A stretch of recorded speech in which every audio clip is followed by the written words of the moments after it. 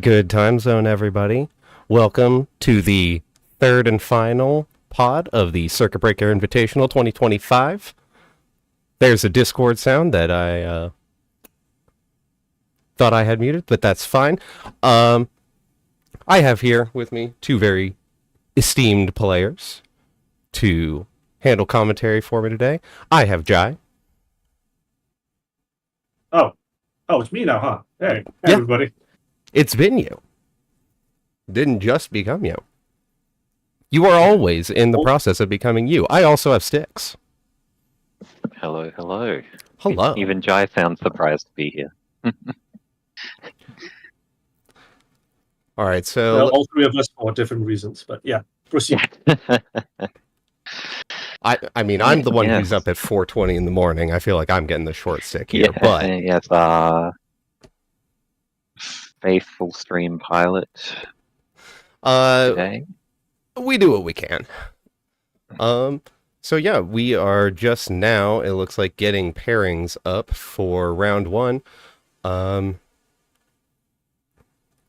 It appears as though, yeah, we've had a drop, so we are now at 52 players for this pod.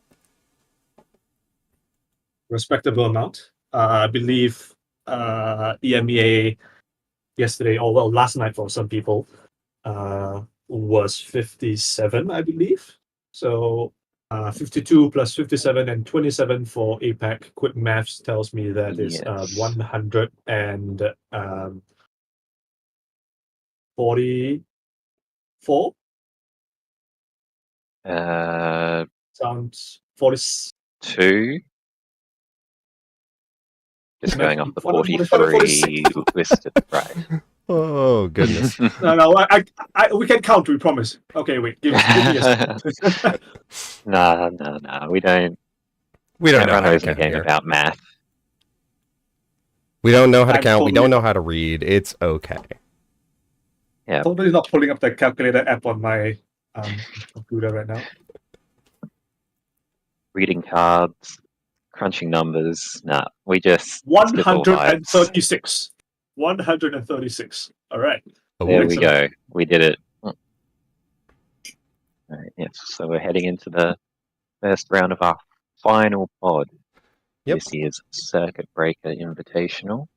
Top 5 from each of those pods will be joining our reigning Circuit Breaker champion in the top 16 cut next weekend.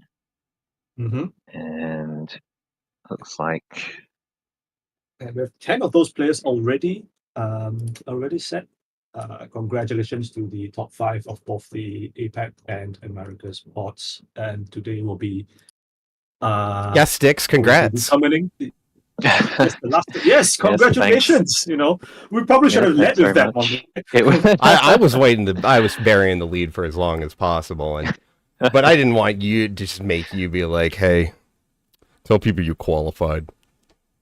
Any of these pairings looking spicy, y'all, that we should check out for our first round? We have pairings. That sounds fun. Right. All right. So my policy, I think, at least recently speaking, is that if we want to be seeing any Asmari games on stream, we want to be seeing them early in the round because those games don't tend to go very long anyway. Fair.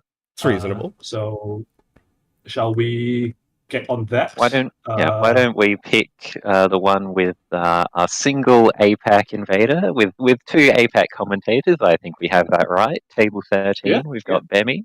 Well, this is a very clear bias, but that's all right. Let's pop in and see if we're allowed to watch here.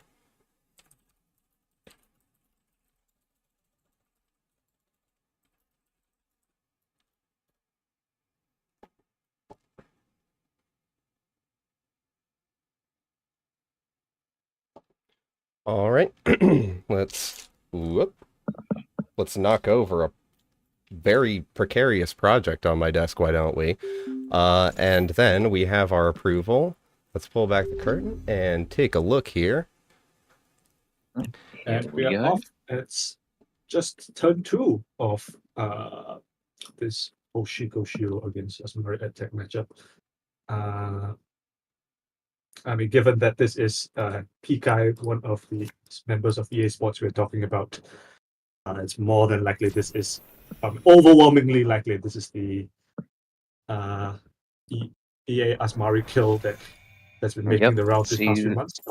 Oh, Season touches a degree mill in the bin, deciding not to steal it. Well, obviously deciding because not having enough installed cards. But Babby has made the decision not to steal the green mill. And there we go. Now it's gone. A rather wise decision, I would tend to think. Yeah, it's only there momentarily. It's back into R&D now. Maximum value from that attitude adjustment.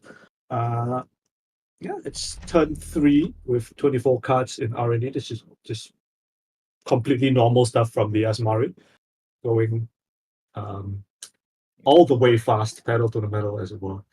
Yes, But want to be ripping through that deck as fast as possible to assemble your kill combo or present the threat of it, presenting that walk between a kill using re-education combined with either Jupstad Grid or Neurospike, and the runner does manage to defuse it. It's backed up with the threat of punitive counter-strike. Yeah. Pikai will need more than just a single piece of ice to defend server 1, especially against this Banha that Benny's managed to find on, I believe, turn 1. Turn 1 was the Banha install. So still a lot of work ahead. Healthy credit pool and already getting, I believe, this is the second Asmari trigger that we've got in this game. I'm assuming that we've been calling events from the start.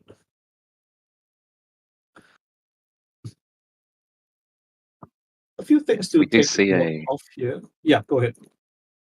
So we do see more Kobe in the bin out of the Hashiko, indicating that this is less likely to be a crew charm style of deck. More kind of a Reg Hosh will likely be seeing twinning. And like that.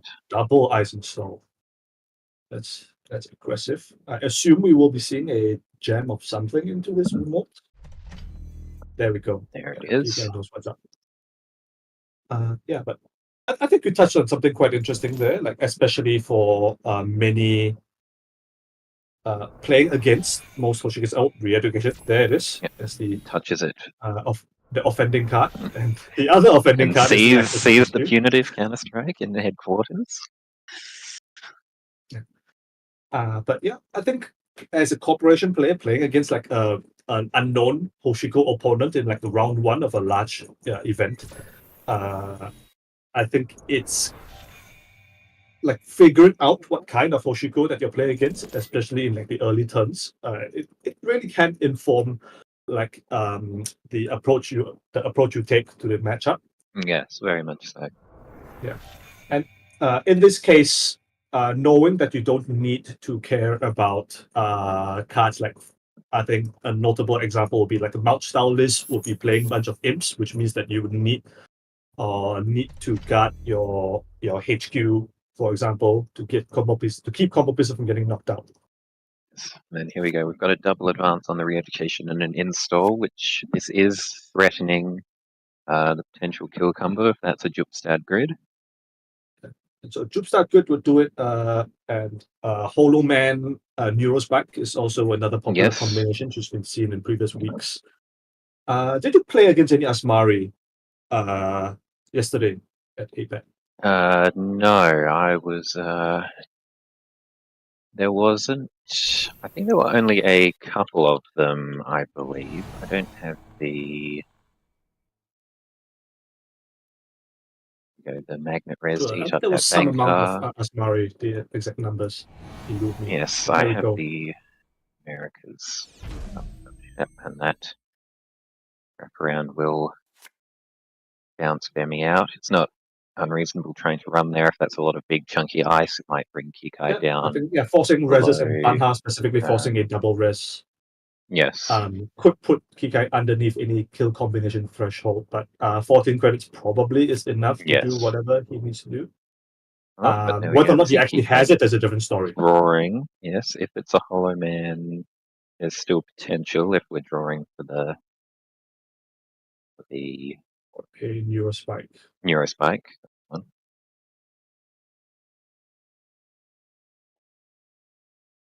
And of course, we do know that if this was a juke start grid in server 1, the game would already be over, so we can probably Yes. infer that it's not a juke start, and more likely a hollow man or potentially some other utility upgrade like a Upgrade. Mavari. Yeah.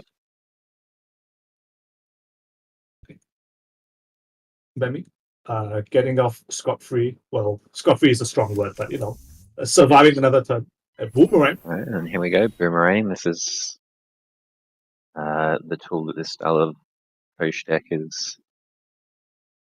going to be relying on to contest And the rotor big turret. Okay. rotor turret. That's one of the few end the run sentries that's commonly available. I understand from like talking to some of the Asmari players in previous weeks and months that this was meant to be like oh my god, a naked Rashida. And a Rashida out on the table. Wow. How is it that Asmari players keep on getting away with this stuff? Yeah. It's like unreal. It's crazy. The psychological pressure of digging even deeper looking for it, and it looks like he has found it. Yeah, it looks like we have it. Plenty of cards in hand to finally bottom found. here. Just make sure we choose exactly the correct number. Don't overdo it. There we go. 5 is the correct number, and there we go. Also, don't shuffle the neurospike in. Yeah, do not do that. Oh, I think it was. Kikai had to draw, what was it, 7, 8, 9 cards before he found the neurospike. That's not a normal number of cards to be drawing. Although, truth be told, Asmari does not draw a normal number of cards even in a normal game. Yes, it's absolutely just going all in on getting that combo. And sometimes you get to the point where you somehow can't assemble it fast enough, and then it tends to all fall apart. And this is what Asmari does to run sometimes, yeah. Right. Righty. All right, we've got an obligatory Asmari game out of the way. Monday, any recommendations or requests? I am checking in on table 5 right now.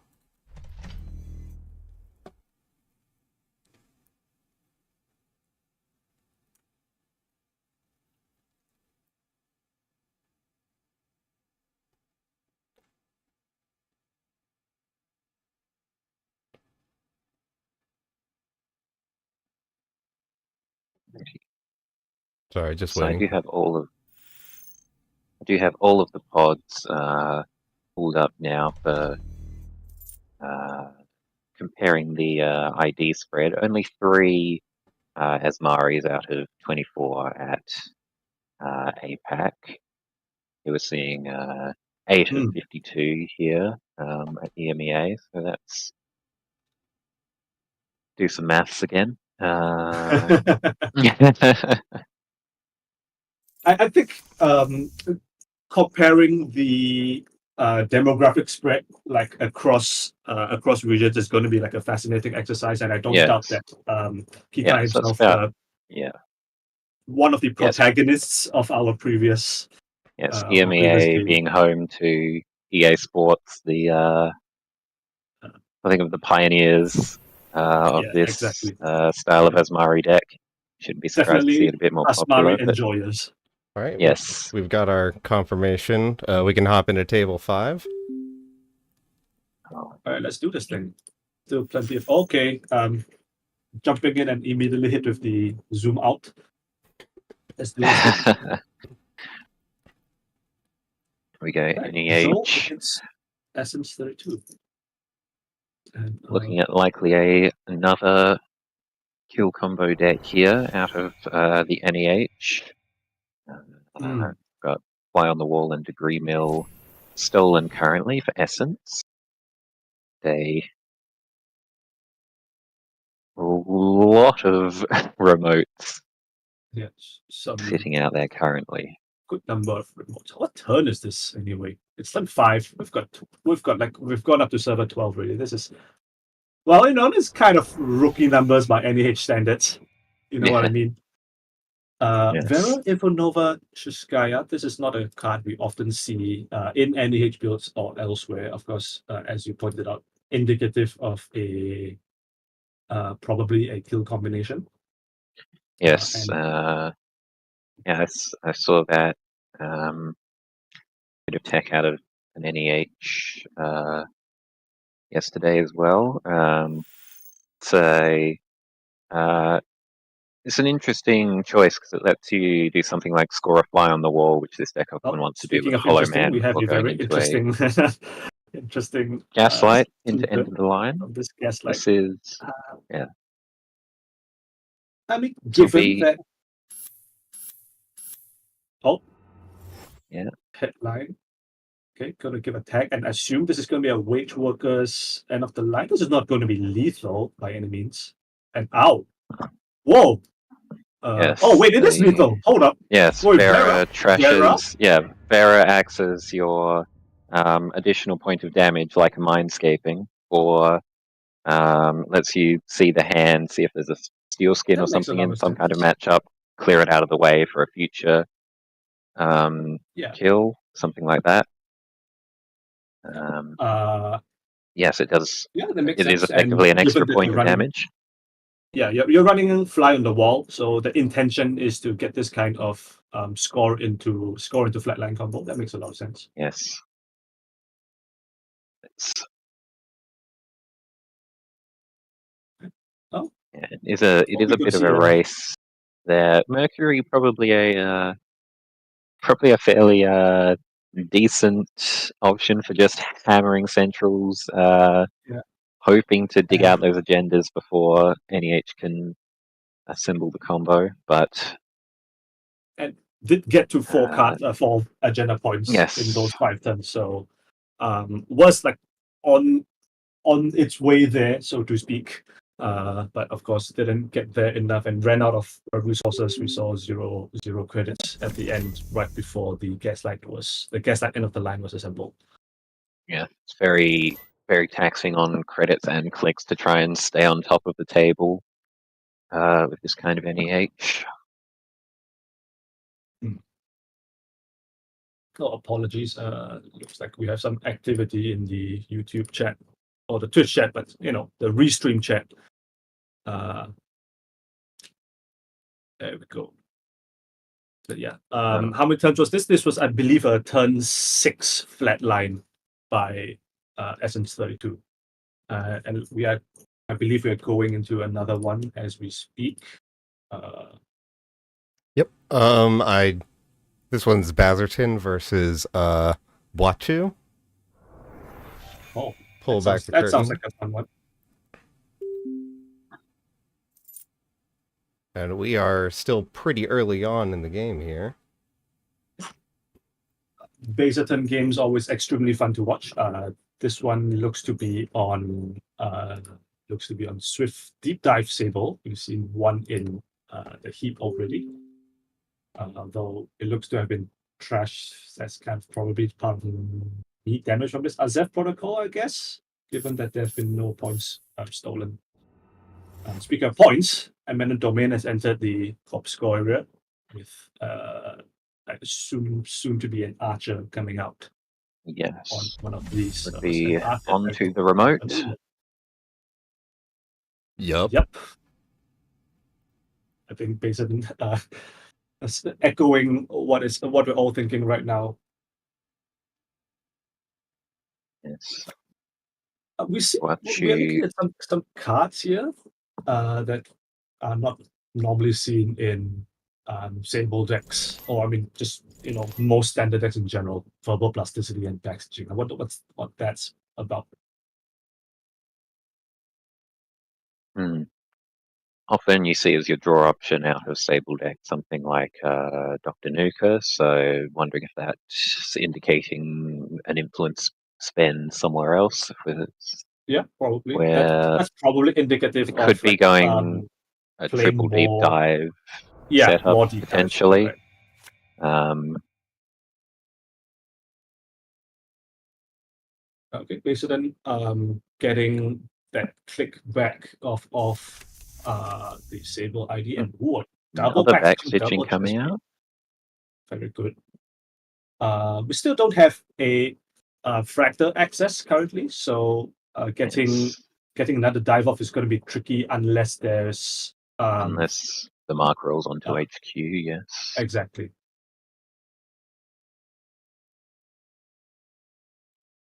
And given that all these back stitchings are out and Boaju knows about them, I think it's reasonable to it's a reasonable call to make for him to put this archer on the remote as opposed to Yes, one of these centrals. I was going to say when he pulled it out, that's probably indicating looking to jam out somewhat aggressively in the next few turns, because And another you might install not here. necessarily be expecting multiple back stitchings, so That's very true. against a deep dive deck, it would be reasonable to put a nice big chunky piece of ice onto a central. Yeah, exactly. Yeah. Okay, info bounty hits the board. This is getting even more run value from The mark is R&D this turn. face down guaranteed to be border control.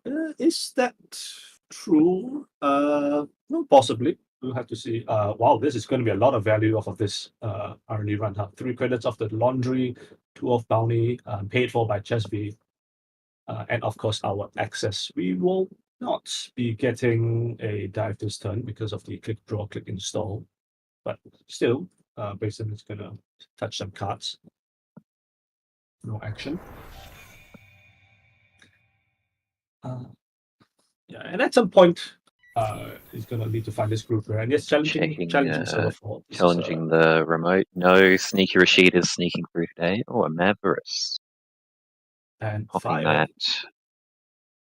And Arella. Okay. And Arella Salvatore. So we have seen this style of op before, most notably championed by, I think it's Progenitor, B Blum or Benvelopment, whichever you wish to use. Another and top 10 qualifier. Shout outs to Beblum. Scoring out. Looks like probably an another Azef protocol, judging by the boss. Yes, choosing what to trash here. We could pop a sandstone on one of these servers to fetch a Tucana and get like a whole bunch of ice. Yes, that is a nice little combo. You fetch the Tucana in before the score actually happens. Yeah. And assuming this is an SF, yeah, there we go. Yeah, there we go. Trashing the tithe. Assuming this is an SF. Yeah, Rashida. Rashida. Interesting. Inside job and deep dive is the meat deep dive. This is the second deep dive to get hit out of hand. That's very problematic for Baserton. And another install. Yeah. And I mean, I think the scary thing for Baserton is Boachu being on 5 points now can just close the game out with an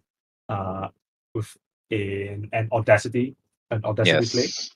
Yeah, this threatens this is any agenda in the deck. It is now scoreable on the next turn. Yeah. The mark is HQ though, which is relevant for any kind of credit denial play that Baserton might want. Diversion of funds. Do we have any left? We don't see any in the heap, potentially indicating. Yeah. It's a bit of a non-bow with the deep dive plan. Yeah. So this is going to be extremely problematic for Baserton. Okay, jailbreak. That's jailbreak. Start, right? You get your click back. Yes. If there's if there's a deep dive, this is definitely potentially still in the game for Baserton. Regolith. You crash this, you might as well.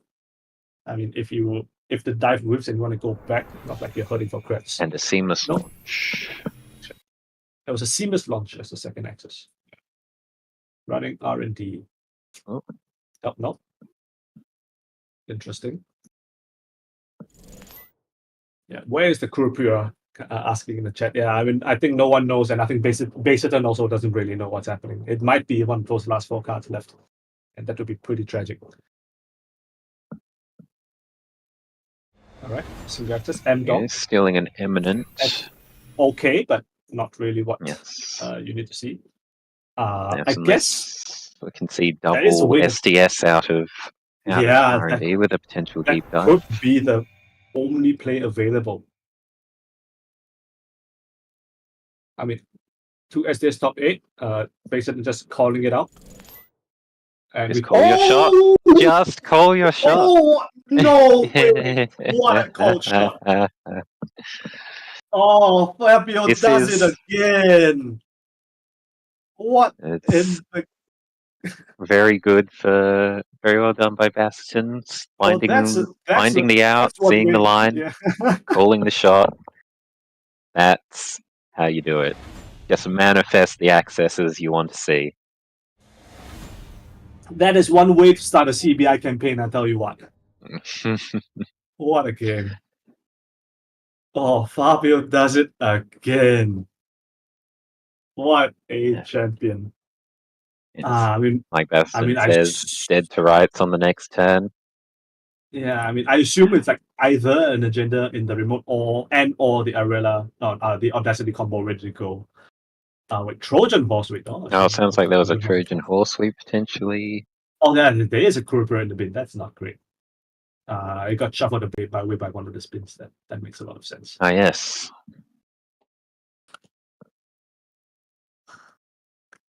All right. Now what are we looking at for time left in the round? 16 minutes. Wow, we are blazing through the stuff, huh? Yes.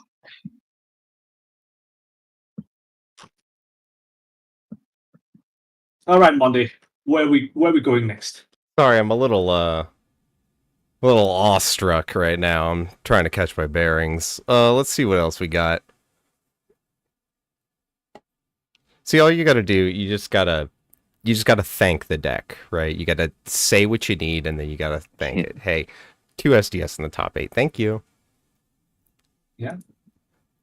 Easy You as that. miss 100% of the shots you don't take.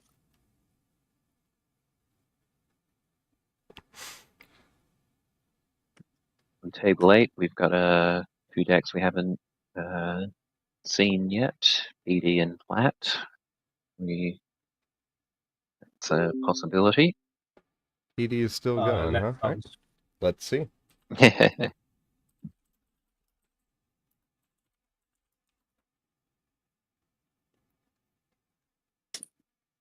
Land and Precision Design, PD with 5 representatives today, lab with 8. But I do want to talk a little bit about the PD numbers, given that I think today in the EMEA pod is the only one of the 3 pods that we've seen PD outnumber its HB counterpart as a group in terms of Yes. quantity of representatives. And that's an interesting statistic that I'm not sure what to make of,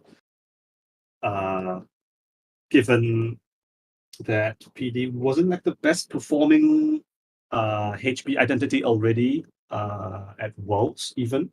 And since then, losing I think Luminal. Yeah, Luminal Transubstantiation, the ban, of course, hitting both IDs, and I think it's arguable which ID got the most benefit out of it.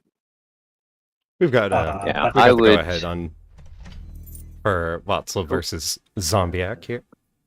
All right, what's that?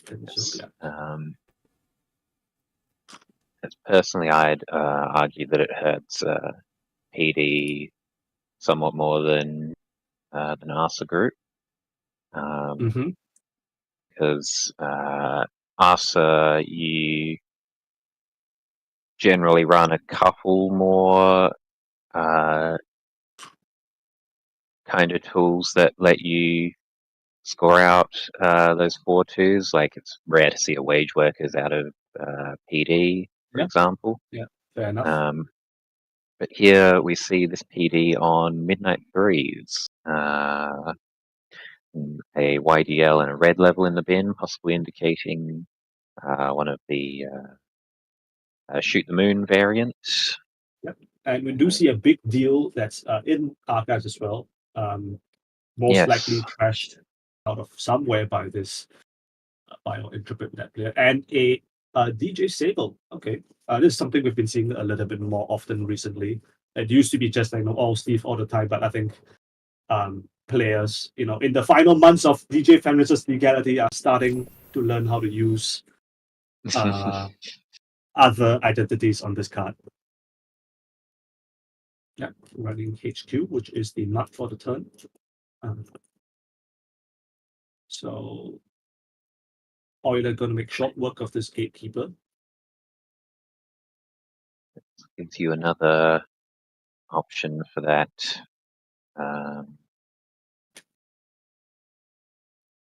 That extra deep dive click, and we haven't seen any deep dive out so far. Absolutely. Spin Doctor Res here, potentially indicating that's a sign of weakness if I ever saw one. Yes. Just accessing a magnet. Just a magnet. Still 3 clicks left. Click 1 was a click for Mentor. We still can get a single dive off if we wanted, although not ideal against HB in general. You do really want that last click, even if not for the second agenda access, but more so just to be able to steal a cover project in the first place. Tattoo Bola. All right, this server is a known quantity to break. A run event still does get you that extra click back as well.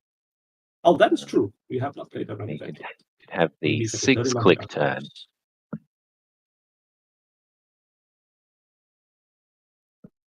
It would be so. This is a credit perfect run R&D into deep dive. Zombiak. Possibly, I mean, this could even be like it's even better if we have a Dirty Laundry archives to finish off the centrals ones. But no, all 3 laundries in archives already, unfortunately. So how much was this? These 2 centrals were 2 credits on the gatekeeper, and now we know 3 credits on R&D. I'm wondering though, Zombiak did have the option to run this server 1 remote this turn, but chose not to in favor of going for what we assume is this deep dive, of course. And we'll see if that pays off. 15 cards. Yes, we see we've got two seamless launches in the bin, so it's not threatening a double seamless score out here. So potentially Zombiax feeling all right about leaving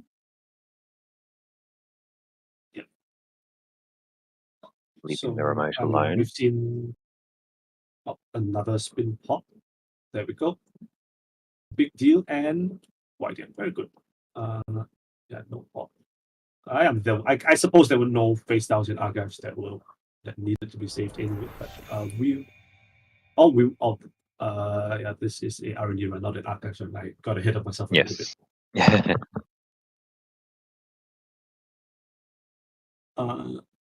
So big deal and YDL shuffles as opposed to seamless indicate that that's kind of the direction that Waslav wants to continue taking this game. And yep, there is the click 3 run archives. That's probably indicative of a last click deep dive. This will be Zombiak's last 2 credits though, so this is forfeiting any ability to contest the remote for the foreseeable future. It's going down to 0 credits, 0 clicks, so not stealing an Ikua either. Unless that's been, but yeah, what's I'm saying, no actions. So just pushing this inside. There we go, there's the deep dive. No. And that's a big whiff. Not great. Or avert your eyes, friendos. unfortunately the opposite of the deep dive we saw before. This is why deep dive is Yeah. fair and balanced card. This is Yeah, what happens when I deep dive. I think Basin probably stole all of the deep Yeah, dive stole luck was falling down. everyone's deep dive luck. I honestly, I've played a lot of deep dives, and had a lot of deep dives played against me. I don't think I've ever had a 6-point deep dive, or at least not in a very long time. And Yes, that spin res earlier was indicating there's potentially a couple of agendas in HQ, and potentially that shuffle back of the big deal indicating there's might be a Nicola hanging out in there. And here we go, we get an install advance in the remote. The world's most Looking brazen like- install advance. Yes. You After going know down you're to in 0 trouble credits. when PD isn't waiting for the seamless to show up. Okay, Marcus Zombiak R&D having- and Zombek is in definitely a massive pickle here. Yes, There's tapped out on all the resources on that last turn. Going to be very we know hard that there's a to. Tatu Bola. What was so there was at least a Tatu Bola and the magnet was accessed in hand, possibly on the remote now. So the tattoo bowler was on R&D, so the magnet might have gone on to Yes, correct. R&D. Yes, that's what I mean. I'm not remote, of course. Yes. So yeah, so there's at least one piece of ice in hand. Do you think probably HQ is your hope here? Yeah, you just kind of just try and pray that Oslav has drawn a bunch of agendas with that spin pop and mandatory draw. Even then, Euler is kind of decent. They can do gatekeeper, but it's no buzzsaw, right? The 2 credits to Yes. The 2 credits to pop a gatekeeper is not amazing, and Mark would being be on R&D very- HQ is not helping. It'd be very hard to get more than one access on HQ this turn.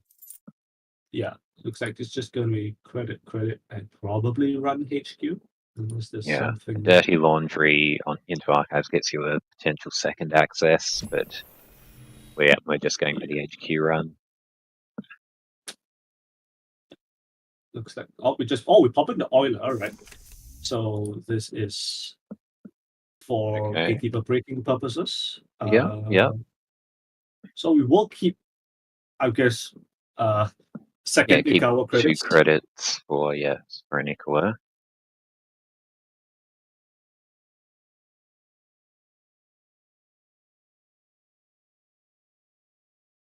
And here we go. Single access tattoo. Okay, we knew that was there. That's the classic curse of accessing Tattoo Bola. Tattoo Bowler is the real magnet. It attracts all the accesses. 5 minutes left in the round. By Aksu. Is it any coincidence, by the way, that the Tattoo Bola was accessed just as Aksu entered the lobby? I'm not saying anything. I'm just asking questions. Is this some Aksu lore? Is he particularly notorious for this? Okay, Gatekeeper is the res. So Waslav, this is technically not sufficient to keep Zombek out by himself, because Alistair is entry text and you just need to pump twice, I should say. No need to res, I think. Corey was well. That is the Ikawa culture, but I think it's not going to matter. Waslav will still have sufficient credits to score out this last Ikawa project.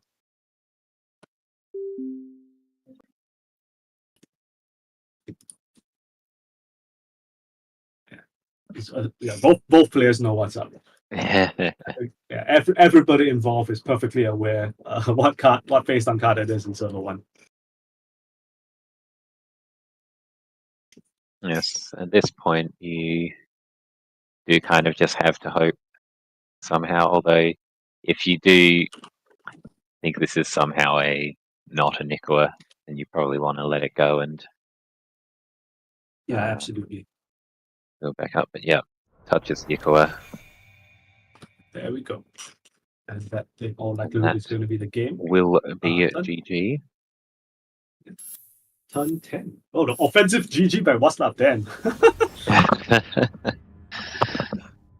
I haven't seen that in a bit. Yeah, of course, it was the Ikawa project. And jump back to 0 credits, 0 cards. And well played to both players. Yes. Time taken 37 minutes. 10 turns, very nice and clean by the PD. I did check out, and there was the same YDL that was shuffled back was played twice in that game, once for 7 credits and the second time for 11. Some pretty respectable Very numbers on that nice. one, Yes. courtesy of Midnight 3. All right. Even if nothing else happens in a game, if you get a big YDL off, it feels like a victory. Just rolling in cash. Absolutely. That's what you're there to do as a corp. You're there to make money. Absolutely. Just roll the dough. Looks like we got. All right, Monday, where are we at now?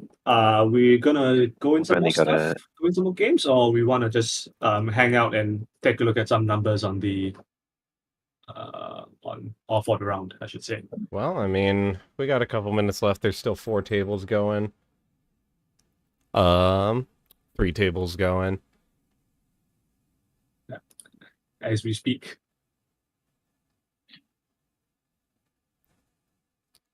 Let's see what do we still have? BTL versus Sable.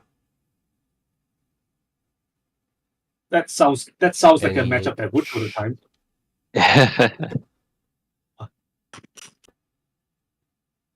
PE versus Sable is still going. Real. I guess just pop in here and see if they're able to show us anything. And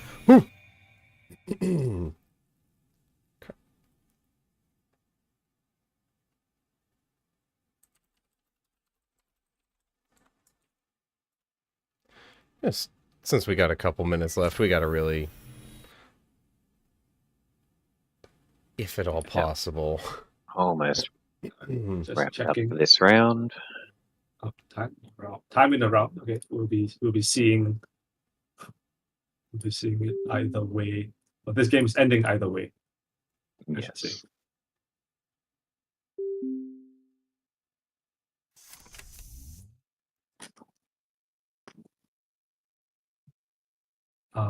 And I assume this is going to be the last game of the round, if not one of the last.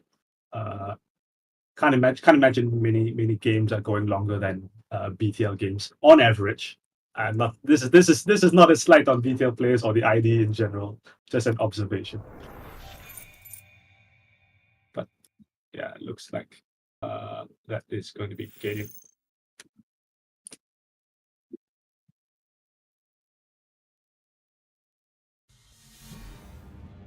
Oh, and there we go.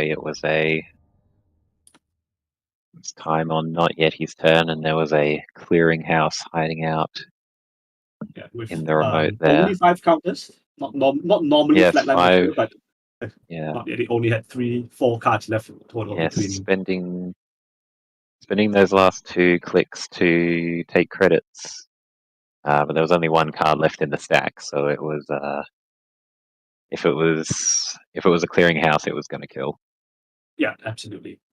I think leaving it at 5 advancement and not scoring a 5-3 Yes, agenda, it's I think is very telling. Yes. Unless it's a massive biovolt. Oh, The biggest world's bluff biggest ever. platform. I am going to end this run so hard.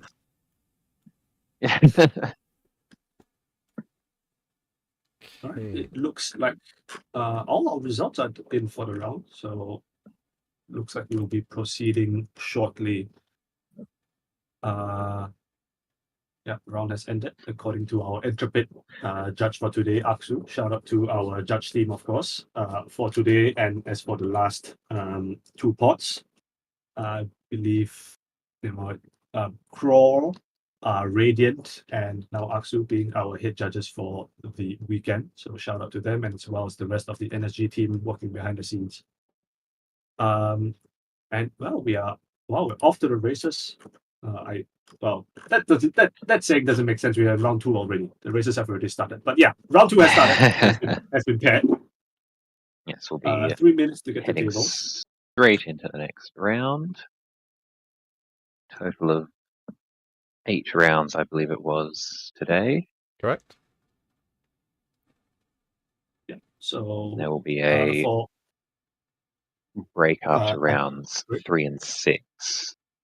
So for half an hour each, or we assume half an hour each, and well, at some point, our intrepid commentators will be leaving you and being replaced by some other fine folk. The identities of which will be revealed at a later time, unfortunately. But yeah, what do we got for this round? Looks like a lot of orb, corp side. Yep, we've got we've Looks got like an Earth station on table 7. Earth station.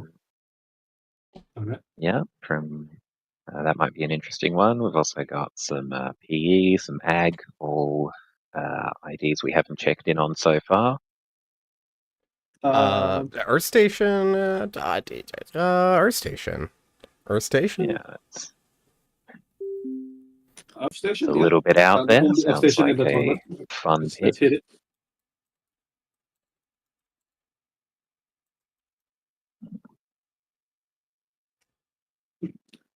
Honestly, Strictly speaking, when we already I- streamed Minstrel once, but that was for 1.5 Momentarily. turn. Yeah, For a turn and a start of turn.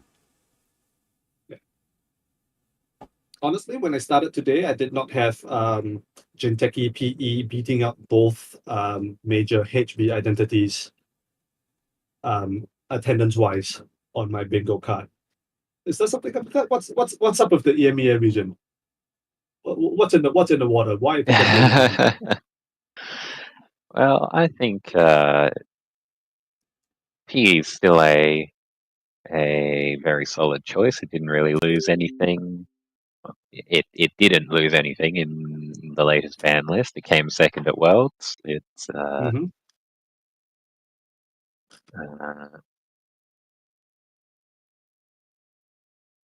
still a very solid option. Yeah, all valid points, and I think another valid point is the fact that a lot of these identities, PE included, will be rotating out in a few months' time with elevation. So True. people playing them while we can. That's basically the entire NBN contingent today with the 9 NEH, 8 Asmari. Not explaining the 11 ops though. I'll just say that. Yes. Well. Yeah. EMEA, home to the Circuit Breaker, a big OB proponent. So there are a few quite a few notable OB players in Europe, I think. Although I think a couple of them showed up to APAC. Absolutely, to Man the in the APAC Moon, pod. one of the greatest to ever do it. Most notable achievement, winning Intercontinentals 2023 with his op list in part, and that's the reason we have that wonderfully fetching twinning odd art that we have today. But okay, here we go. Earth Station into lab. Minstrel, of course, playing the Glacier BTL that we saw momentarily at the end of round 1. Now, I dare say, might be getting a taste of his own medicine. Yes. I mean, I don't think we can dispute, right, that Earth Station and BTL are the top 2 in terms of Wayland Glacier identities. I mean, maybe some venti, but I don't think that counts. Yes, we'll see if this is probably more likely than not, I would imagine, to be another deep dive deck. Lat having lost its other big win condition event, Mm-hmm. being trick shot. Uh, Trick shot would definitely be, I'm sure, appreciated in this matchup as well.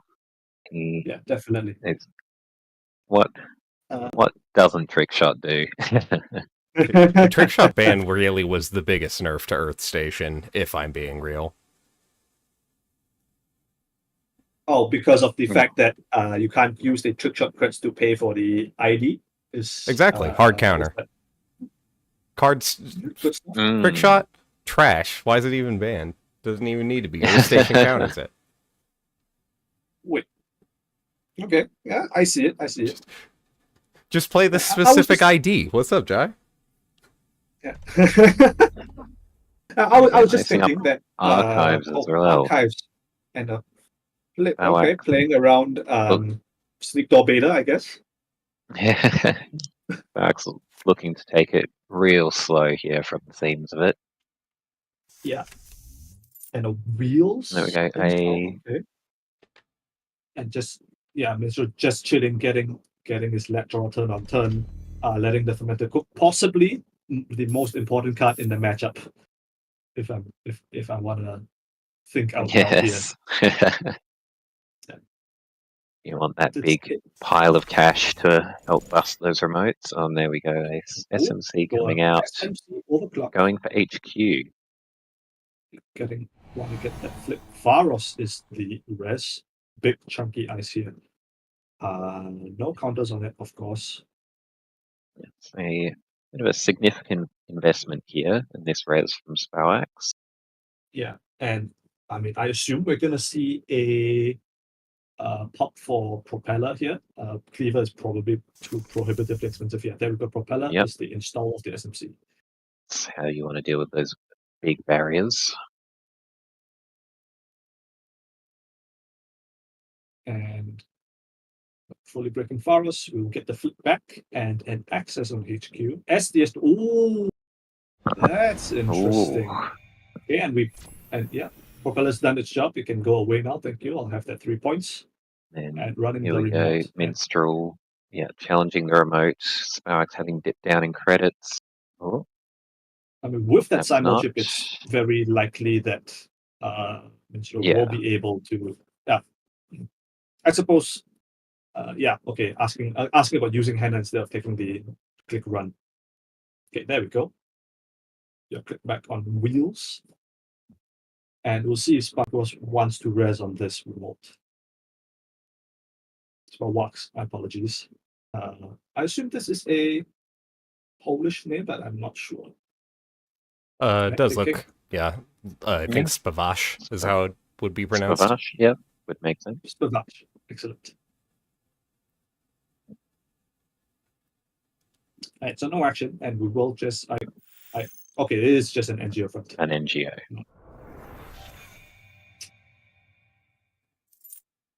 And clicking for telework and credit, getting the let draw, maximum efficiency off of this net. Secure and protect. Oh my. This goes on. Oh, doo-doo. Okay, we are doo-doo gaming, looks like. Yeah.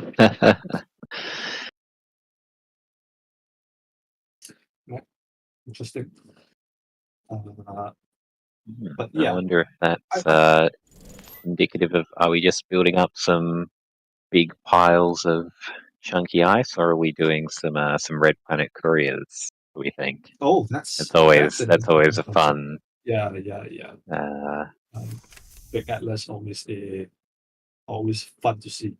Revolver install.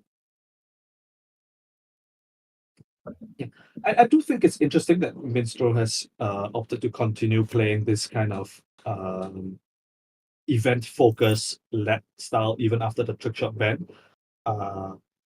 We have seen like some other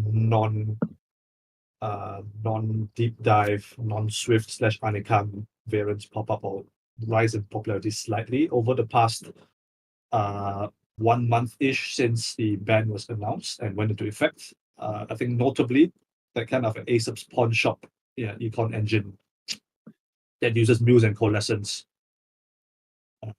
to generate, quite frankly, a Yes. lot more money than the trick-shot versions ever did. Yes, it's got a much longer tail than the very aggressive event-based lat. And you'd often see a similar-ish kind of engine previously out of Arasana decks.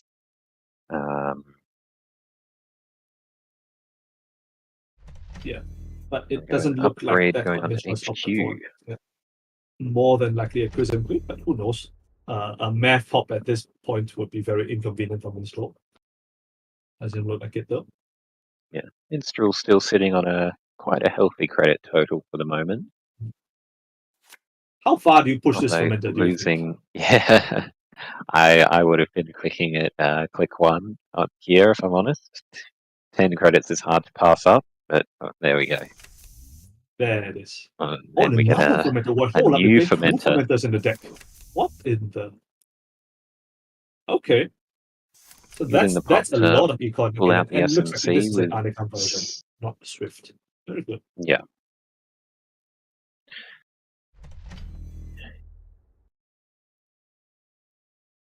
Install in Okay. 1. Advance, double advance. Okay. Of course, Pavax is perfectly aware that Minstrel on this very healthy credit total is able to just pay through the Earth Yes. Station tax. SMC. Check what's this in server 1. Yeah, locked and Yeah. loaded. So threatening, or probably signaling another NGO, but of course could just be using that to try and sneak something through. Who knows? Yeah. Second NGO is of course very likely at this point. But I mean, if you want to push a cheeky Basalt Spire or whatever, I mean that would be pretty sick on stream, no less. In the CBI. And there we So go, they using the choosing not to Anacarm to wheel, check just let it. it drop. Yep, gets your card out of your Anacarm, lets you use up the credits on the SMC, even if there's no res here. And there is a res on the logjam. 3 counters, not the biggest logjam res ever. And this will Propeller. fetch Cleaver. Oh, that's a very clean Cleaver. Cleaver install and break. And access more than likely, yeah, there we go. Second NGO front. I don't think this was unexpected from either player's end. But Spellvax down to now back to only 10 credits. And all this ice is kind of expensive, and we are 2 NGOs down, 2 NGOs and 2 hedge funds down, and still like no indication of when the real game is going to start for him. Yeah, paying 6 for a logjam, only 2 types in the bin is a bit weaker than you'd generally be hoping to get out of that. Bit of an investment. But with that Odadua ready to go, that logjam could grow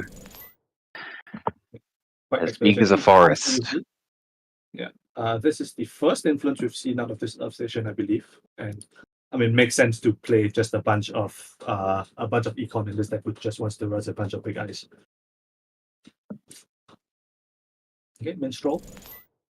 We have seen this.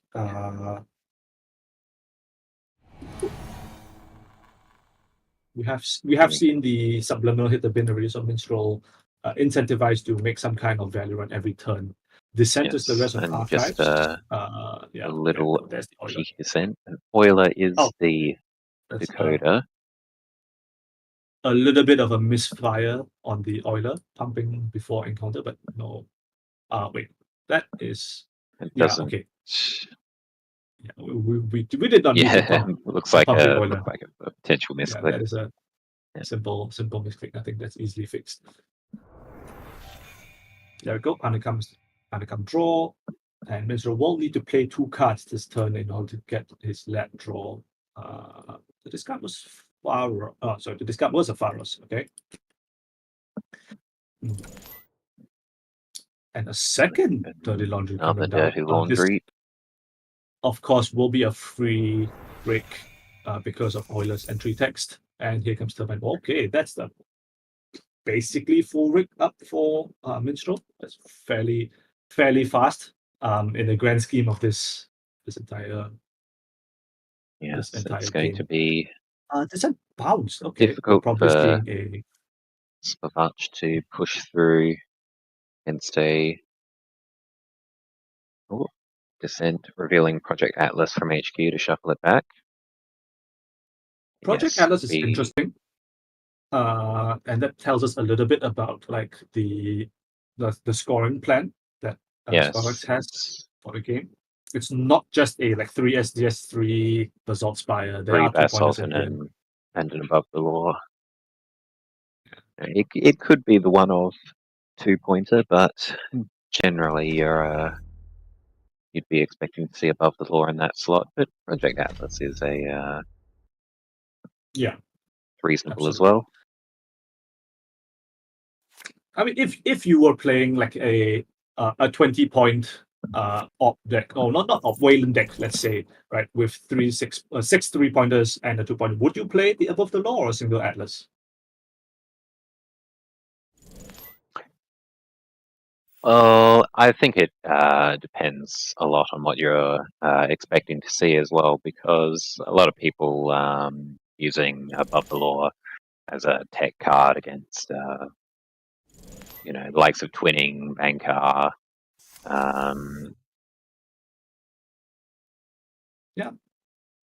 I think that makes a lot of sense. The stone chip chart is to install. And which will be if you're on discounted. a Glacier plan, then being able to trash Bankar is quite a valuable effect. So I would generally be expecting probably above the law. Yeah, that makes a lot of sense. Starbucks choosing to empty this reglyph instead of taking the purge. I think I would have been so tempted to purchase the no. This one is so juicy. I can't take it. Yeah, it's a When are you gonna put this thing? I'm it's so a close. 7 credit swing on this turn rather than 10 credits denied from your opponent. Absolutely. On tree line, okay. I Expending think we are tree line. Oh, the lock gem. Okay, we are not tree lining the Odudua. Okay. I think that that is the normal play. Oh, Yeah, well, normal. that's reasonable because those counters are going to be stranded on that Odudua not doing anything until your opponent lets you res that ice. Yeah, absolutely. Gamble, Simon Chip, yeah, Minstrel. Minstrel, I think, knows what's up and is just resolutely not entertaining any notions of running HQ until it's good and ready. So we assume this is going to be a Chrism grid on HQ. Yes. Which means that Minstrel will need to run at least twice to clear it. Maybe, I mean, we may see, like, for example, a Pinhole Archives to get the Archives run and then run HQ normally. Yes. Or at this point, Minstrel might just be sitting pretty enough that they're happy to pay through the tax. Yeah. A Hollow Man. We are up to some sicko stuff here. Oh shit. Okay, subliminal, there we go. And I guess we're gonna Hollow Man this logjam, huh? That is gonna be That is fun. Yeah. This logjam rest with 3 counters on it, wasn't it? Okay. Just scoring out from the we're not. Okay, we're not. We are just scoring. Very good. Above the law? Or Atlas? What's it gonna be? Oh, don't tell me this. I mean, I hope this is not an Azef. That would be pretty bad to have to trash a card on this board. No action. Yeah. Action. And above the law, okay. There we are hitting the not the most impactful of ATL hits on this board. I am tempted the wheels. The wheels denies a click for a potential deep dive. Double dive, absolutely. Okay, stone chip. This fermenter up to 7 counters now. That is Yeah, a spicy brew that's been cooking away. It is cooking so hard. It is cooking so hard, Six. I can't take it.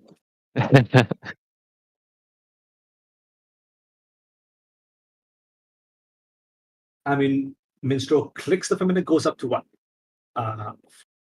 41 credits. 41 credits. I did that math. Okay. Oh, we are really not doing it, huh? Oh no. Oh, don't keep us in suspense, miss. There it is. Oh yeah, we did it. Ending the turn with 14 credits. Delicious. Okay, so I will say, okay, Holloman moving back onto HQ, being protected by the threat of that Odudua rest. Of course, it's not the end of the world if it's rest for like a single counter. It will take two encounters for it to pump the Pharos up to the magic number of 3. Yes, there we go. Spavach installing in the remote. It's very and expending another tree line onto the log jam, and then be careful who you bully in high school, friends. Yeah, yeah. Started out as a little 3 strength. Now it's been hitting the gym. It's been working out with its friend tree line. Oh, and there here's the pinhole. Yeah, I mean, so it's had it with all this. Yeah, more than likely going after this upgrade. Get rid of the Chrysium grid. And here we go. Overclock. Here's the overclock.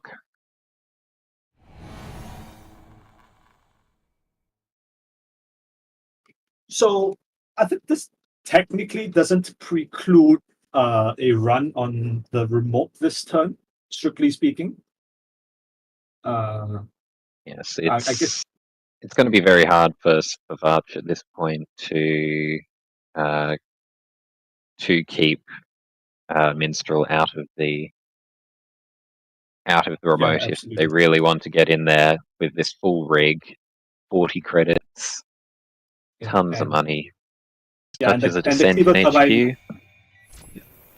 The Cleaver Turbine going through the unadvanced Pharos. And a Conjun bouncing into the Odudua, perhaps, getting even more counters. That's very reasonable. Of course, it's never going to end the run into Euler Turbine. Yes. But okay, the side game. And I think we are seeing. I think this has like been done by some people in the past. Okay, border control. That is going to be very annoying. I assume if you're the cop, you pop it here and force the re-encounter on the Conjun. Oh, but wait, hold on. Yep, there it is. We won the side game. We won the side game. Hold on. That's a development. Yes. Both players bid 1. Oh, and a Rashida sneaking through. Okay. That's restocking the hand, which is quite significant. With only the descent in hand, there wasn't. Yeah. Okay. Another flip. Probably flipping back over. And ice on R&D.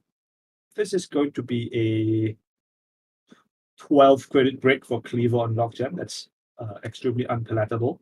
Yes. That being said, I think if you just run the remote, like and let's say you simul chip, you can simply simul chip the propeller, and that will get you to the Logjam for 3 credits once. And given that we've only used one simul chip this game, we can one other simul chip. Oh, and there's the other one. Discarding a storage chat room. And second just taking the turn to build some resources back up. Subliminal messaging coming back though.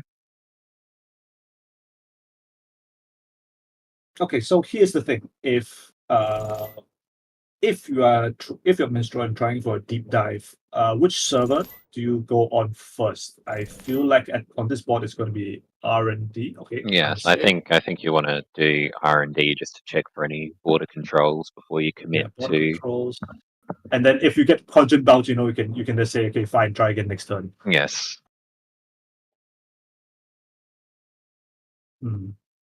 I would really like a Hush sometime around now. But We've got a request to have a peek at archives on stream. Archives. Mondi, Notably, one Border Control, one Chrism, two Rashida, Yep. two Two NGOs. NGOs.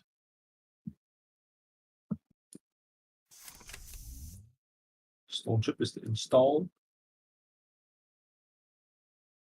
Yeah, So so the we've Stone Chip is seen probably not going to get that much value for the rest of the game, unless Minstrel is interested in getting charges up a propeller or a revolver. as we discussed.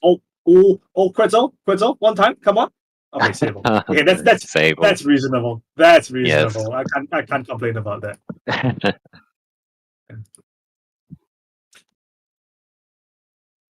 Yes, the thing is, a lot of these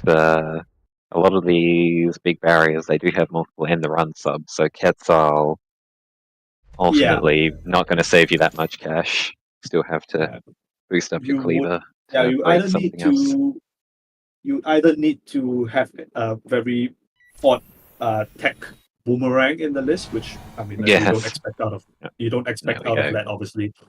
And we see the click one run from Minstrel on R&D, and it is in fact a border control.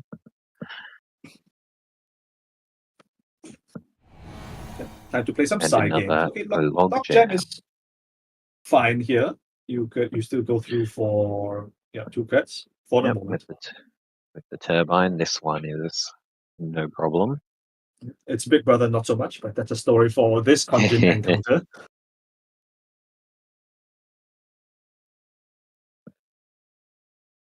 All right. We game it. Okay. And they match again.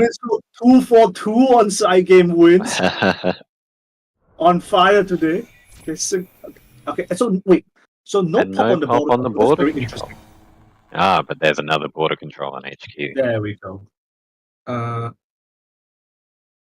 feel like this shouldn't be stopping Minstrel by any means, right? I think you have to force the border control pop here. Given that you've already won one side game this turn, I think you can't rely on rely on being able to do it next turn. So you have to take the run back and take the second Odudua fire, which is a little annoying, but what can you do? This will not get any accesses, unfortunately. And the Odudua growing the other log jam, making smart decision, makes it a much greater investment for the cleaver to break it on future turns. And if you go back, Odudua is going to pump it to a strength. No, I don't think. I actually think if you go back, Odudua it might pump pumps the Pharos. Yeah.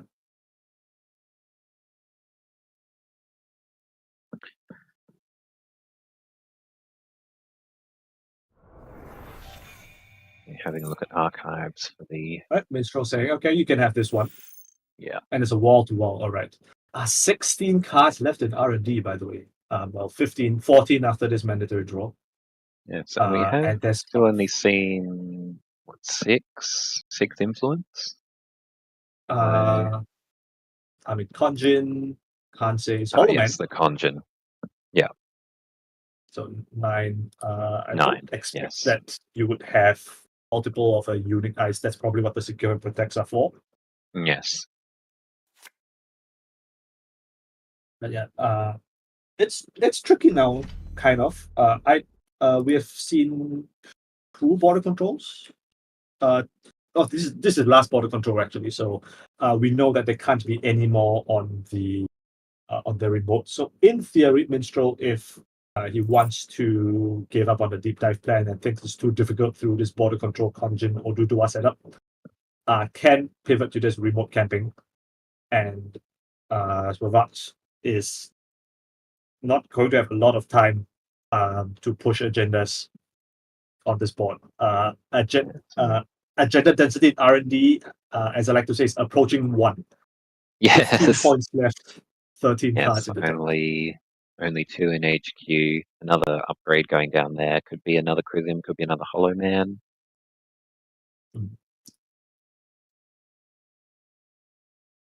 Checking influence for the left side.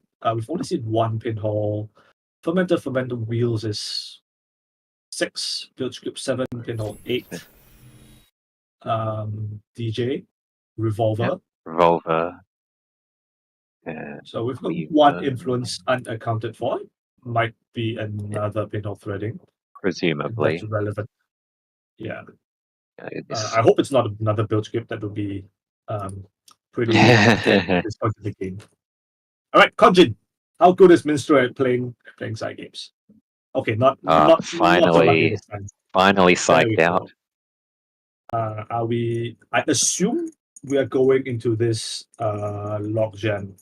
I don't think Sparmax can afford to farm more counters on this Odudu one. Yeah, there we go. It goes into the logjam. Makes a lot of sense. This is a very taxing run now, and still have the border control locked and loaded.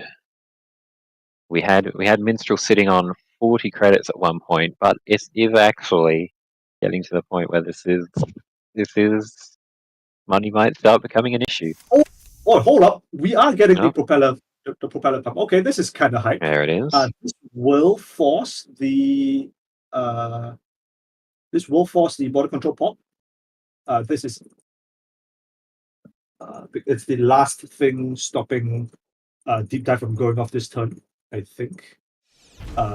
Yeah, there we go. Border control 5. So this is the last border control.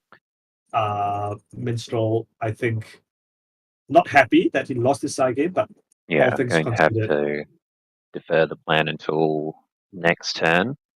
yeah, and it's not like Spavax is going anywhere, right? Yes. The board is extremely stagnant at this moment. Oh, wall-to-wall bouncing. It's called Glacier for a reason. It's not going anywhere fast. That's true. Where it's going is into orbit of station. Yeah, this log jam is getting tall enough to rival the beanstalk potentially. Mm-hmm. We're building a new space elevator out of wood. It only makes sense. A beanstalk is a plant. That makes a lot of sense. Okay. Yeah, I didn't think about it that way. And another tree line. Okay. How much is this to go through now? So this is 11 strength minutes? on this log jam, and that means propeller can no longer get through it. We chip it back. Absolutely. Pinhole threading. Gagged. Good grief. What the? Ooh. We found some influence. Wait, this works, right? Yeah, Yes. This that's so rude. What the heck? That's rude.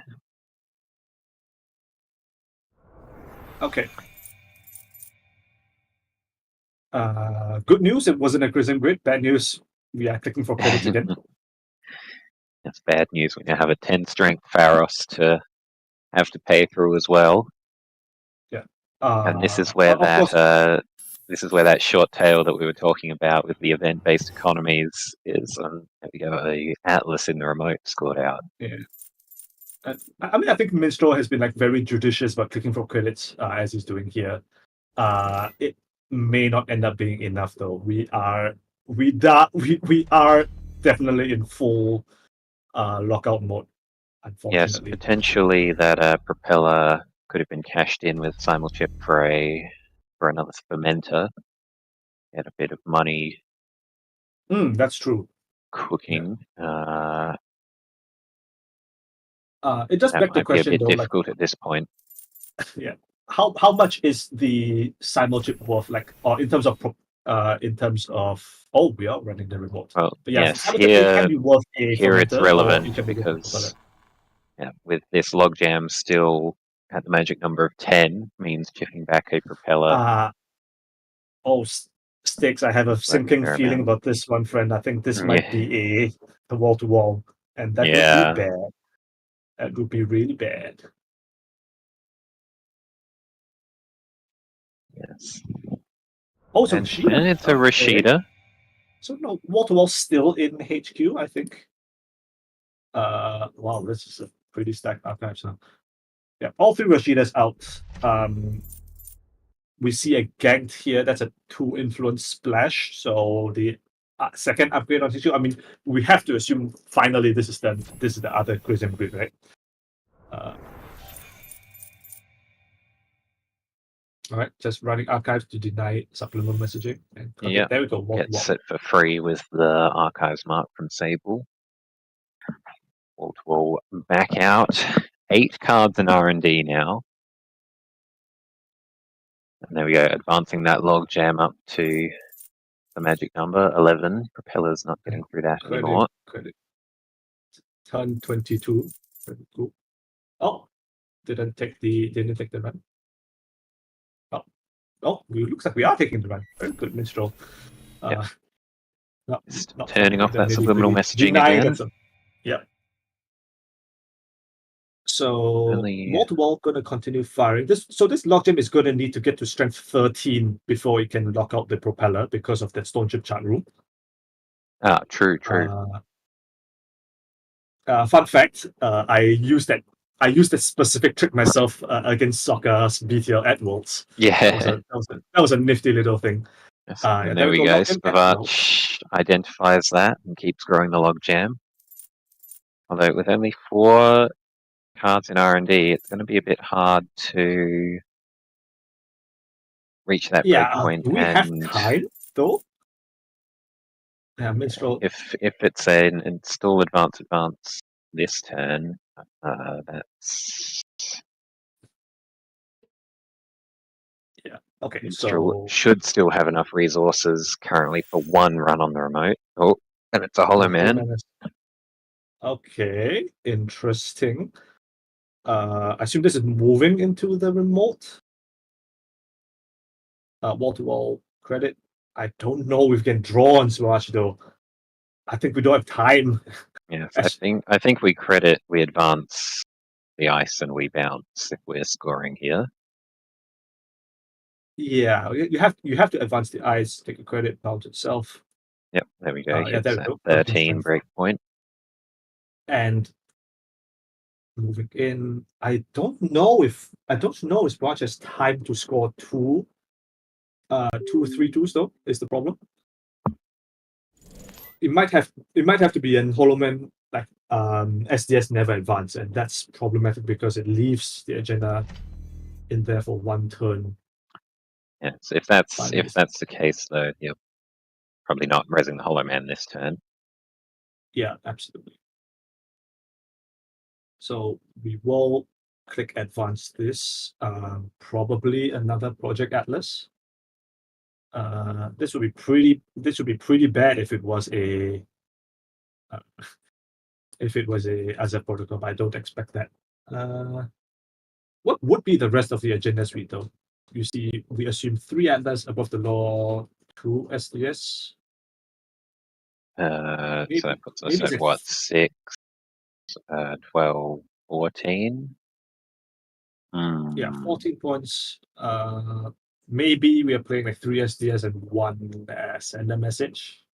A clean 8 agendas. Splotch thinking about this last click though.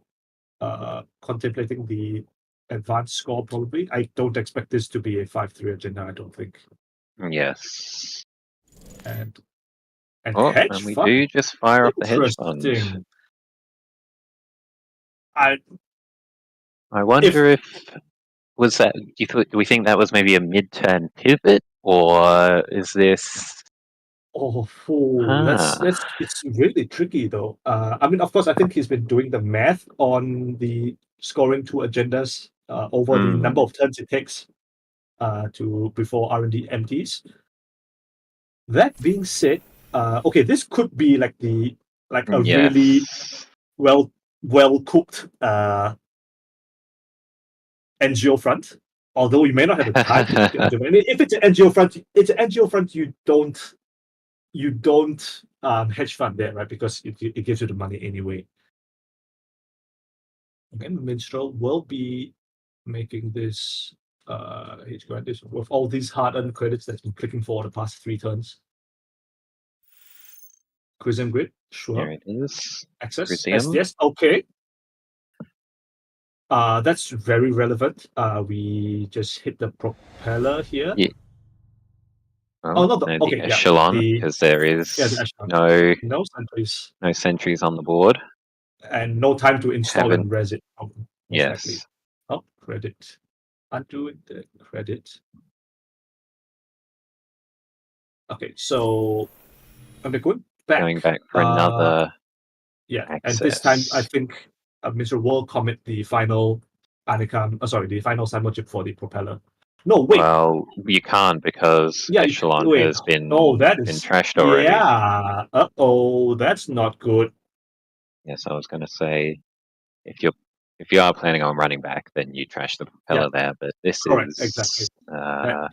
and the cyber chip is popped, but yeah, you can't. That is an oopsie. Yeah. Oh, unfortunate. The Twitch chat saying this is the worst day of Let's Life. Yes. Yes. I'm gonna pull a Homer Simpson and say this is the worst day of Let's Life so far. He might still So lose far. this game. All right, clear tag. Clearing the tag.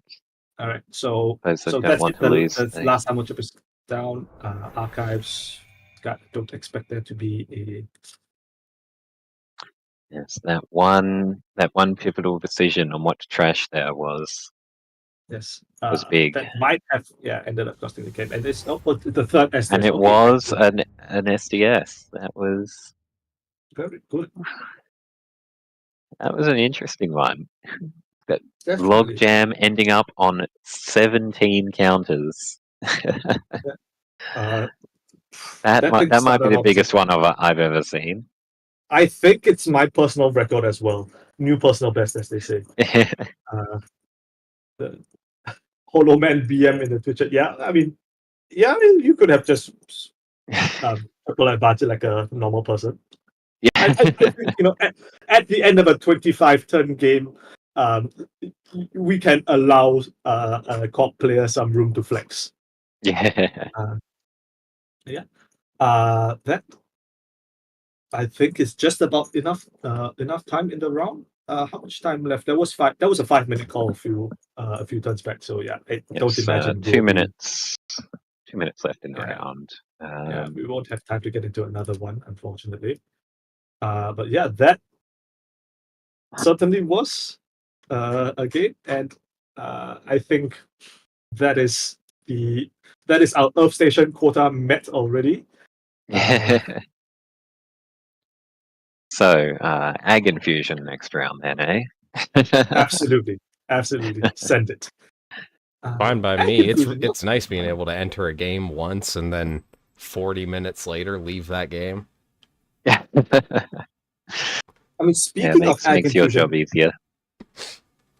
Two Ag in a 50 play event. That's not normal.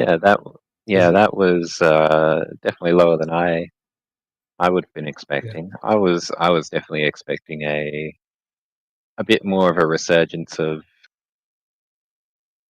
Ag in this meta. There were a good number at Americas tied for first place with 10. But yeah, generally overall a bit less than I would have expected.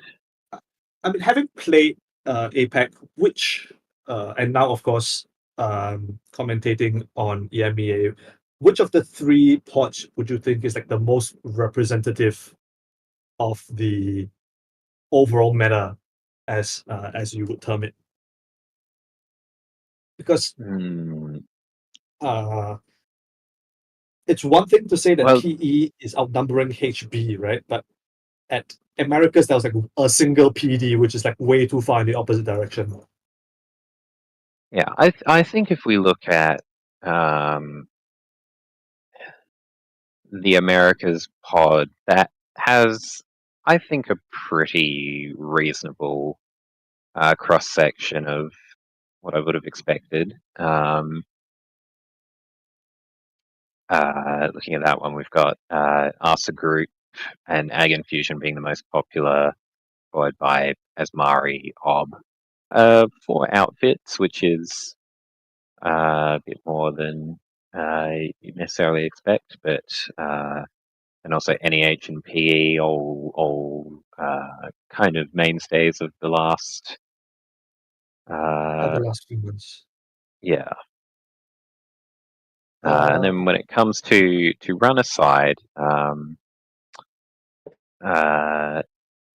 today we've got well out in front Hashiko, Hoshiko. 15 players, second most popular being Sable. I think that's probably about slightly more representative of my personal read on the meta runner side. I think Hoshiko should be the front runner, although I don't know if I would have put Hoshiko as 30% of the field. Yes, that's a bit high. Even allowing for the Hoshiko fact that going. there are like multiple archetypes, of course. Yes, we've got Crew, Ice Destruction, Hosh, and Regal's Hosh, as I suppose you'd. Yes. Which I believe is what you played at APEC yesterday. Is that correct? Yeah, going back to my old faithful. Excellent. And look, I took your advice to heart, Jai, of you need to play more reg decks. I still remember you made that comment to me at Worlds. That's I was fair enough. Slightly offended in the moment, perhaps, but no, it's sound advice. And look where it's got you. You know. Yeah. Can't argue with the results. And yeah, and what about your corp actually? I don't think I saw any corp gameplay in the little that I was. Yes, I was on Arsa, kind of a bit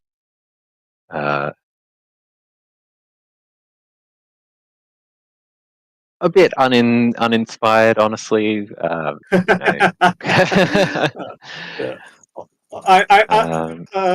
Nothing groundbreaking.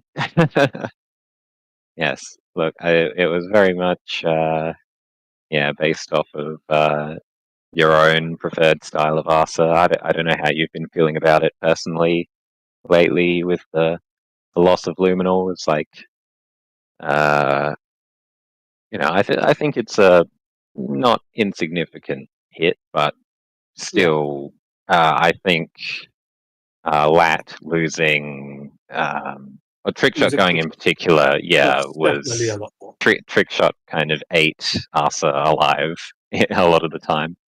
Mm-hmm. Yeah, it's definitely. I think no one is going to claim that the loss of Luminal doesn't matter, but as you say, the opposition got hurt more, arguably speaking, definitely speaking. Yes. And I think that's reflected in the ongoing HB popularity across this weekend, although possibly not at this particular event. I think having only 9 out of 52 players on HB is definitely a little low, lower than what I was expecting. Yeah, I'm not 100% familiar personally with what proportion of UK representation we have in the list here, but they are. The stereotype is that UK players are notoriously yellow-pilled, so that could be skewing our numbers here with 9 NEHs, 8 Asmaris. So I am noting, the 8 Asmaris. I think at least half of them are UK players. At least eyeballing it, I unfortunately am not familiar with some of the names on this list. Yeah, I did. and of course it's NBN companion near Earth Hub. We of course the one band we haven't talked about on this last list, on the most recent list, was R plus, of course, and I don't doubt that there would have been more ambient representation if that ID hadn't been banned in that update. But how have you Yes. felt the loss of that ID at all in terms of your prep or your game, the games that you've played? Well, personally, my feeling is that kind of a lot of the most popular R plus lists, at least kind of around the time of Worlds a few months ago now, was those kind of asset kill decks, which are very much still playable out of NEH. Because I played the NEH version at Crown of Servers at Worlds, and yeah, that went pretty well. All right, y'all. So round 3 is started. I've chosen a table for us here. Oh, very good. Oh, if we chose a table, all right, no problem then. Sliding on into round 3 now.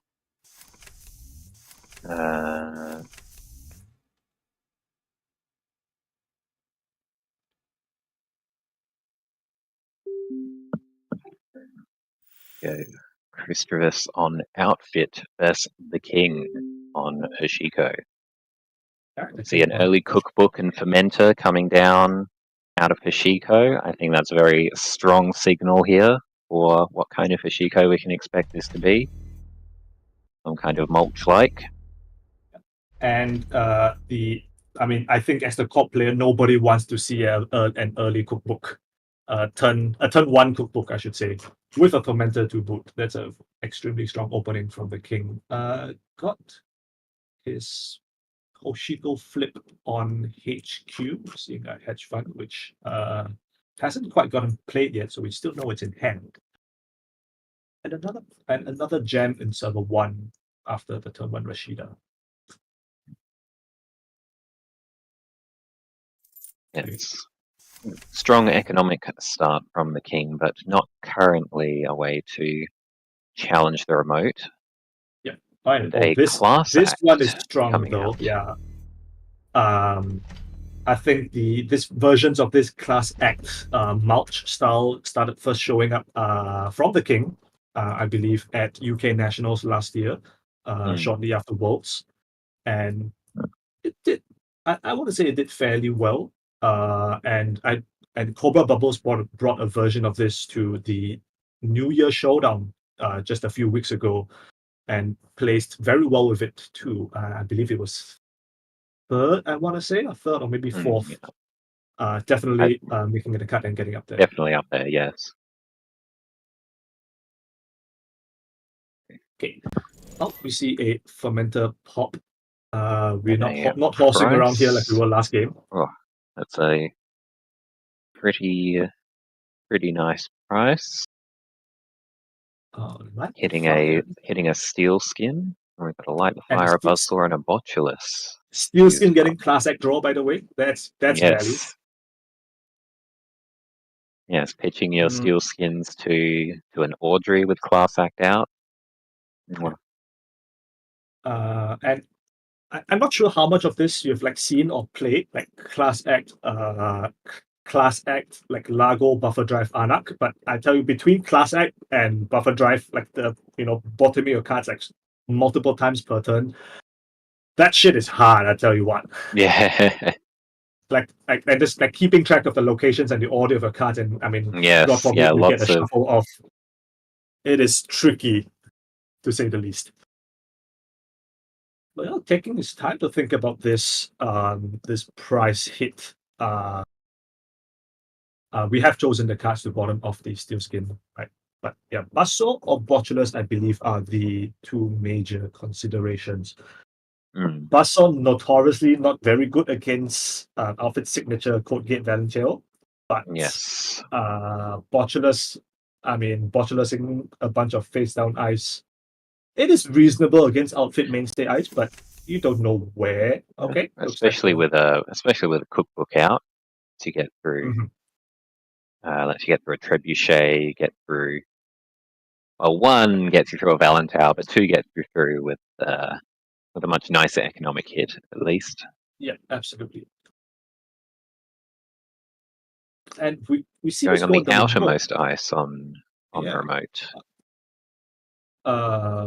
Of course, we don't really expect this to be a Banha list. So, and There we go, Buffer and my. Largo coming out. Yeah. So Getting the engine set Going to be a up. lot more card bottoming. Yeah, this is an extremely fast setup coming up from the king. But I was just going to say, so we don't expect to see a Banha in this style of Hoshiko list. So putting the Botulus on outermost ice isn't as relevant. And Tucana Rest by Chris Drivers. Project Atlas. There we go, Project Atlas coming out. Tucana lets you fetch out your bad pub ice, accelerate your game plan. And this was an extremely cheap trebuchet rest. 6, 7, 8, 9, 6 credit trebuchet res, and you get 3 credits rebate off of the outfit ID. Yes. Good stuff all round. And of course, the ideal situation for Chris Drivers would be have a hostile takeover in hand, ready to follow up, and get another Tucana trigger, and possibly boosting them all the way up to 4 bad pub, the magic number. The king has a very nice engine setup going, but Chris has the possibility to just rush out agendas even faster. But here we go, Audrey and Imp coming down. Yeah. Well, this is some kind of all the pieces coming together. Yeah, what the hell? Okay, Enigma. Magical Christmas this is land. not going to be a problem. Bottoming a strike fund. We are going credit positive on this break. Very cool. Yeah. And Enigma though is where you'd like that buzzsaw, but absolutely under the bus. That definitely is getting aimed, I assume. Yes, having the ability to get rid of Class Act or Largo and accelerate the bad pub. Yep, and there it goes. Yep. Charging up the Audrey as well is an important factor. So anyone keeping track at home, that at the bottom of the deck currently is a strike fund. Shortly to be the second bottom card of the deck. Get your notepads out, I should say. Yeah.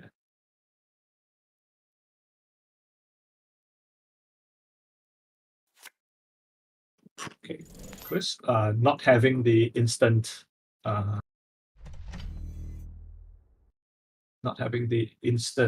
hostile takeover response. Click one draw. And second ice onto HQ, which is relevant. Only one Audrey, only one Audrey counter currently. So the king will need to find some kind of entry solution here. I think very nice would be a simul chip to fetch that buzzsaw back, and you save that Audrey counter for the outermost HQ ice. Yes. Assuming, of course, that's the server that you want to pressure now. So we get Class Act draw on the Hoshiko start of the. That feels really good, I tell you what. And click one draw. We are digging for something. As I said, there we go. Poking on R&D. Thimblerig here. Again, something. Buzzsaw's looking nicer and nicer here. Yeah, absolutely tasty. This is possibly this is probably the best value Thimblerig tax ever. I'd say taxing out an Audrey count is pretty good. Yeah, absolutely. And I want to say it's hard to. I don't think I've seen a lot of outfit boards where the only two installable like code gates were both in bus storage. Yeah. and swapping the trebuchet onto R&D, so that'll just require a couple more card commitments to get through, and Imp trashing an Ancel off of the top of R&D. That's a fairly interesting splash, although definitely not unheard of. Fun fact, just earlier today I was playing a game on JNet, and someone tried to Ansel ganked loop me. Yeah, tragic. Yeah, I unfortunately had to pull out the rulebook on that one. Yeah, had to pull out the GIF, except the GIF is now outdated. Oh, we need an updated GIF. The Phoenix Wright Yes. GIF is incredible.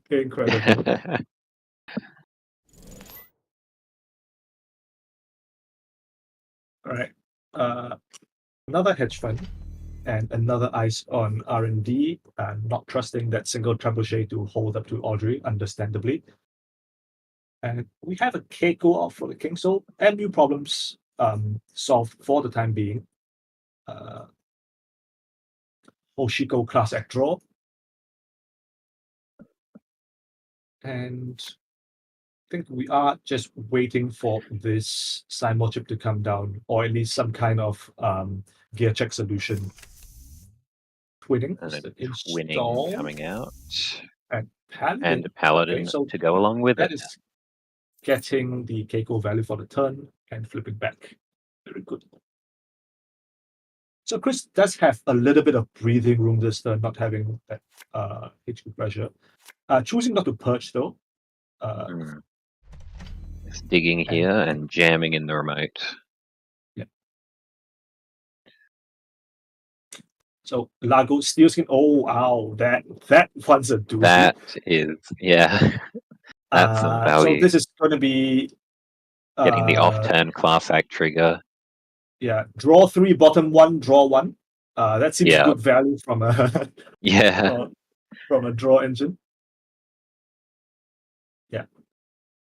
And so the king is going not getting Hoshiko triggers this turn. Paladin will trigger, of course, and I mean you have to imagine that we've filtered through probably almost 30 cards at this point. I have to think that he's found a Simon chip, and that will come down credit positive because of Keiko Paladin. Yes. That does potentially give the ability to challenge the remote here. Absolutely. Can flicker an Audrey with that cookbook out. Yeah. We will have to see what Chris has prepared in the root of this server. Maybe it's a defensive upgrade, maybe a Mavirus. Not that we've had an upgrade sitting around there for quite a while. Has definite potential to be a Mavirus. Although you might imagine that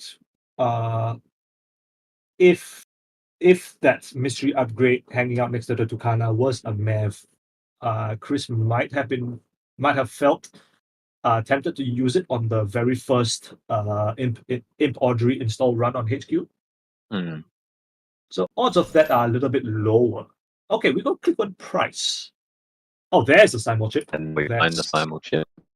Very easy Simon chip install from this card. Yes.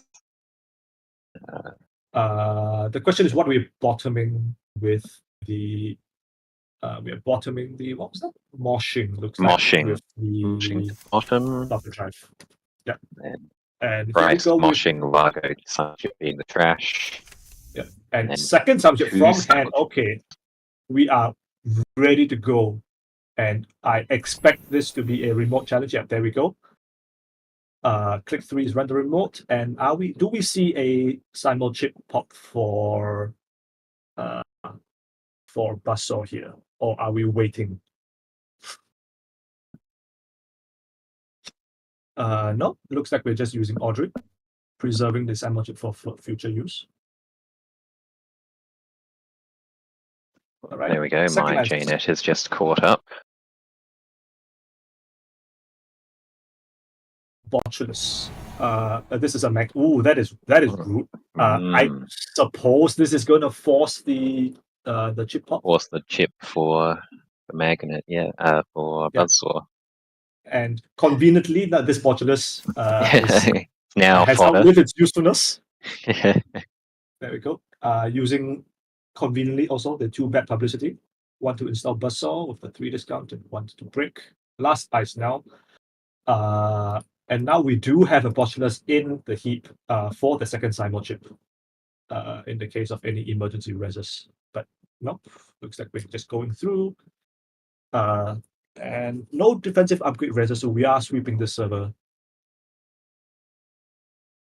3 credits on the king, so won't be able to trash like any particularly chunky things. If there are like 2 things, we can only imp 1. And let's see what happens here. Of course, if this is an agenda, Chris will get and it's a gang. A gang. Okay. Oh, a Thimble swap for the trebuchet. We didn't talk about that. Yes. Yeah. That is very, very cute. And this was the old card, I think, notably. The original card, the original upgrade in the remote. So what this Yes, what this new card is still a question mark. All right. King says thinking, understandably so. We could pop a chip on this for Botulus on this trebuchet. That would save. Yeah, looks the like that's what we're doing.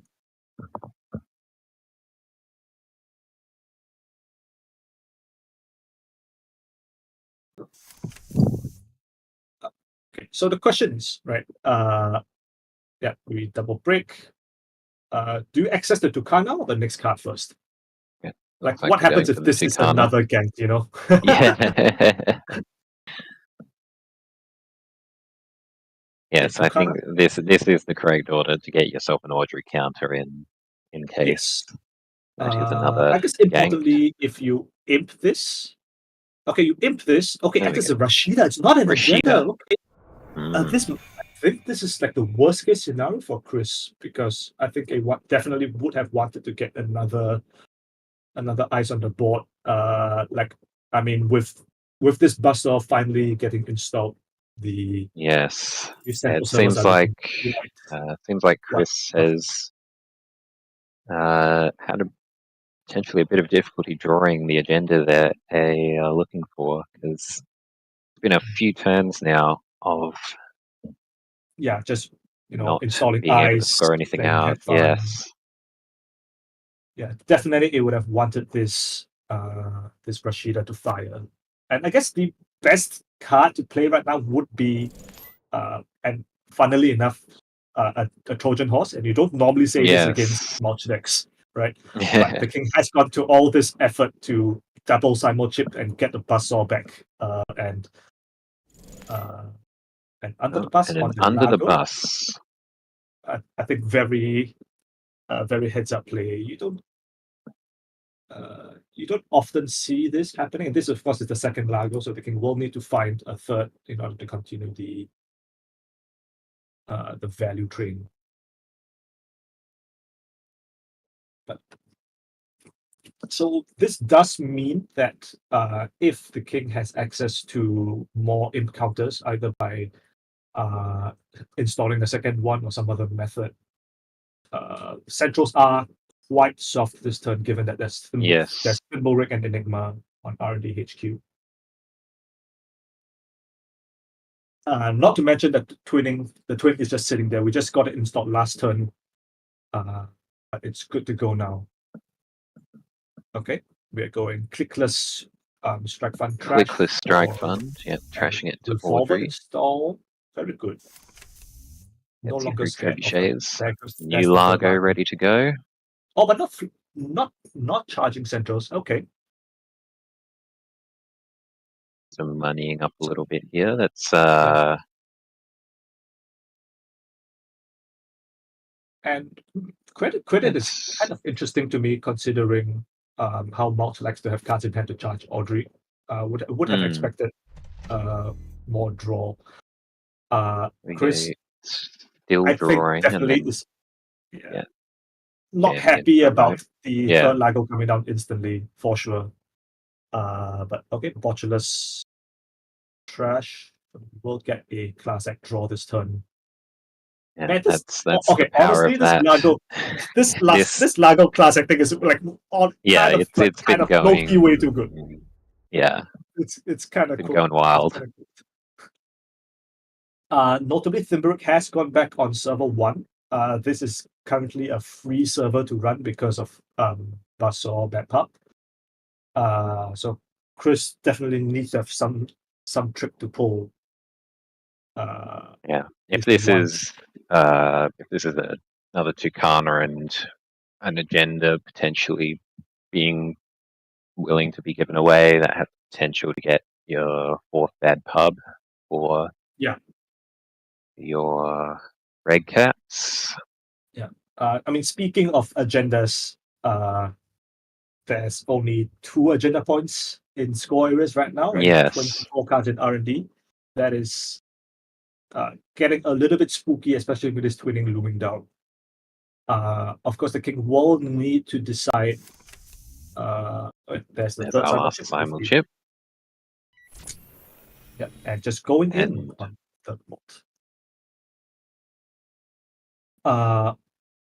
Of course, the king does have the option, and we haven't really talked about this yet, that if Tucana is a problem, if you're concerned about like Tucana feeding an agenda, like with a Tucana to get the fourth bad part, you always have the option to simul chip your imp back and imp the agenda directly, and then yes, pick it up from archives later.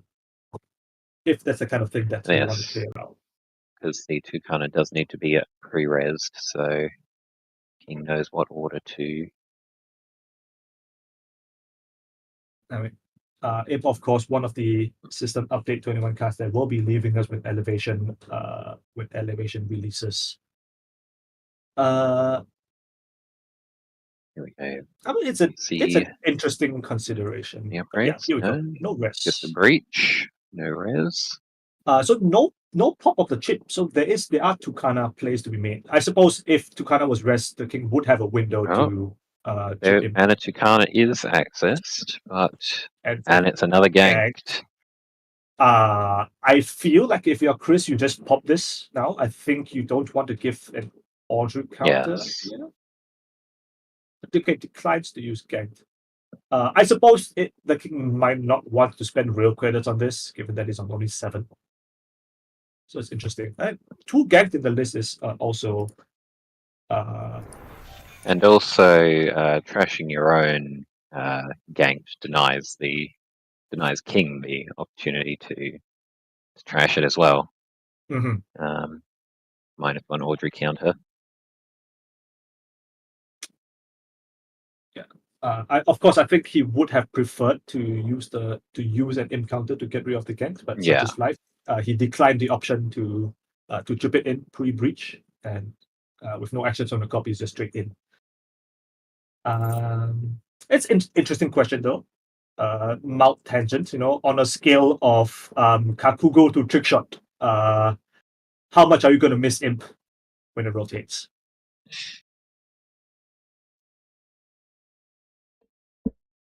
I'm not sure I like the framing of this question.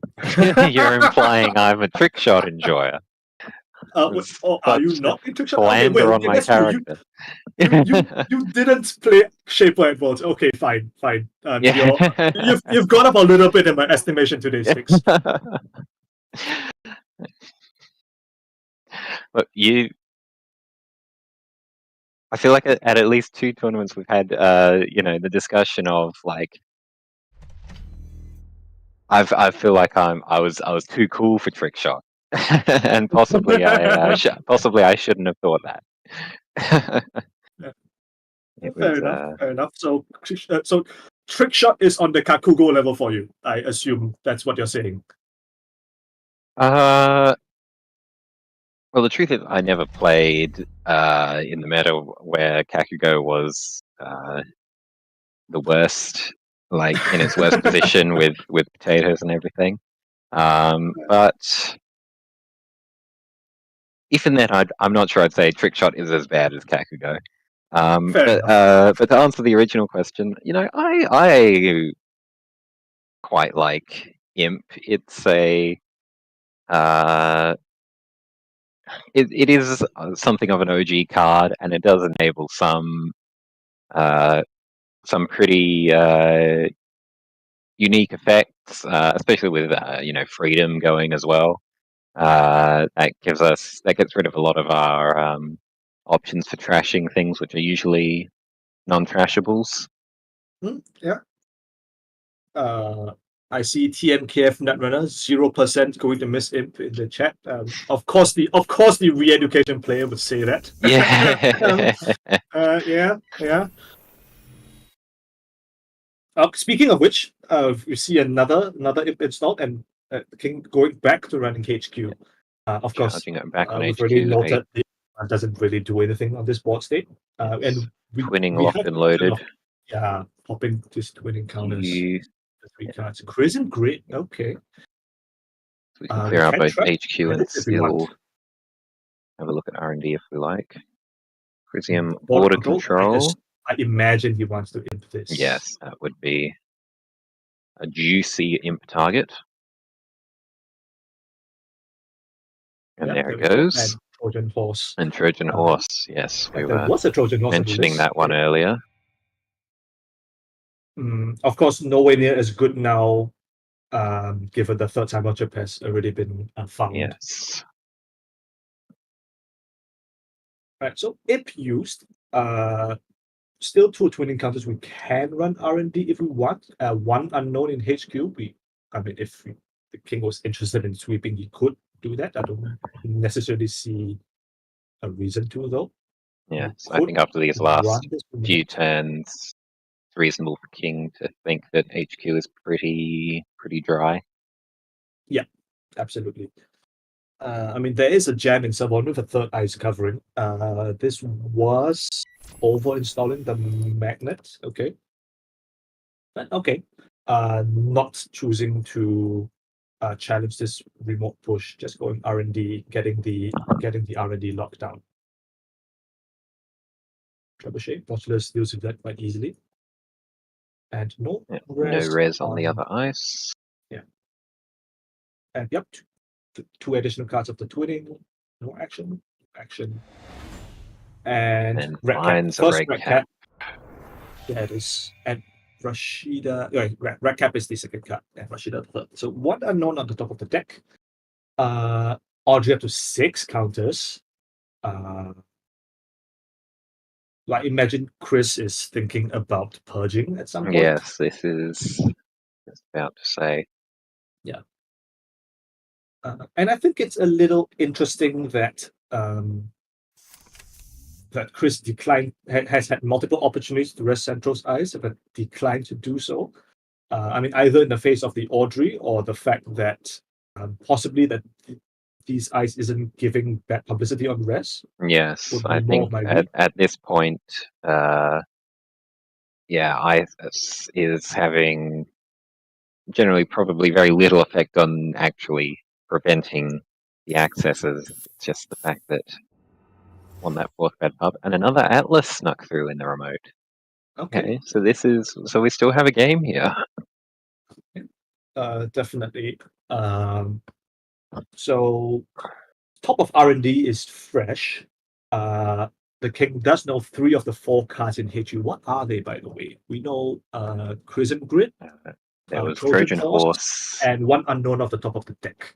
Yes. Might have been trashable, might not. Probably not trashable now that I think about it, but anything is trashable given sufficient application of imp counters.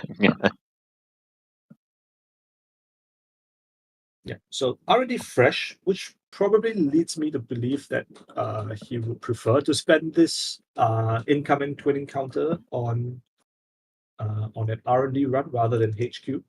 But we'll see what the King decides on doing.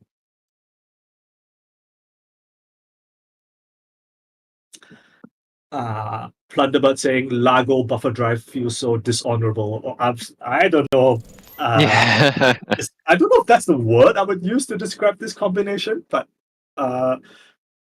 definitely is a strong 2-card combo. You're cheating that cost, that trash. Yeah, if you're It's like turning the max card, it's like just getting go away with with something. it really does. Right? It really does. Right, and a new cookbook coming down just to charge the twinning with that paladin credit. Get some money off Kaiko as well. Credit positive.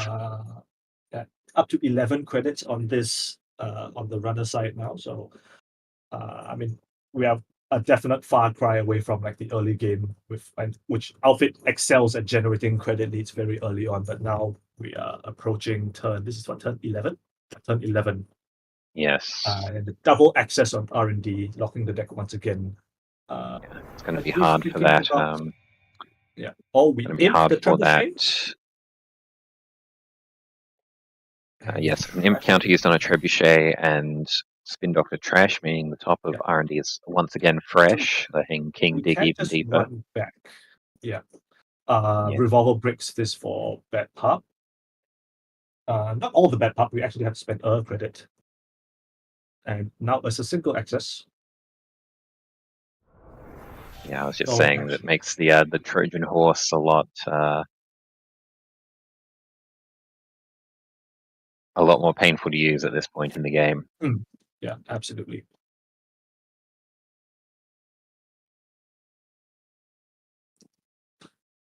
All right, Chris, click one draw, breaking the R&D lock. 15 cards left in the deck, by the way. Still 14 points somewhere. Another install here. We haven't seen a second spin doctor yet. Imp, So this Imp getting trashed off Largo. Do you? Okay, the king does put Imp back in the stack. back in to...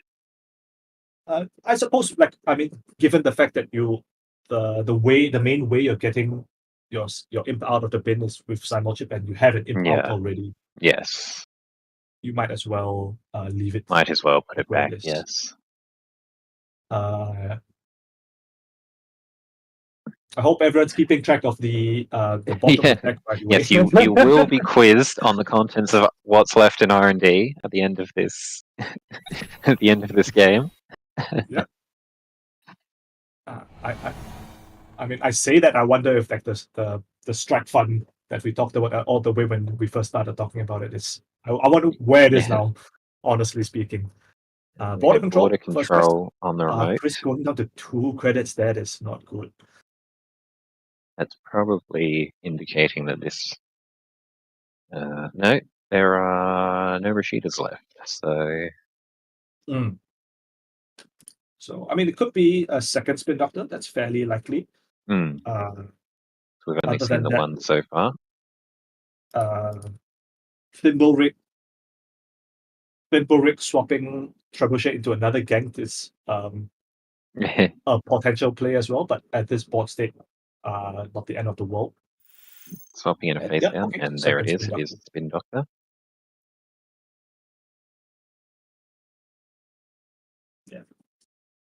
Yeah. So I mean, the past maybe 4 turns or so, the king definitely has been tightening the screws on the outfit, and outside of like catastrophically missing a bunch of like centrals accesses, it's difficult to see how Chris Drivers gets itself out of this position. I want to say, given that we also haven't seen a 4th bad publicity, which I think is like the more egregious problem. Oh, Tatabola. Yeah, Tatabola gives an option to bounce back on those credits. Yeah. So going back up to 4 on this tattoo swap. Okay, well that's just choosing brutal. to Come on now. King choosing to let it fire to deny the credits. Going to check check those draws off of Spin Doctor. No twinning counter currently though, so. Asking for takeback. This is I assume the takeback on the HQ run. Oh, it doesn't know that it doesn't know that, right? This might have been a misclick from her. Misclick on the this is slightly this of course as all responsible players should do when confronted with some kind of technical difficulty or disagreement with your opponent. Please do call a judge, and I assume one will be Yes. entering the room shortly. Oh, that's not. Mm, I wonder what the oh, I wonder what the dispute might have been about.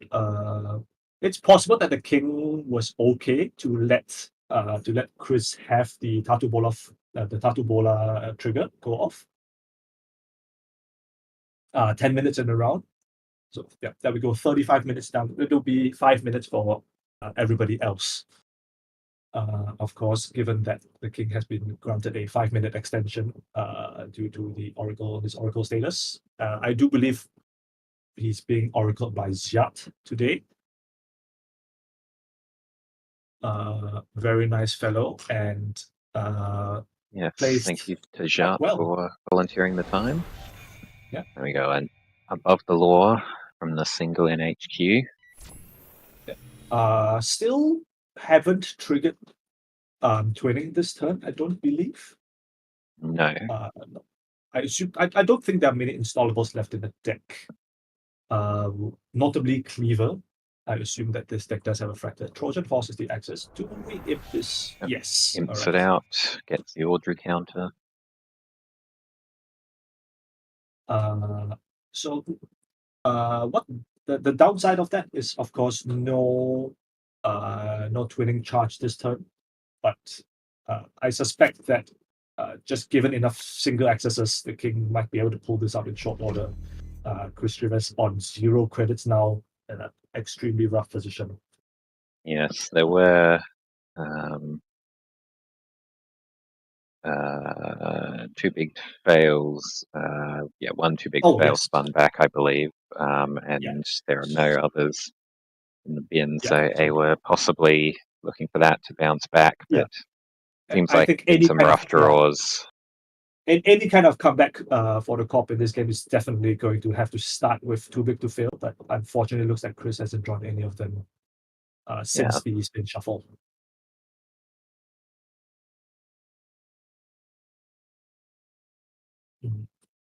And I mean, in theory, I think it can still pull this out, given that only 1 red cap has been stolen. So it can probably just too big to fail into red cap, or even red cap into hostile takeover, which we've seen 0 of this game. Yeah, so there is still a glimmer of hope here for our Corp player, but at 0 credits, it's pretty rough. There we go. I think we all hope for Chris's sake that there is or at least 1 too big to fail in this stack of 10 or 7 cards, 10 left in R&D. Yes, that'd be very rough to have not drawn 1 at all. You have to imagine there's 3 in the deck. Momentarily hovering a ganked for the spin shuffle, but chooses border control hedge fund. All right. No access this time so far, so the king won't be getting a Hoshiko flip back if no more runs get made. But no, just running HQ. Yep. Checking those draws again. Have to be piling up somewhere, given that this spin didn't pop for any face down cards. Yep. Using the chip to flicker the imp. Good book. Is it great? He's a Crisium. I am tempted to trash this, to be perfectly honest. Yeah. There we go. And there's another red cap. Access. Okay. Last card. This probably will be imped, unless it's another agenda. In which case it's game over anyway. Oh no, sorry, it was a single. No, it was access. only only a double access. Only 2. But you will be running back last. Okay. And red cap. Finds the last red cap. That's the game. Yeah. GG, and well played to both players. Yes. Yeah. Good game. I think Chris had a pretty good start with like the of that. Yeah, it was a strong start, and there was a there was a decent early window where it could have scored out if they'd actually managed to draw the agendas from the looks of it. Yeah, absolutely. But then, I mean, after that set of speed from the March, back end, Yes. anyone who's been playing for long enough back in like the March heyday, you know, with Nobkiri, etc., Norse. I mean, when it gets rolling, it gets rolling, and I think even as diminished form, we did see that here in this game. Yeah, absolutely. It was the king had control of R&D, of HQ, of the remote whenever he wanted at the end of the game there. So yeah, it was very much. There was some moments where yes, Chris could have wrested back a tempo advantage, like with ganked into trebuchet, for example. But then having both Simul chips come down on the same turn, definitely like put a span in those plans. Yes. All right. So most of our other games will be wrapping up. Yeah, it looks like round just ended for everyone else. This game would have had 5 minutes extra, but it ended anyway. Yeah. So then, convenient. once we've had all the results reported for this round, we can maybe have a quick look at our standings before we. Before we cut to our break. Yes.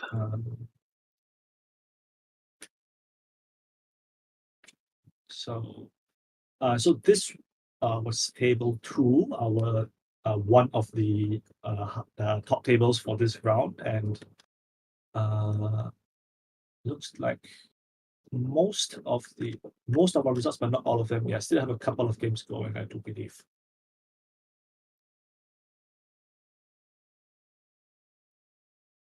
Okay. All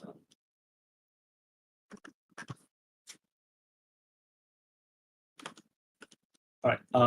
Wanda, any chance that we can toggle over to the standings just so we can look at them after the updates? Yeah, just waiting for these last 2 more results to come in. Yep, of course. So, how are all the corps doing this round? I'm seeing a lot of NEHs taking it. Yeah, that is in this round. NEH, one obligatory Asmari, second obligatory Asmari, NEH. Oh, yeah. NEH. Wait, hold on. Wait, Rotom Appliance is playing Net? Is this truly the death knell for precision design? This can't be right. It's fucking. I'm sorry for swearing, but it's so Jova. The sky is falling and so on and this so forth. is.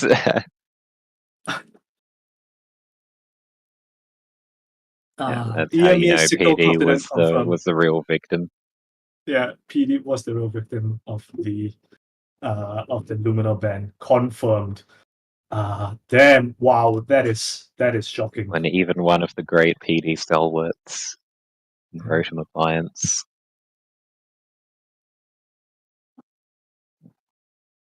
Yeah. So Rotom on NEH and Hoshiko today. The normally PD and Sable, I think. Yes. Yeah. If you close your eyes and asked for Rotom's IDs, I think you would have put money on PD. Yeah, absolutely. Lost that money today, unfortunately. Truly, this is the end times. Other notable players was Circuit Breaker, of course. Reigning Circuit Breaker, I should say. We'll see what happens by the end of next weekend. On its, I wouldn't say signature identities, Op and ESA. Nothing that surprising there, and both IDs didn't get touched by the ban, so that makes perfect sense. The King, we've just watched this past round playing Hoshiko, not Hoshiko. Definitely a mainstay of that deck back when it was popular. With And the Arsenal, on a, yeah, I maybe would have expected some ag yeah, out of yeah, Ag him, Infusion. but He's an Ag Infusion engineer. not necessarily surprised by the Arthur pick. Bridgman Bridgman playing on on BTL and LAT. the lat is not surprising to me, given that I believe the last big event that he played was 2024 Intercontinentals, and at that event he played, I believe it was an ASUP's pawn shop lat, Yeah. which didn't play trick shot anyway. I mean, shocking as it might sound, but yes, the deck did not play trick Yes. shot. And there we go. We do So have our full round 3 standings updated now, so there we we can go. hopefully pull those up on stream for everyone. Yeah, 7 undefeated players at the end of round 3.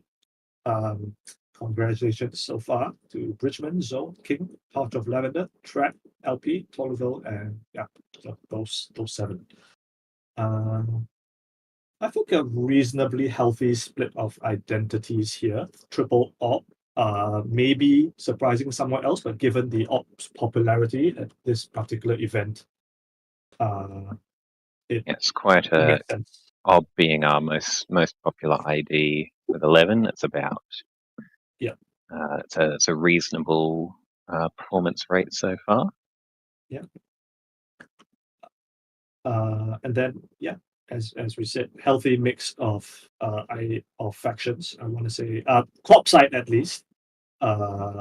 Runner side, we have 2 lats in the top 7 undefeated. No other shaper IDs, but we do have Essa, Hoshiko, Essa, Hoshiko, Hoshiko. Yep. And then we do see, looking a bit further down, we do have we've got the Freedom from Ruben Peters. We've got a couple of Mercury, our top those today. Mercury, our top crimp. That's not what I Yeah. expected. But it's still early. And shout out Koga calling this out in chat as well. 10th version Kikai, not on his signature Banha Steve. That is legitimately a shocker, actually. Yeah. Kikai, known criminal enjoyer. Absolutely. And Koga as well, of course. Not playing today, unfortunately. Did Koga play any of the Koga, other? we do have Koga Koga. played? Yeah, on Ob and Sable. Oh, okay. Koga is playing. Yeah. All right. Excellent. Yeah. Yeah. Very cool. And so, in case anyone in the chat was wondering, yes, we will be cutting to a, I believe, 30-minute break after this round. Oh, we're in the middle of the break. I've had the timer going, Lamau. Oh, excellent. We got 27 minutes left. Yeah. Yeah, Okay. so our players are on break now, and we'll cut to a break ourselves fairly soon. Fairly soon being now. We'll see y'all in roughly 27 minutes. Okay then. Yeah. Hell yeah. See y'all Enjoy. soon.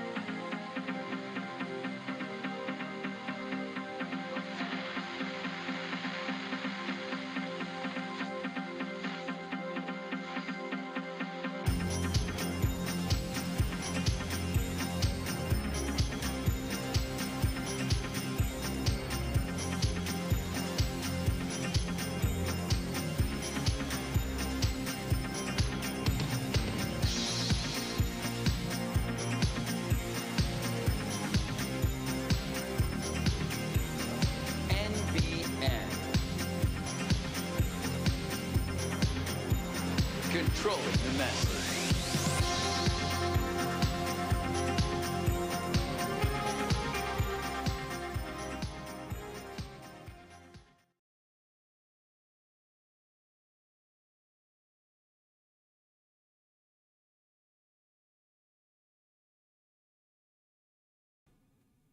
All right, everyone, welcome back to the EMEA pod of the Circuit Breaker Invitational. I'll unmute my commentators so they can commentate. We're heading into round Hello. 4 of 8. Did y'all get a nice break? Yeah, it's all right. Refilled on my coffee. Yeah, I got a coffee in my hand as we speak. It's getting quite late for you, isn't it, Sticks? Yes, almost 11. So I'm The night I'm a is bit of a young. night owl. So yeah, I almost played this pod. So not an unreasonable hour. Well, Anyway, yeah. Any So far, so good. do we have a game we're jumping into, or shall we do y'all out have one a- that looks interesting? a matchup? Oh, how about table 7 with the Atea? Okay, I here's don't mind my that. question to y'all.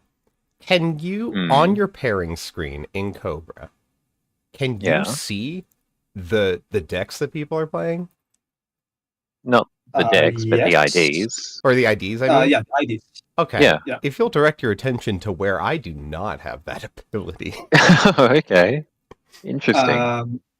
So, yeah, I've been wondering, like, wow, y'all are really good at cross-referencing. Okay, so what you do is scroll up. Oh, yes, and- there's a hide show identities button. Yes. show Oh, look at identity. that. Incredible. Yes. Yes. This is a public service announcement to anyone who may be struggling with the same thing. I'll take the L for your benefit, viewers. Table 7, you said? That's correct. Yeah. All right, Okay. let's check it.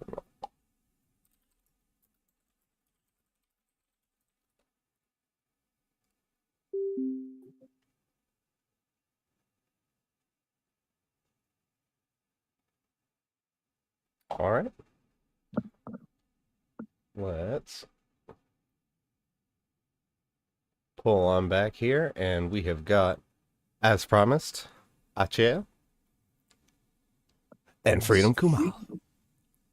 48 card Freedom Another Kumalo. two. It's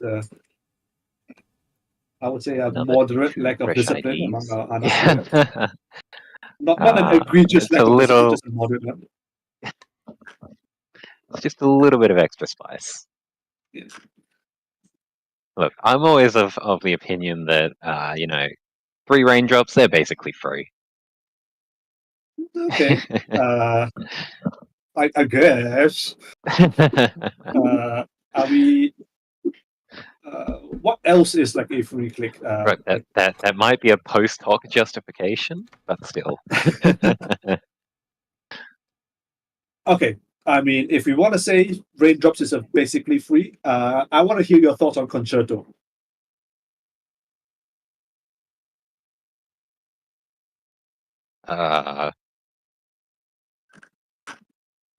No? Yes? First, I'll need to reread the text on Concerto.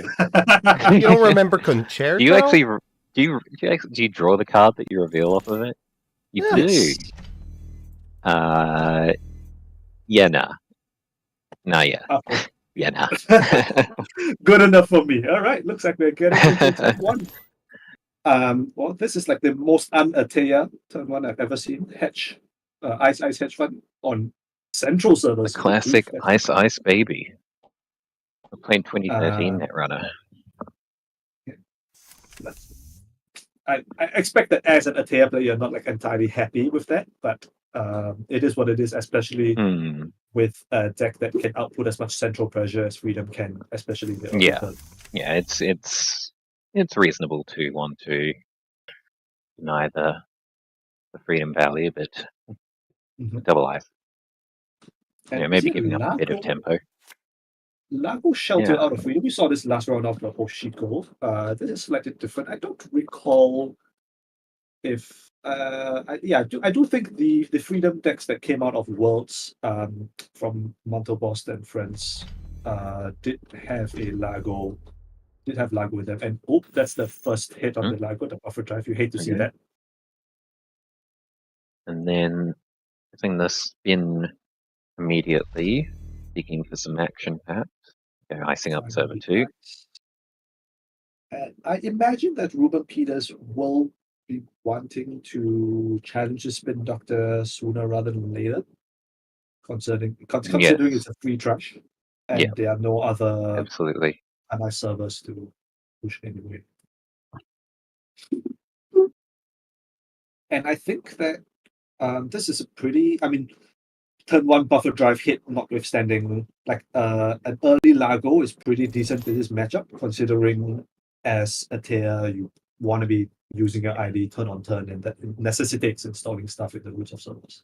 Okay, moshing away another Largo, a Leech, and the second banker, the first one in the bin from Price? Price. I think it's the price. Yes, yeah, it was from And the Price. Crew coming down. Crew Charm on turn 2, that's very fast. Tatu Bola. And you can crew this, Fire Unbroken. but Yeah. I think declining. Ruben had multiple options on this. You could Crew Charm, you could tag, you could tag, crew. tag, and I think just letting it fire is also reasonable. And going after the spin instead. Potentially, saving the crew for a bigger, chunkier target. Down to only one remote. That's half the number of remotes that you're allowed to as a player. That's your first bit of either one. That's after the break. One half of two. Single advance remote, likely a Charlotte perhaps. Quite likely a Charlotte. And let's not forget that Tatu Bola, if its ability goes off, will trigger Atea on the runner turn. Of course, that will also trigger Lego on the runner turn. So that's something to take. Anikam, that is certainly interesting. That's definitely. We've seen some Largo Cam draw engines. Frequently out of Hosh, more often. There we go, Slice and Tarn. I think this is a very clean kaboom on this one. Yes. Unless the call is exactly what there is 0 of in hand. That would be very greedy to not crew it here. I suppose, yes, I event. I suppose the question for Ruben is if he wants to preserve the Devil Charm. No, looks like he's using taking a tag. And steals Yagiuda. Okay, so this is the fast advance here. And Yagiuda does and a hybrid as well. Yeah. Yagiuda works with the Atea trigger as well, just like something like Timely Public Release. Yagiuda only working. Oh, it is a swap. You're right, actually. Yes. Very Tatu Bola-esque. Yes. Only working during a run. It's kind of like a silver lining for Armin, right? He's denied Ruben Peters the freedom trigger for the turn on an open HQ. The bad news is you have to give up 3 agenda points to do it. That doesn't feel good. So you Ruben put any? Yeah. I was going to say, do you put any stock in the idea of trashing the Largo while the tag is still floating? It would be going down to 3 credits to do so, which is exactly the opportunity cost is like not being able to rest HQ ice, which may be a problem given the fermenter is like cooking pretty hard at this point. Yes. I feel like Ruben might be forced to pop this fermenter this turn though if he wants to protect this Lago on future turns. Like this Charlotte is actually starting to get to work. And I think next turn, Armin may feel like confident enough in his economic position to finally trash their Lego if it's And there if we the go. tag It is is to be popped included. and clears the Oh, tag yep, that's and not pinhole for the Charlotte. so Very nice. forcing the Charlotte pop. Okay, now I think both sides are pretty unhappy about this situation, all things Yeah, considered. yeah. It's been a Ruben, bit of a slow start, both sides. yeah, I think Ruben really didn't want to have to pop that fermenter and rather use it freedom value. Yes, But the virus battery. hybrid, ooh, that's interesting. Okay, no, never mind. It's not as interesting anymore after the decline of the trigger. Ah, Damn it! But all right, the getting an agenda point out of hand, always good, and still representing size and tan on centrals again. So the price, installing a most fun crew is always cohort, trash something out of hand, start a turn, hybrid it onto the board, reinstall. oh yeah, that is the good shit. In Unicam draw, we have found another crew, so we can challenge this remote if we wish. I think on this economic situation, Ruben Peters would be quite happy to get a Tatu Bola trash and Yes, get denies the trigger, here. denies the money. Yeah, and denies whatever kind of econ asset that Armin is trying to push. Likely a Rashida, but we'll see.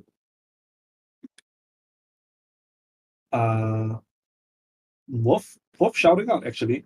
It's turn 5, and the Freedom deck only has 17 cards left in it. Yes, That's yeah, what the drawing Largo 3 Cam price draw engine does. is, yeah. Yeah. And raindrops, okay, raindrops Catstone is getting the value, and we probably will see a crew find. Yeah, there we go. Yep, there it And goes. access will be a Yagi Uda. Okay, wow, that Mm. was a very aggressive push by Armin. I mean, is this like agenda flood, do you think? Or Yeah, it was I can't imagine. two were ripped from HQ, and then there was, that was 2 agendas installed in the last Yeah, turn, so that's, exactly. yeah, if 6 I were Ruben points Peters, in I'd the be top. eyeing up HQ here. Yeah, 6 points in the top 15-ish cards is not like unheard of. It's kind of on rate actually. Of course, the problem is 2 eyes have been already blown up by these other service crews and Room Peters. Yes, the economic situation isn't amazing, but it's not amazing for the corp either. And there we go, and install with no Atea. Okay, strike fund. Always unfortunate losing out on your ID value. At third, wow, that is a pretty sick draw for Ruben. Okay, just an Okay, so we see Enigma, Enigma Res. Pretty another reasonable taggable, face check. ice. And I wonder if at this point, okay, Ruben chooses to yeah, preserve the Devil Charm. I was thinking, I was like, oh my and goodness gracious me, another that is a hybrid third release hybrid. from HQ. That's unfortunate. Yeah. Oh, that is some nasty flood from Armin. That's Yeah, very I do think cracking open HQ here was fairly well. It's often fairly high EV players' freedom anyway. yes. But On this board state, particular you've got no virus counter generation going on, unfortunately. But okay, so the good news for Armin is that Ruben is finally out of service crews. The bad news is that Portuguese has just come down and the opponent is also on game point. So that's not great either. Uh, I think that pinhole threading on the Charlotte really hurt his early yeah, momentum. Armin was very much leaning on that for his economy, and looks like we've got Charlotte number 2, Or presumably Geofront. behind a. It's a Yeah, reasonable that's card to see in Taya. So we are just directly running the remote. Yeah. In chance either of leaving case, it this open. this could turn into a nasty face check.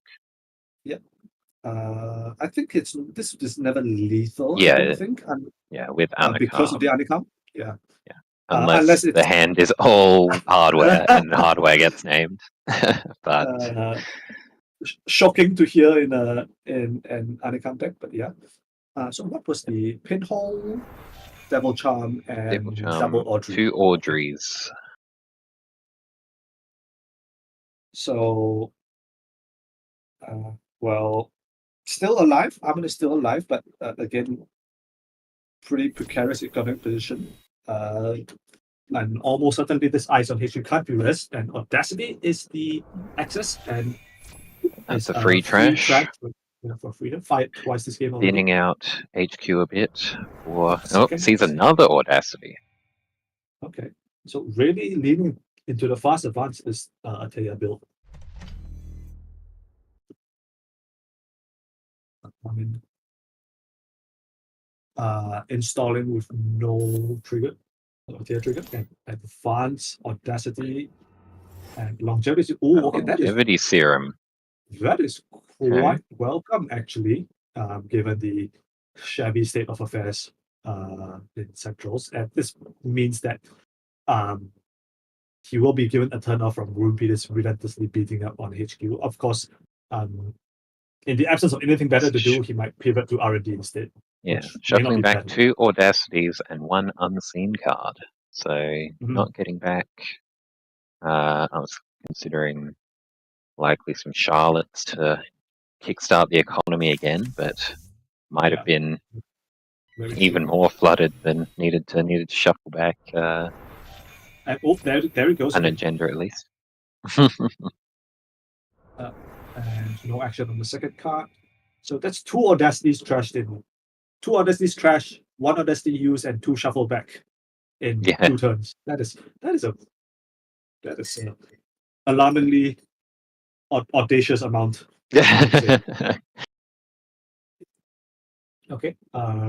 Ruben back up to 3 credits with the moshing into Steel Skin into Anikam for draw 6, discarding the last Largo. And yeah, I mean, still alive, yes. But we'll see how this goes. I feel like this we know what card this is, or at least Ruben knows what card this is off the top of R&D. The next card down is Fresh, but I don't expect that Armin will be able to rest any kind of strong ice defense anytime soon, unless one of these on Centrals is another Tattoo Bowler. Yeah, that's probably the ideal scenario here, but no. And right on back into R&D, getting some leech counters in the process. Finally, on turn 10, we see that the classic Freedom virus generation come down. Yes, almost through the entire stack at this point. 1 Laborites in the bin.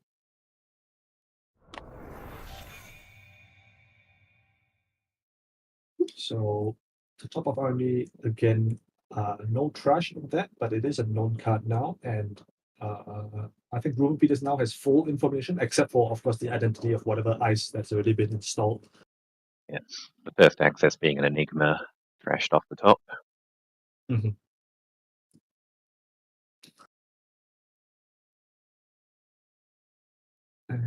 I mean, I think Ruben has been given a little bit of time to do whatever scraps of setup that he still wants or needs to do at this point. I mean, I say that 2 cards left in the stack. Yeah. How much setup it is. You assume at least another Laborites, or maybe if influence permits, Ashen Epilogue. Do we have space for that actually? Perhaps. 1, 9, 4, 5, 7, 8, 9, 10, 12 influence 11, in play. 13. I count 14 out. out 40 now. 1, 2, 3, 4, 5, And 8, becomes 9, 10, 11, 12. Oh no, 12. 12. Yeah. So there's still potential for an Ashen epilogue, Yes. or at the very least, more labor rights. And I think Ruben is contemplating his options now. Around HQ, there is the face check potential here. That looks like no rest on the outermost, and the innermost is a type. Tithe. Definitely botulous through this 100%. But it Yeah, will get annoying even to. just the 1 credit is relevant at this low of a credit Oh, count. speaking of 1 credit, Yeah, that would have been huge. yeah, that one virus counter that is spent on that tithe, proving to be instrumental in not being able to trash the hedge fund. Of course, the bad news for Armin is that he can't play this hedge fund anyway unless he has that Yes. exactly mindscaping credit Yeah. hedge fund kind of gets Yeah. you. And if the 1 credit had gone off, that would have put Armin in hedge funding range. Yeah, so either way, it's like a lose-lose situation. Yeah, yes. But Ruben, I think, maybe tempted to make another go on R&D now, given that he hasn't used Freedom yet. Installing perfect. Oh, wait, hold up. The second 2 buffer buffer drives drive. in the list. Is that right? Damn. Okay. Very interesting. The second And buffer still drive room, install. still room for an Ashen as well. Coming behind this Sicentan, which there is, yeah, still currently no actual way for Ruben Peters to get absolutely through without like buffer driving a crew to the top of the deck. I mean, we may be able to start moshing. with moshing. This probably shows Okay, us the moshing rest just of for the money. deck. We will draw one of these cards back, funnily enough, because of the buffer drive Arnica. Yes, yep. Which would be probably the strike fund. Yeah, there we go. So that's all the cards in the stack known except for 1. And I do believe that is 2 influence unaccounted for. So I think we can make an educated guess that this is the there we go, Ashen. And there it is. Good job, team. Crunch the numbers. Removing Pinhole, Steel Skin, Moshing, Largo, Raindrops, so nothing key taken out. Okay. And Audrey down now. So Audrey, notoriously good with the strike fund, buffer drive, plus Anakin, it has to be said, combination. And yes. But currently no counters on it to start with. So Ruben Peters will need to find the first counter somehow. So the good news for Armin is, of course, like having playing that Ashen epilogue on Ruben Peters' side has given Armin the space and the time to the breathing room that he has really needed for the past like 7-8 turns or so to finally get the Charlotte trigger off. And back up to, I mean, 8 credits is hardly a healthy total, but it's enough to put the fear of Nancy into some Anarchs. Price just hitting a leech is the only doable target. Otherwise, hitting Moshing, Pinhole, the Price. So, of course, hitting those events does get an Anacam trigger, so it's a nice little draw. And Labor Rights goes to the bottom, of course. Cantus Tropus asking in the chat what was used to recur the heap. It's Ashen Epilogue, if we want to highlight that one. It removes 5 cards off the top, and then itself. Of course, that would be a little bit. It'd be a pretty spooky card if it didn't remove itself. But that's beyond beyond the scope of this conversation, I think. Ruben Peters, I think,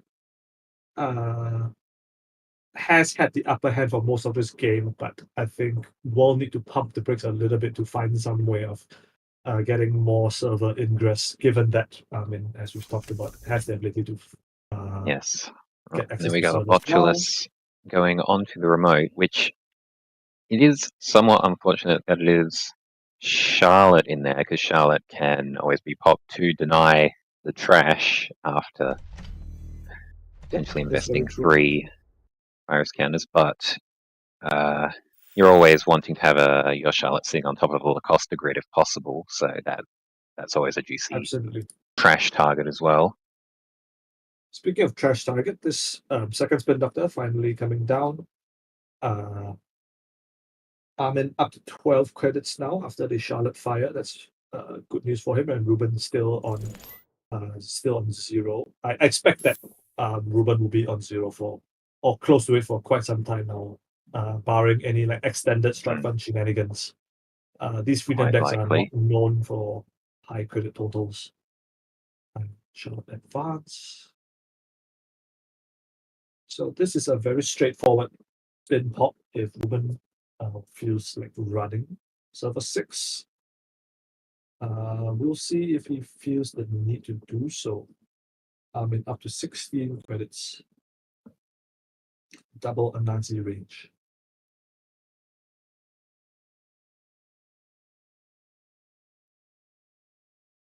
Yes, we saw Ruben Peter throwing out all of the bankers on the first time through the through the stack, because that's a way to turn 4 damage from an Anansi into 6 damage. Yeah. Oof, ouch, owie, as they say. Yeah, yes, you frequently want to be scouting out that outermost ice before committing a bankard to it against a Jinteki deck, or just rip a bunch of cards and have no fear. No fear. I mean, I think ripping a bunch of cards like from your own grip is fine as long as you're getting like the commensurate accesses, I should say. Yes. Oh, speaking of ripping a bunch of Yeah. cards, this is going to be a face check into a Boto. Into a Boto. Fire all. And the Botos have been binted. Absolutely. Strike have. Fund and Devil Charm going into the bin from the net damage. Strike Fund to the bottom. Notably, we haven't seen any RSL's crews yet on the second run through of this deck. Yes, 3 still in there. None removed by Ashen.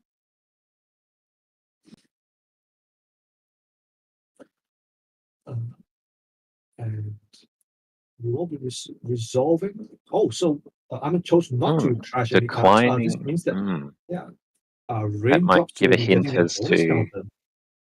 it might give a hint as to the contents of HQ currently. Yeah, I do think so as well. So we will draw 2. Trash one of the size amount, which is with 2 cards. What was the damage? Moshing Ferment. Yeah. From the 1 subroutine, which means that that Raindrops would have drawn 4 cards. That's good value, I dare say.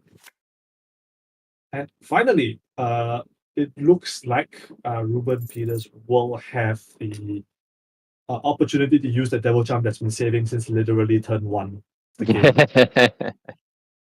with that Bodo Res. And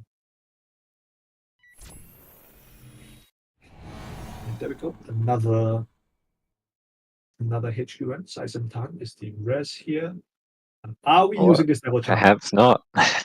Are we? Come on. No, we're just leeching it. Yeah. Oh yeah, there are leech counters, of course. Completely forgot. And then go. Yeah, it doesn't just make virus and then finding that last one in HQ, making that read off of that declining to trash from the Boto that there's likely points in HQ. Yeah, and there was. I think this was like a fairly unfortunate Atea draw, especially like in the early game. We saw that many points getting ripped out of centrals and then the board. And I think it was a mulligan. It was a mulligan into a bit of an unfortunate hand, but and of course that the triple RSL's crew in the first 6 turns really didn't help things either. Yes, was close to perhaps turning a corner, but it's that one.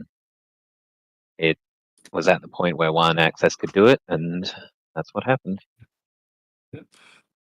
Alrighty. What have we still got rock? How long more do we have in the round? Sure. That didn't feel like it took very long. 13 30 minutes. minutes. Good So grief. All right. yeah. You were in there for quite a while, huh?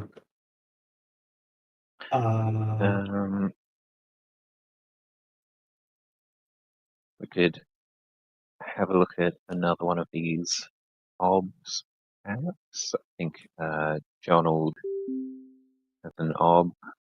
Am I Quite a classic right combination. in thinking that? Unless anything else comes out for our remainders.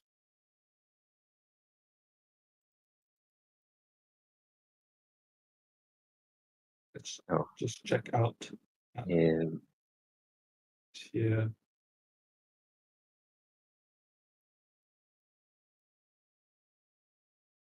We can also check out. Oh no, that's not it. That's not it. Okay, that's built to last. That's very different.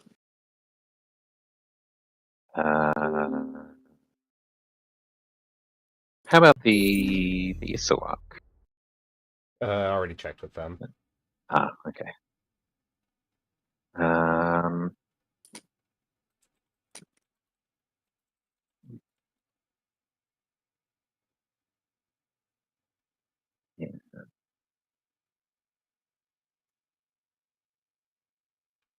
Okay, looks like we're in for table 25. Trade on Yep. and Drager.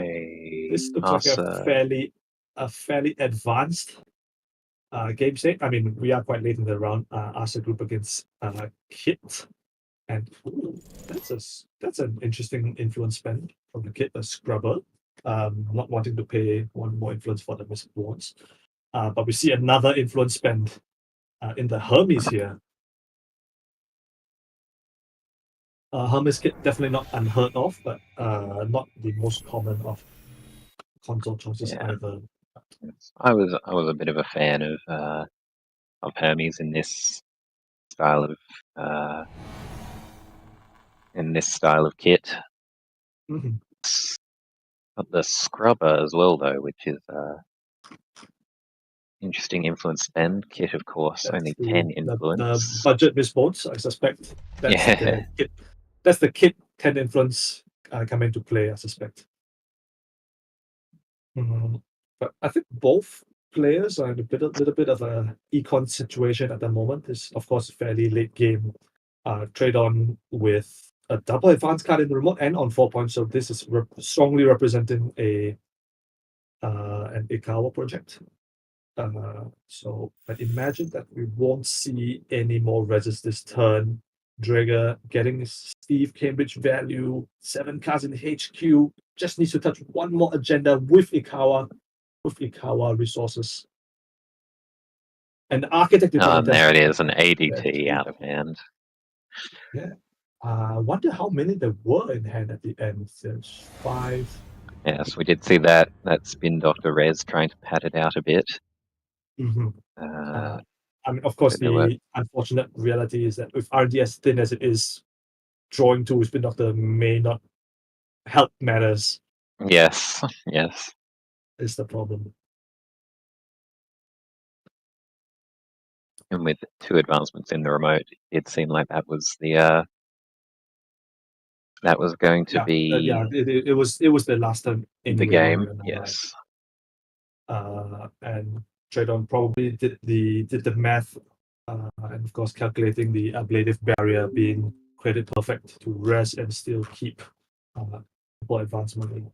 But alas, it was not to be. HQ roots will get you. It is what it is. Yeah, just a couple of games left at this point, so we can potentially have a look at another Arthur here. Check in on the king again.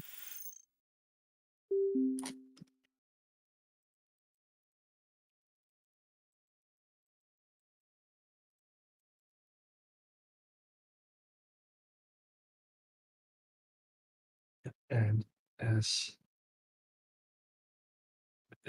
Arthur group games go, especially those coming closer to time, we see R&D having an alarmingly low number of cards in it.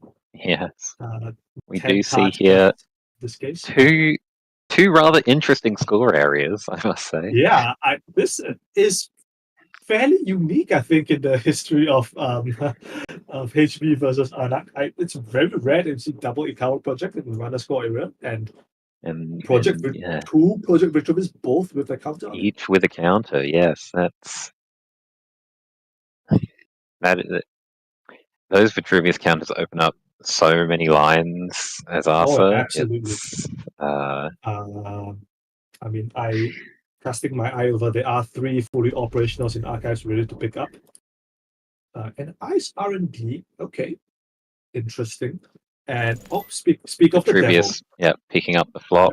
Click, click, click, Massive click. economic bounce back. The Spamming gain 9 that credit button. Seems credit good. button.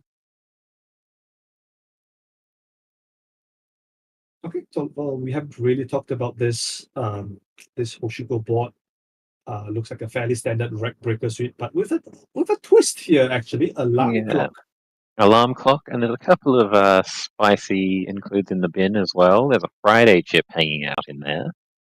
Oh, and an Ashen. Okay. Yeah, which is Um, interesting. I don't see a banker to go along with that Ashen. so we will breach HQ on this alarm clock run. 2 cards, up to 2 cards if Toluville is interested in such a thing with the twinning. I'm not sure if you go for this extra access though, given that the king had the option to ice HQ, but decided against it. Oh, and a biotic labor. Does see a powers that be in biotic labor. Yes, That is spooky. I mean, there's threatening to score out most another a potential third Ikawa is a threat here.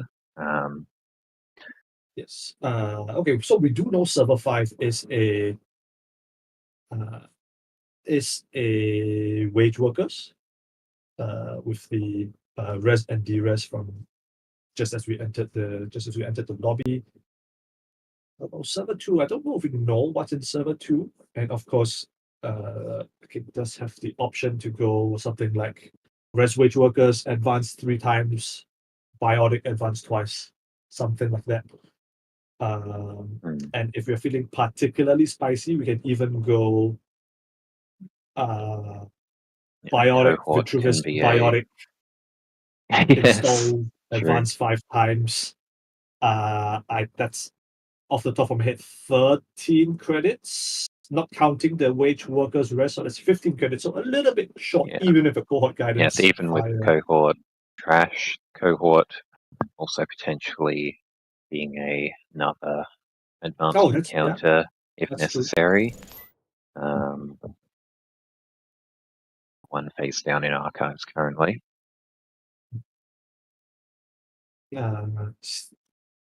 Notably, the second access of HQ was the powers that be, so not entirely sure if the king is interested in getting a powers trigger this game, given given the advanced board state.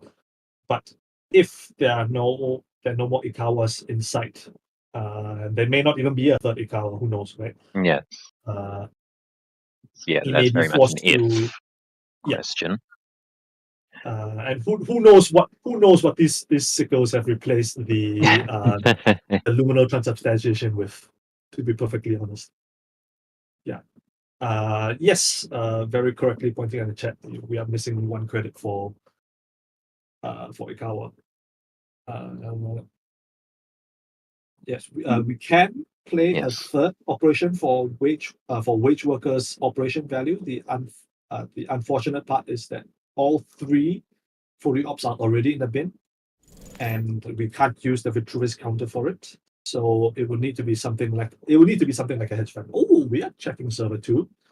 This is interesting. I would have assumed that we checked this earlier this game, but probably not.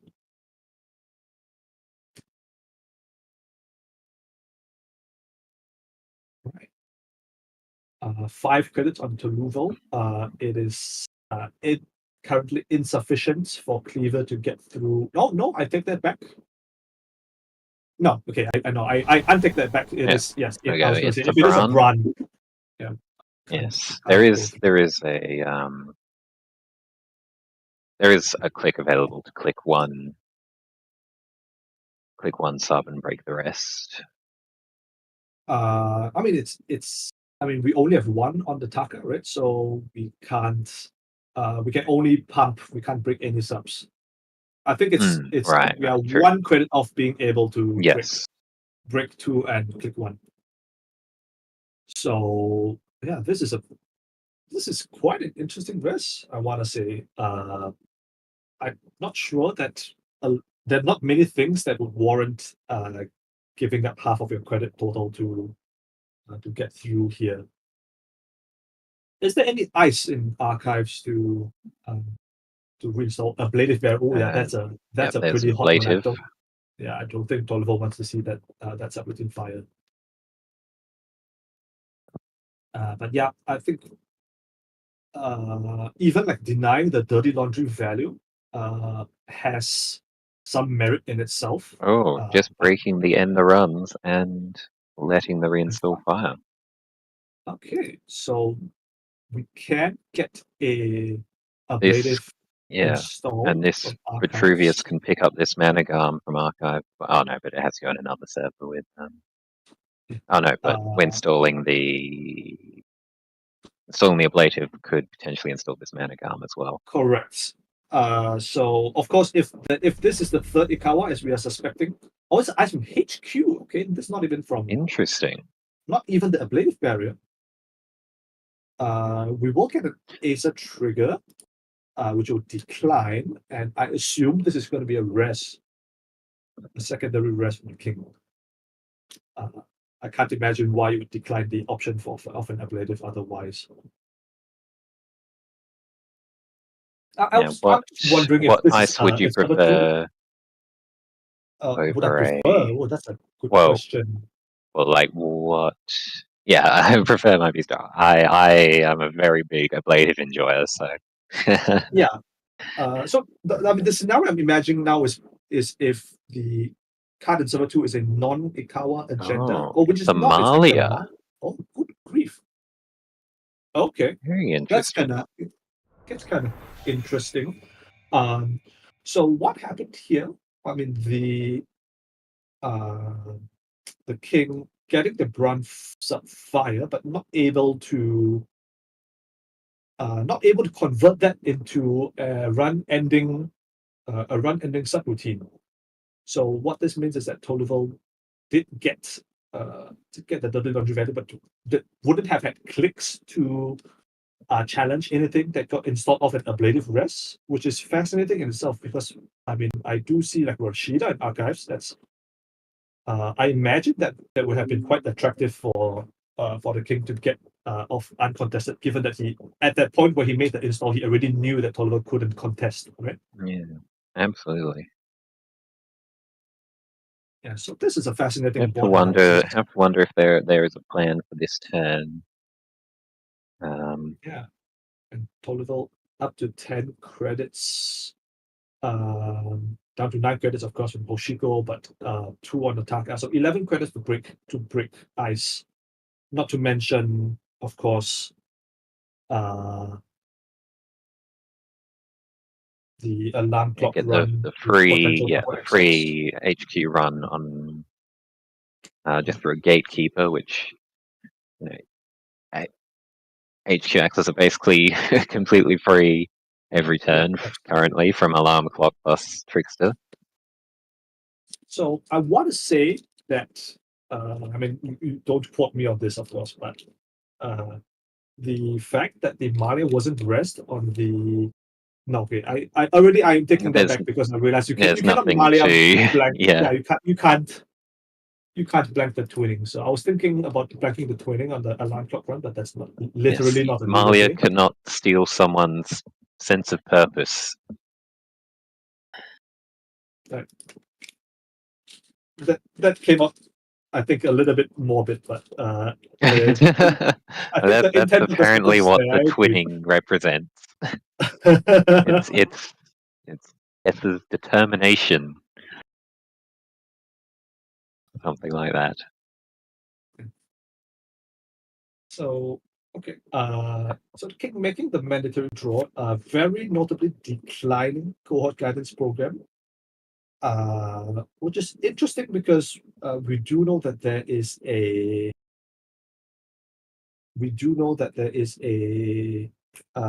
powers that be in hand, and that if you want to be, for example, fast advancing 5-3, that you don't really need the powers in the rest of the game. So just denying Yeah, himself. and there is a of the- Vitruvius of the counter available if Yeah, exactly. trashing. Agendas or some such. We Yes, still know that server 5 is trash. Building up the server 3. and clicking for a credit. Okay. So Tolerville is fairly incentivized to run this. This looks like a 1, 2, 3, 4 credit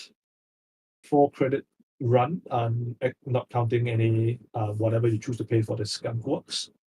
Of course, that would necessitate going through Tatu Bola, which comes with its whole set of shenanigans, especially when you pair it with the Asa trigger. And there is still that Manigarm locked and loaded. Was it double Manigarm somehow? Ooh. But So Tolerville Bridges, actually, I don't expect we'll see a twinning fire this time. We know nope, at least just one seize the yeah, powers that be again. Of course, if there is anything in that server, there are bin doctors in the bin as well, which can correct. So we squirrel them away with Tatubola. Yeah, we can Vitruvius a spin, then Tattoo and Ice down. And at this point, we are assuming that the second card in HU that isn't the powers is an Ice to swap down Yes, that is and an assumption. get the Asa trigger for the Spin Doctor to save what we assume is an agenda in this remote.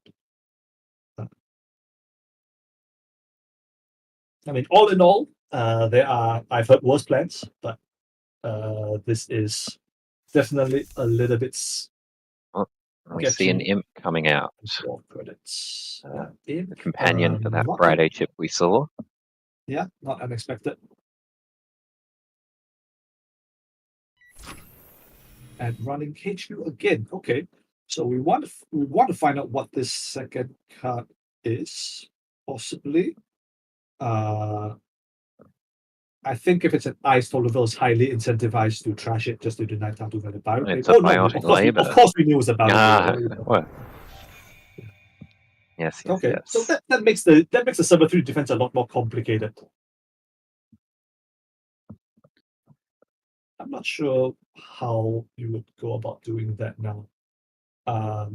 If it's, for example, another project with Traverse in here, we now have no more capability, I don't think, to save. That is time in the round on Tolerville's turn. So the king will have one more turn after this one. Correct. So the king will have one last turn to. I am not sure if there is a way to equalize the game, to win the game, I should say, from this position. If let's say it's at an Ikawa in the remote, I don't see a way to advance 5 times on this credit total. Oh no, wait, never mind. That's cohort guidance. Wait, it's cohort plus wage is actually credit perfect, right? Well, resing wage is.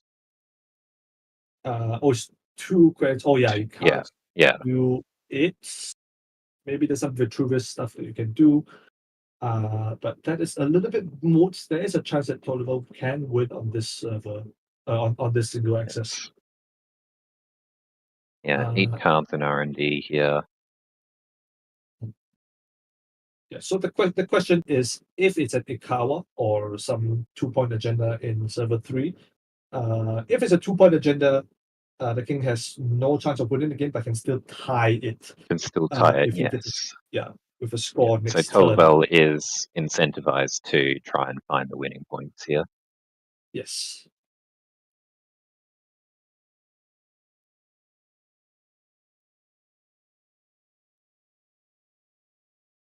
And King's hands are a bit tied here, potentially. He does go for the res on the Gatekeeper. This is not breakable. No, it's not breakable. I think 1 credit short for Buzzsaw. Yes. So this and will then be a with fire all. And this likely Co- cleans out. This likely cleans out the R&D, I mean, all centrals, realistically speaking. And Tolwell has 1 And- tick left to do something. Yeah. Cohort will get the money back to potentially advance the last Vitruvius if that's what it is. It was two cards drawn, 2 agendas drawn from those 3 in HQ there, right? Tolwell has a couple options here. Yeah, so chooses to go on the wage workers instead. You can't go on the cohort guidance program because of the trigger. That's MIC ability Tolwell doesn't have the extra click for. But even the wage workers, I'm not sure is 100% relevant, seeing as so wouldn't have the money to will 2 credits. res it. Goes up to 3. Notably that it was a Vitruvius they got shuffled back, so it can't be another 3/2 in server 3. True. Because so the best that the king can hope for is yes. So go. I assume seamless. This is an offer. Yes. Yeah. So this would tie the game at 6-6. There it is. Oh, what a very tight one. What an exchange, then. All right. The credit perfect play to tie it up. I'm now thinking to myself, what was intended to be the combination if Tolliver just ran the remote last turn? Given that we know that the hand had no eyes in it, so you'd have to Vitruvius counter and eyes to Tatu swap, and then possibly get the Asa trigger to powers installing the offload office into archives. Yeah. And then Tolliver runs archives, and then it would have to be exactly ablative barrier of archives to rest and fetch the fetch a spin to the shuffle. Other spin doctor. Yeah. Yeah, the awful back. So it gets real messy. It gets real messy, and then this is why I love ablative barrier. Yeah, the agenda whack-a-mole is pretty cool. It's over here. It's over here. That's it for the round. And I believe that'll be it for us on commentary as well. The APAC gang signing off for the weekend. It's been an absolute pleasure pairing with you, Sticks. It's been Worlds, I great think. to be here. Yeah, it's been a while, unfortunately.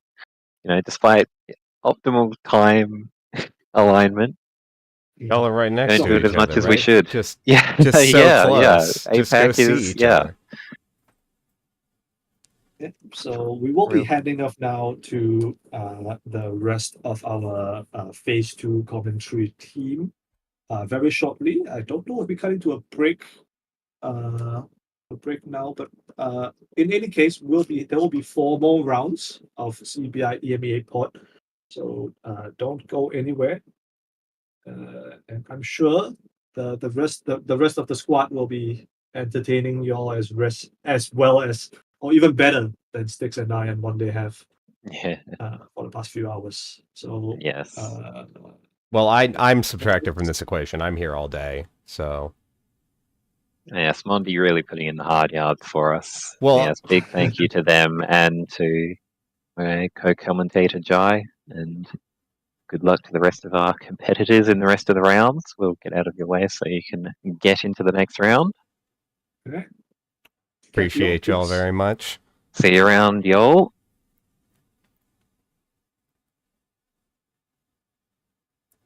All right, well, suppose I could cut to a break. I've pinged one of the commentators. The other is in the channel here, muted.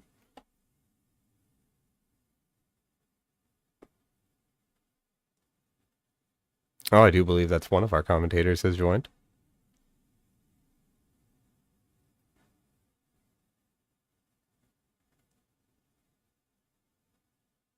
Yes, I am here. Yes, that is Thrantar. Thrantar is here. Orbital Tangent, are you here? Hello, hello. Hello. I saw you unmute. I figured, you were more than likely here. Didn't just unmute and then walk away. And I appreciate Absolutely. that. All right.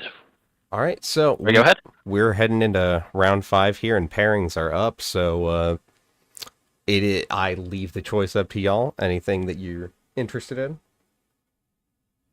Let's take a look real quick here.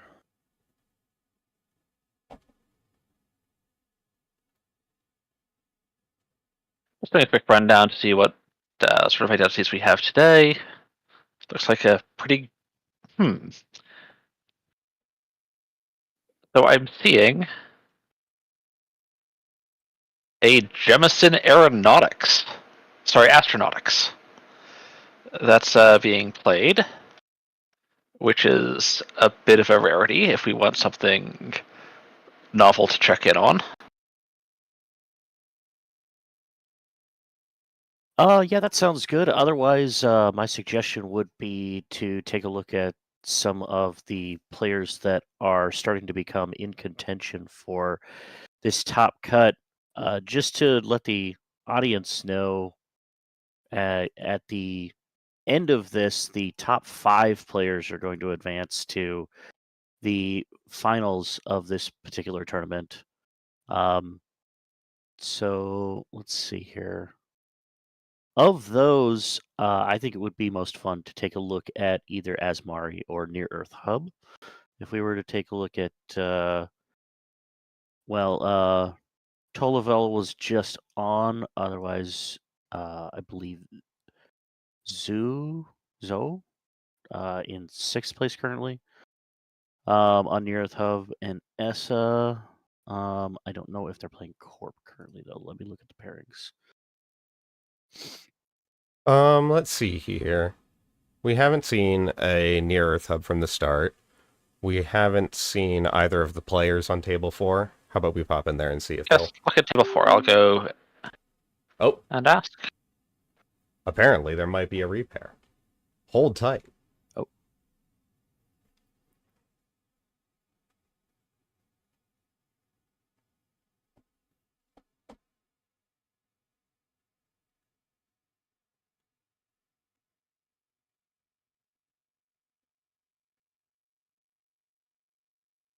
Well, All right, so I've sort of been following along for some of the stream this morning, but do we have any sort of developing storylines, things that we're keeping an eye on so far? we saw the absolute nastiest called shot of all time. Just, if you're about to deep dive and you're at one point, just ask the deck for 2 SDS, say thank you, and then play the deep dive.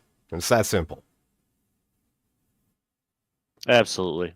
Yeah, that's how you get good. You ask your deck what you need, and then you just manifest it in reality. Well, I mean, we all know that. This is asking your opponent's deck what you need.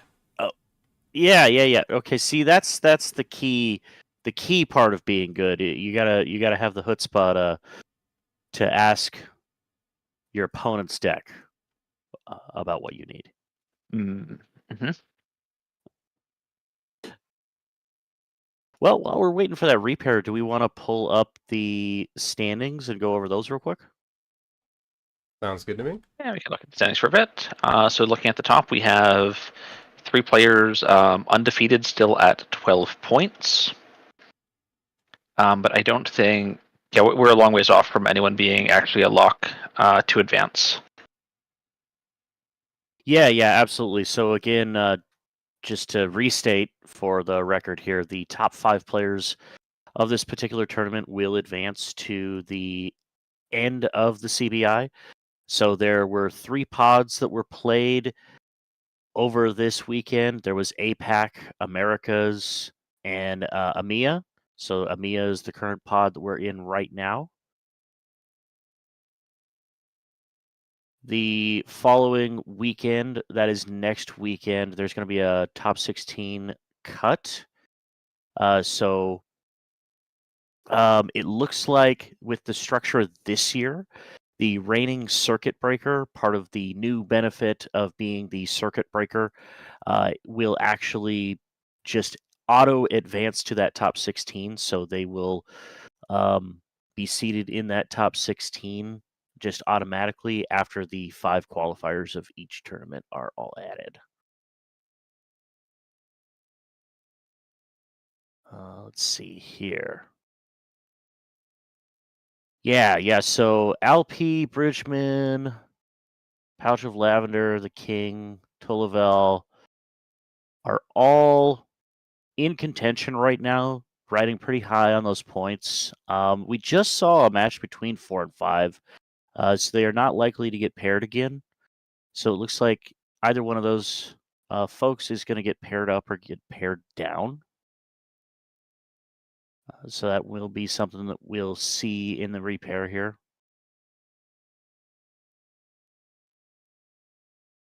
Can you all still hear me? Yes, I can still hear you. I just Sorry, sort I of was letting getting- you talk through the ramifications of. Yeah. Okay. Sorry, I was a little confused because there was no responses here, and I. You were in a flow. Yeah. I was letting you finish it out. Also, I'm double checking. It does look like there's going to be a repair, so I'm just keeping a track on Okay. that. Mhm. Excellent. Yeah. So we're seeing a lot of 9s here too. So the 9s. I mean, all the 9s can definitely make it if they win out. That Absolutely. finishes the day at 7-1, I believe. I think we have 8 rounds. Yeah, absolutely. So those 9s are all pretty much in contention as well. So you're seeing 9s all the way down to 16th 16th. place. Yep. So a lot of these are pretty in contention here. We're seeing a huge smattering of different IDs here. So our top ones are Near Earth Hub and Op. So we're seeing 11 and 9 of those respectively. Hoshiko still really a top ID on the Anarch side, 15 of those. Nothing else is in double digits, but we are still seeing Lat, our sort of runner du jour this past Worlds. So the bands did hit Shaper pretty hard with them losing Trick Shot, a really key card, but we're still seeing a lot of people placing their stock in Shaper here. However, the stocks of Anarch have gone quite up because we do see lots of ESSA here, a decent amount of Freedom, and even a couple Sebs. That's pretty interesting there. I think it was noted that the other 2 pods did not have any Sebastião played. Oh, Yeah, I interesting. started looking at this ID split because I was here 2 weeks ago casting the New Year Showdown, and we had a moderately different looking ID split, especially on the Corp side at the New Year Showdown. I have not actually checked the other pods to see what their breakdowns are, but I would be interested in seeing what that is currently. Let me go ahead and pull that up. Yeah, and I I'm think that gonna go pull up APAC if you would grab Americas. okay, yep. I mean, they're both linked right next to each other. Yeah, but I only have one monitor, so it's hard for me to look at multiple web pages That's all right. simultaneously. Wrong. Wow. So in comparison to this particular window. pod, so we're seeing it was roughly 10 additional players on the Americas pod. Not quite, but my brain is not mathing currently because it's very early for me. So let's just say about 10. But different story on the Americas pod. So we saw Lat as the top runner on Americas we saw a lot more stock in Shaper. We did still see a ton of stock in Anarch, so that came up quite a bit. Since Worlds, Freedoms, Hoshiko's, and ESSA. ESSA was actually the most popular Anarch in Americas. But what I find surprising, though, is Sable. So almost as many players placing stock in Sable as Lat on the Americas pod. Sable, I did fail to mention in the EMEA pod, is the second place choice. So quite a bit of Sable running out there. Far different breakdown on the Americas pod for Corp, though. We're seeing a lot of ASA and a lot of Ag Infusion. That's the one About the thing I'm same noticing amount. for Sorry, go ahead. for APAC is that OB, in comparison to what we're seeing today in EMEA, was not very popular. Like, OB is the #1 Corp ID in EMEA, and it was tied for third for APAC at only 3 players, lagging substantially behind ASA Group. ASA Group, which was really the HP ID of choice for APAC. Okay, looks like And we back do have today we're back to repair a up. sort of even split between the classic PD.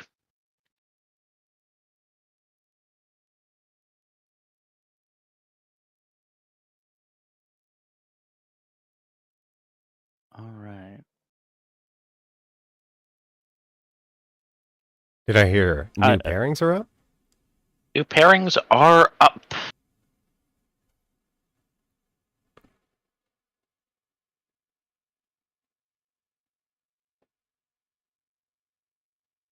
All right. So Well, anything catching your eye? go through this process again. Table 15 is the highest up near Earth hub that we have, if we're interested in taking a look at that. Otherwise, I do see a precision design on table 11. If we're interested in seeing a higher personal evolution, table 9.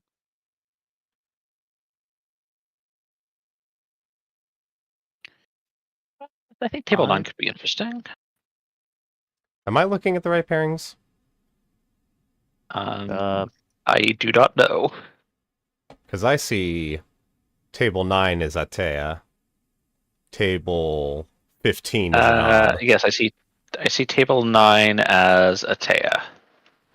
Oh, I apologize. I needed to refresh.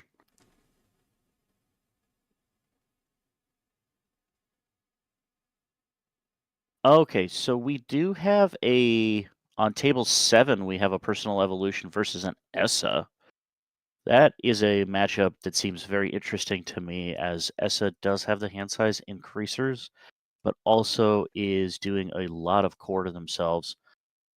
In addition to that could be interesting. PE damage coming down. That was table 7? Yep.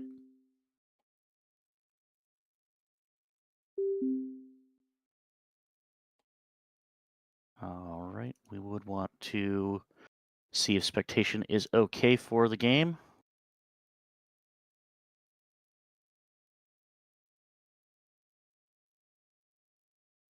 Oh. Wrong button here.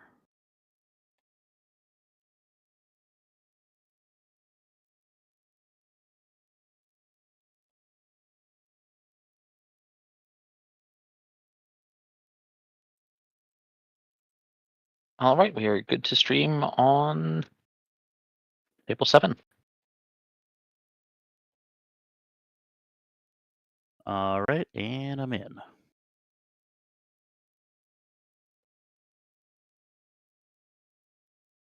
Okay, so first thing I'm noticing.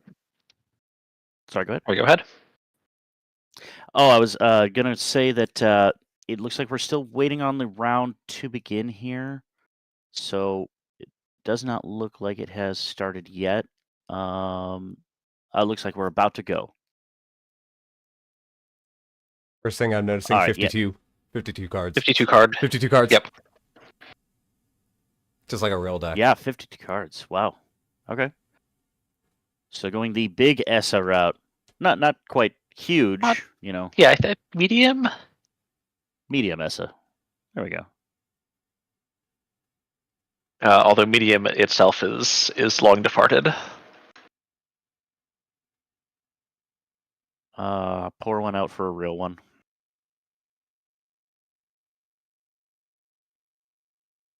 I think there are a couple so- interesting angles here for how to approach this matchup, because with Marrow, there's the option for the extra max hand size, and depending on the type of this PE build, I'm not sure how much ice there's going to end up being.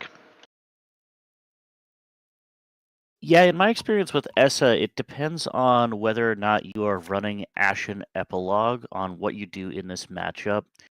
You don't want to take a ton of core and potentially open yourself up to a kill. So yeah, you can throw down the Marrow, you can get the Sab early, and then keep your hand size up and try to land a bunch of Chestushkas is generally how I would approach this matchup. If you have Ashen Epilogue, it becomes much easier to do that because you can lean very heavily on your Chestushkas instead of taking any additional core damage. But we'll see what happens here. That's the other thing about Chestushka is because it's a replacement effect. You don't have to touch anything. You could just Chestushka HQ, Chestushka HQ, Chestushka HQ. Yeah, absolutely.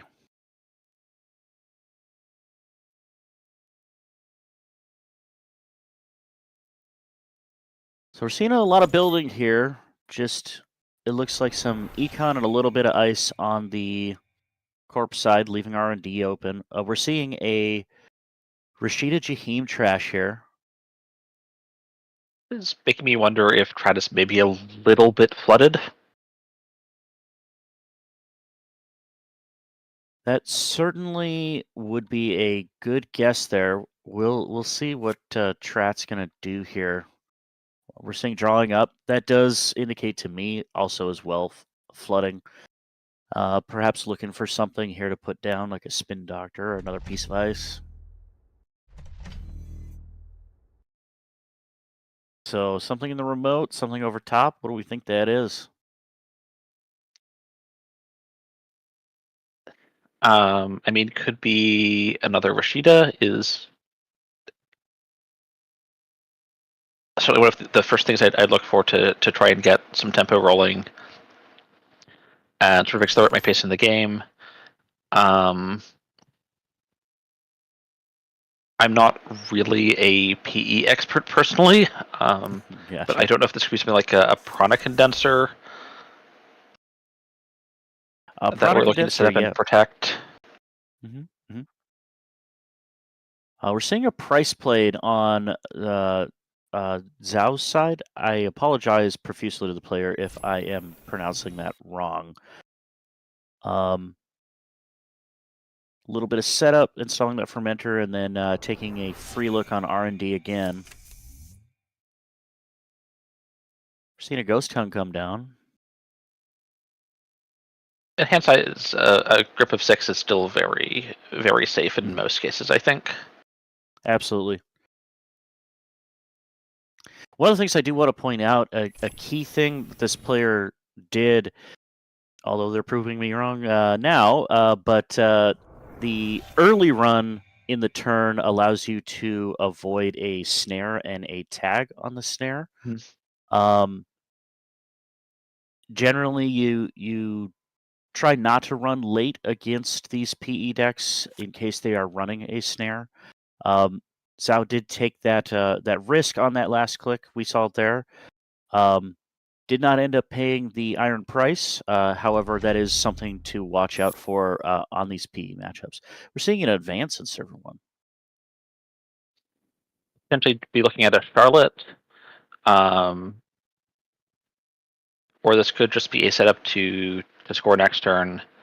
Going like with 2 credits, you're probably not going to get in.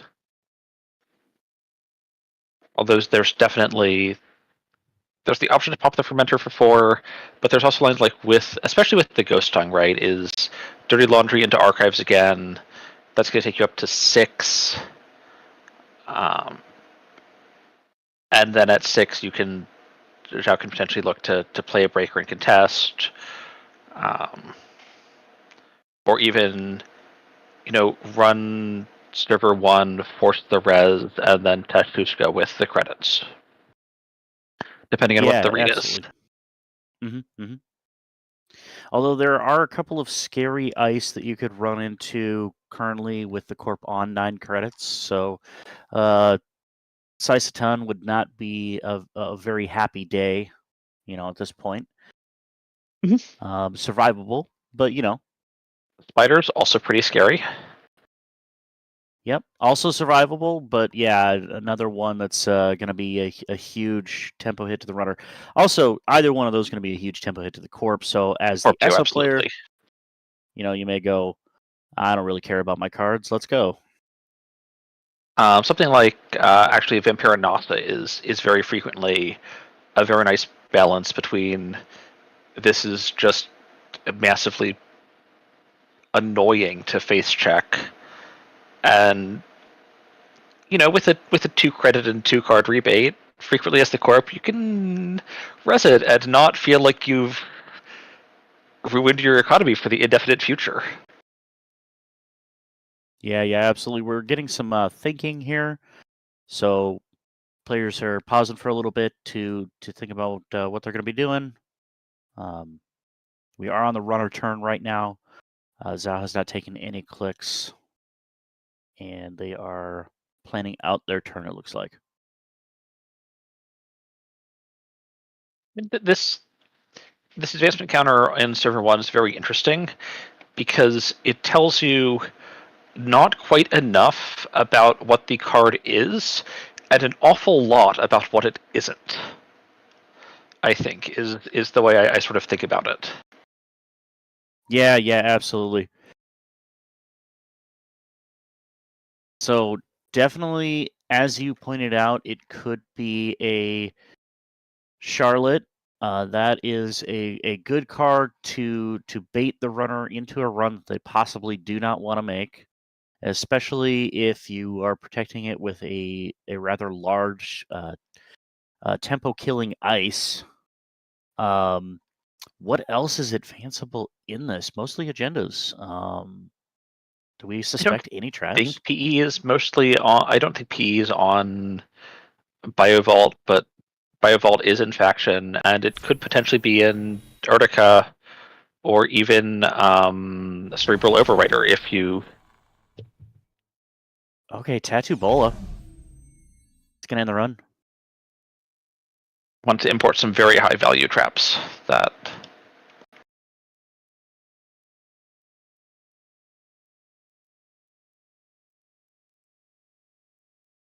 Yeah. I don't know if I've ever seen these decks be on Urtica Cypher, although that certainly could be a possibility.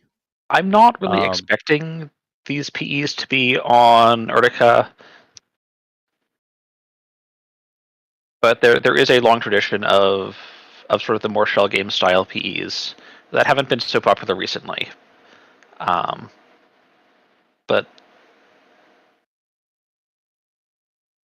especially like I'm pretty sure this is a closed deck list tournament in the Swiss. Okay, so bacterial programming is going to get scored, and that was on archives there.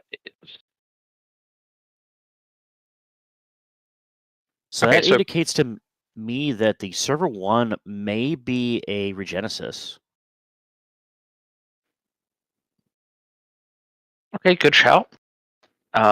Also, Grip of 6, very healthy place to be here. Means there's essentially no concerns about putative lines where you just die. It's technically possible if server one's Charlotte, like res Charlotte, you get the draw on Charlotte, and then you triple putative. Yep.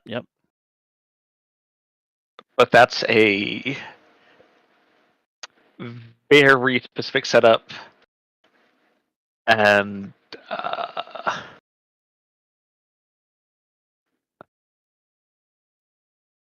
So that bacterial programming's still resolving here.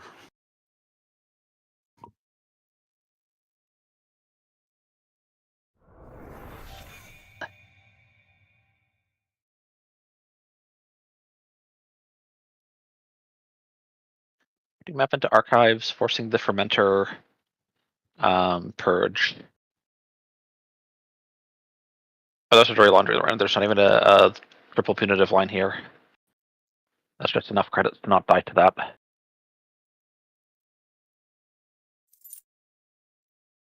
Malapert Data Vault.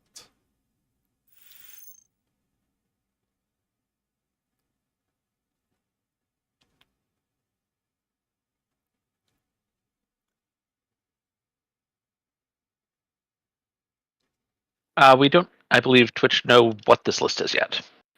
We are looking at cards and wondering. But certainly if I see Bacterial, I am thinking about, is there a line where I have to care about putative? Maybe, maybe not, I don't know. Yeah, these decks sometimes do run that punitive threat, leaning on the PE damage to get you below a safe hand size before they punitive you for the win. We see an upgrade coming down on top of the Charlotte. Yeah, absolutely. I don't. A lot of times too, you can use a punitive or use a bacterial to drop the second bacterial into archives so that you can Set up for the 6 damage. 6 damage, yeah. So you don't have to worry about steel skin. 3 core damage has already been applied.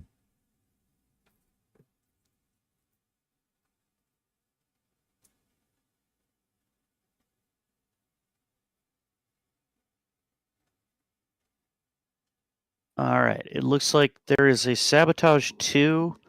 We're over to Trat for some thinking here.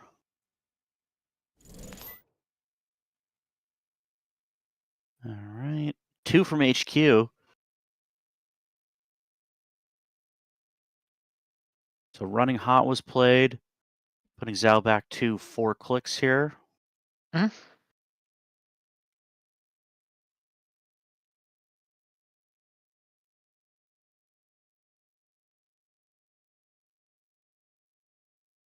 So it looks like their maximum hand size is down to 5 now. Down to 5. We'll see if they draw up here. I wouldn't be surprised with Nuka click, and then possibly some installing or some running. If there's another dirty laundry, like dirty laundry archives, get some money.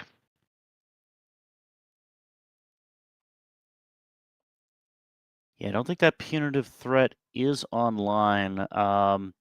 Double punitive would be a little hard to pull off at this current credit total. Although Charlotte is banking 4 credits here currently. Mm-hmm. So we're seeing a I like run this on concept RMD. of just sort of challenging ice. Yep. Because This any big is ice is expensive. an Anansi.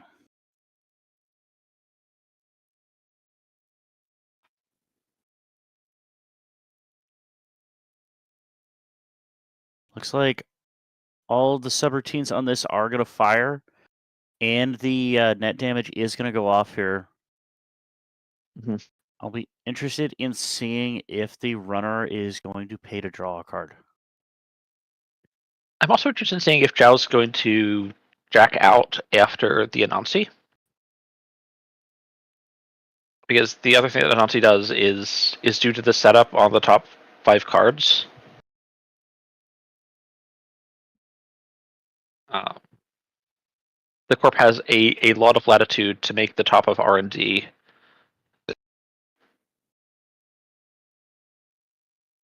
anything they want.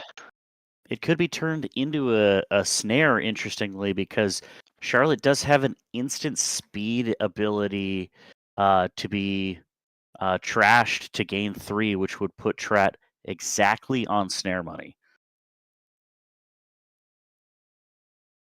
And at that point, it would be too late to jack out, I believe. Mm-hmm.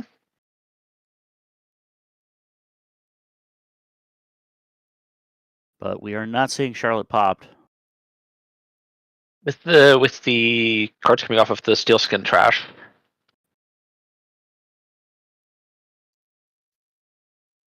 I even if I have a snare on the list, I'm not likely to blow up my Charlotte to go down to 0 credits for a non-lethal snare. Yeah, absolutely.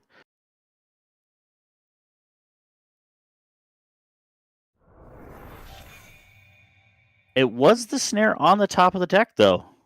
Interesting.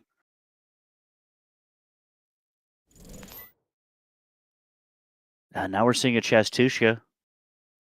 So I was possibly looking at this line, but the Steelskin got trashed off of the Anansi encounter and trigger, which is after the rearrange from the subs. Mm-hmm. Absolutely. I feel that even if there's a chance that you hit a Steelskin, it's a line you got to take because it instantly wins the game. Mm-hmm. So let's see what happens with that Chastushka there. That's a really big hit. That's a Sabotage 4, which, at the current HQ hand size is very, very nasty. However, the Corp does know exactly what is on the top there. So R&D, yes. They know exactly how many things they can choose to put in the bin there.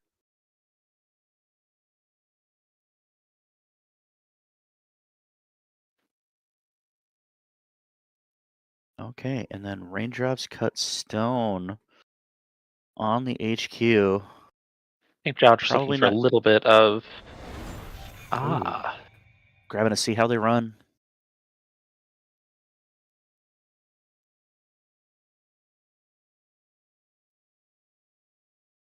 See how they run pretty good in PE, as that actually will account for 2 damage no matter what, and one of those has the possibility of being a core. Not super great against Essa, but against any other runner.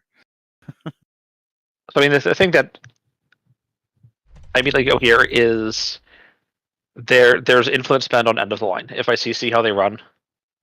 Mm-hmm. Because 4 + 1 + 1 is 6, and hand size is not 6, so...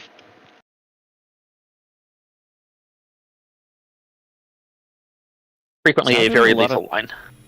A lot of targeted runs. Going to server 2, it was a Rashida. Not sensing lethal there. Not sensing anything that's going to damage them long term. Basically said you won't on the snare. Mm-hmm.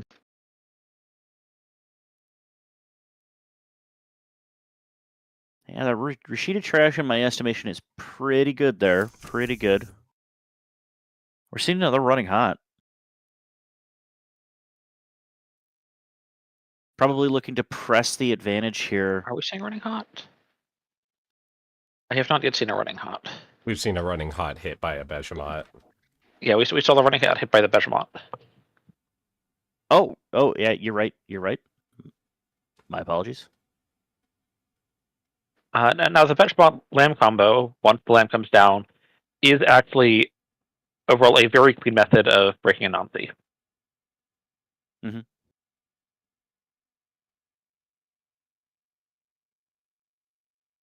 Yeah, basically breaks the whole thing for 3 credits if you are at strength.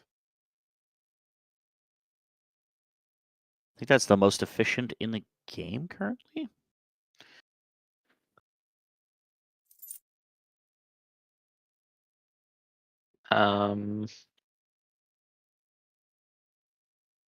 Orca with Turbine breaks the whole thing for 2. Oh. If I'm doing my math correctly. We have a LaCosta Charlotte engine going on here. Pretty good for the Corp.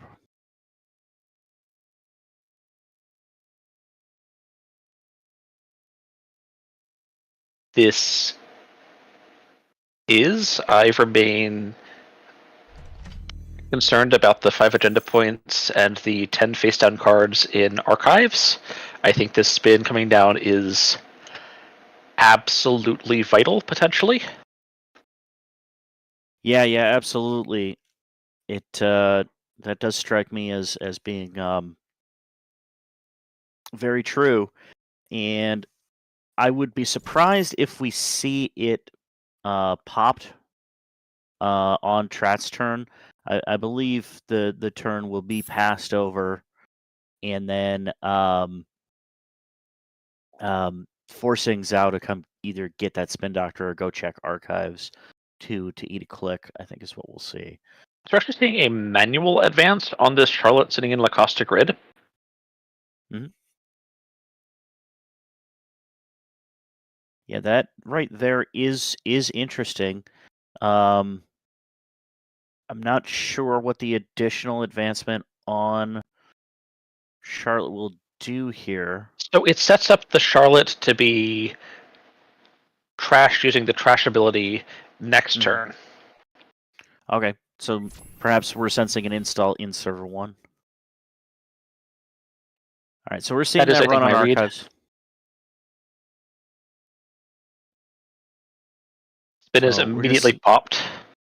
Yep, absolutely. So definitely some agendas in there. It looks like no further Not agendas. anymore. Yep, absolutely. We are seeing a Neurospike in the bin, though. So this is a Neurospike deck. Let's see. What else are we seeing? We're seeing Sysotons. Viruses. Malapert. Yeah. Han size. So some standard Jinteki cards here, with a couple of spicy includes the Malapert and the Neurospike being the 2 spiciest things. There's actually there's 2 Malaperts in the bin. You're right.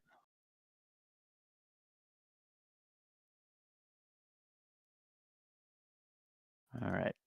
So Zhao over there still has 2 clicks to go. We're seeing a moshing.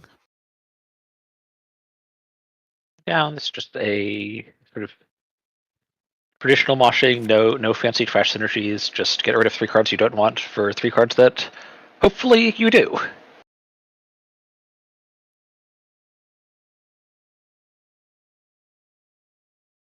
Okay. So I'm expecting to see the Charlotte trashed at an install into server 1 here.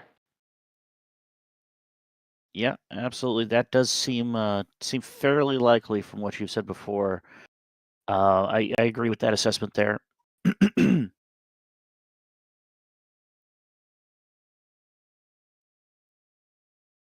So as a Neurospike, possibly punitive PE deck, you are liking seeing the runner on 4 in their grip, though. But I think punitive is offline now. I don't think this is a punitive list. I think it's going to be on end of the line. Like one end of the line, maybe a second. Possibly just the one that can be found with Malapert.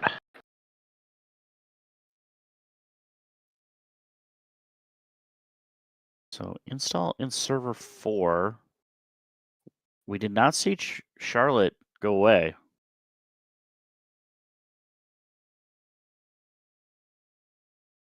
So that manual advance is interesting. I mean, it still sets up Possibly the. still setting it up? Yeah, I mean, it sets up the same line, like, in perpetuity.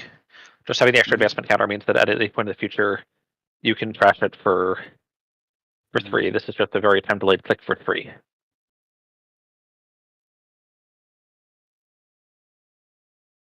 So I guess what we might be seeing here is just securing that remote server, getting it prepared to score. That score is going to happen here soon, though. Yeah, we're seeing Lam come down and doesn't even have to use the ability, can break with either breaker here because that's a Tattoo Bola. That is going to Make the corpse some money, but make the corpse at this some point, money, Tread is yeah. on 13. I'm not. Oh, sorry, this was a Tushka. Banhart run. Okay, yes. Oh, Banhart.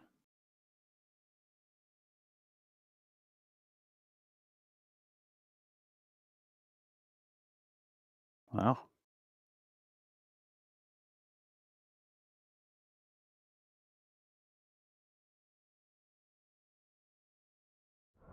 And touch 4 coming in, 2 from HQ, 2 from R&D. Yeah, that R&D is looking rather thin, so that Chastushka hit's pretty huge. Only 2 cards though. That's a scary amount of cards to end your turn at when it comes to facing PE. Although Trat not really presenting anything lethal at this point. Anything that's being presented, I'm not expecting Blood in the Water in the list. Mm-hmm.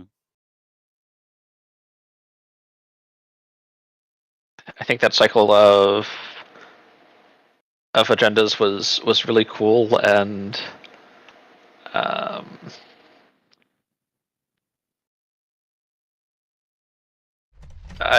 wish 2 of them saw a little bit more play, and 2 of them saw a little bit less play. Okay, we're seeing that Charlotte trash now, like you predicted before. So delayed by a couple of turns, but that was definitely the play. Also an install in server 5.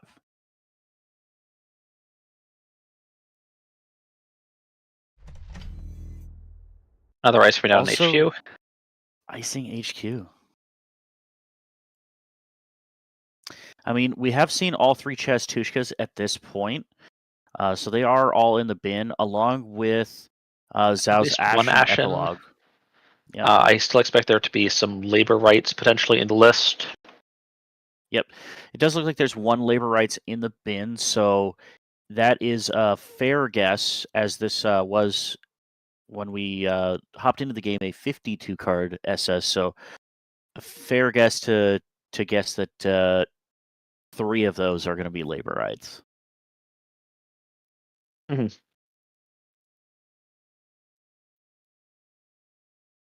All right, so we're passed back over to the runner for their turn. It does look like Banhart is going on server 1, so we may see that challenged here. It is highly challengeable with what Zhao has on the table currently. The Tattoo Bola being the final ice. It can be broken by either of their icebreakers. The first one could be taken care of by Banhart, and the center ice, if it is not a barrier, can be changed into a barrier with Lam. Lam. However, yeah. So they're on 4 credits currently.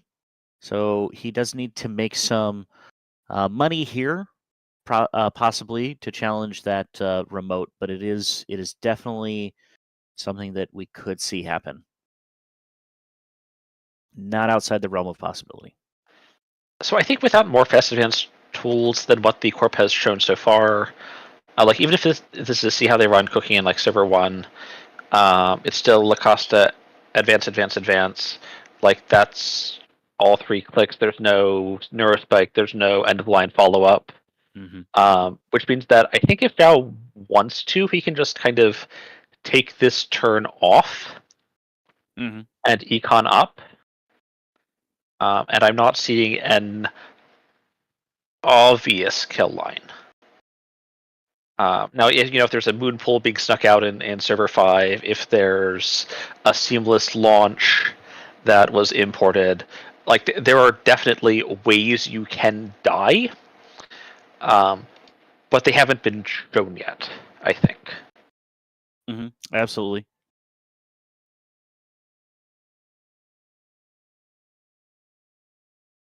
Now, if he does not draw up, however, there is that PE damage to consider with the Neurospike.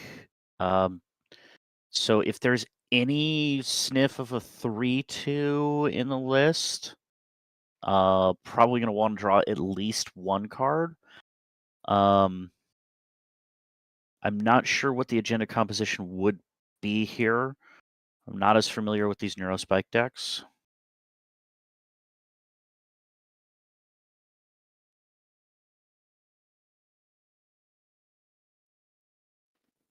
Okay, so we're getting thinking and going for server 5. It's the third Spin Doctor. We'll see if that is used.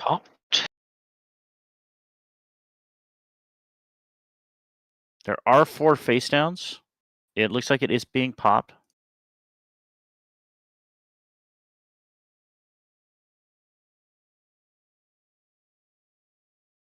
It looks like Malpert and 1 unseen card are what's going into R&D. R&D looking rather rich and thin at this point.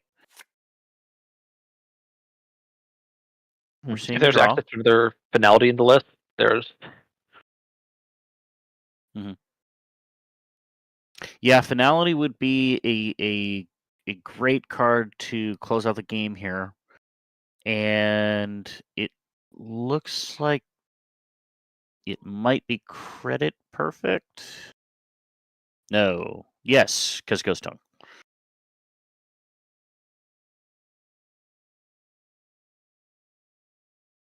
Wait, We're seeing some more thinking here. One finality already, and I'm not sure how many lists are actually running 2 or just going, I'll delay rates back when and if I need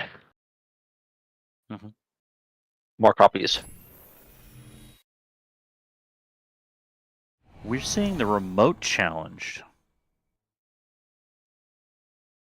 on last click.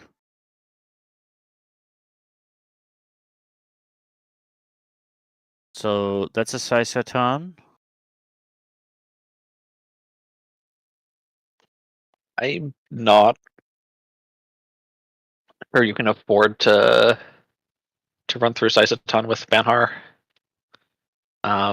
So that's probably a break with Lam and Vegemont. Absolutely. Oh, nope, is going Fire All. Fire All. Now that's a risky move because Saisaton's other ability is online. Even with Banhar. But sees the call of event on encounter, and Zhao obviously knows the contents of his own hand. Oh, Fuji. Oh, wow.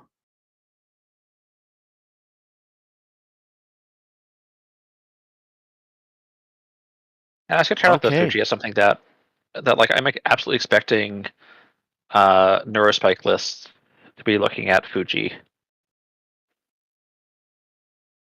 Okay, so it looks like Zhao did win that one. Win before you die. Yeah, absolutely.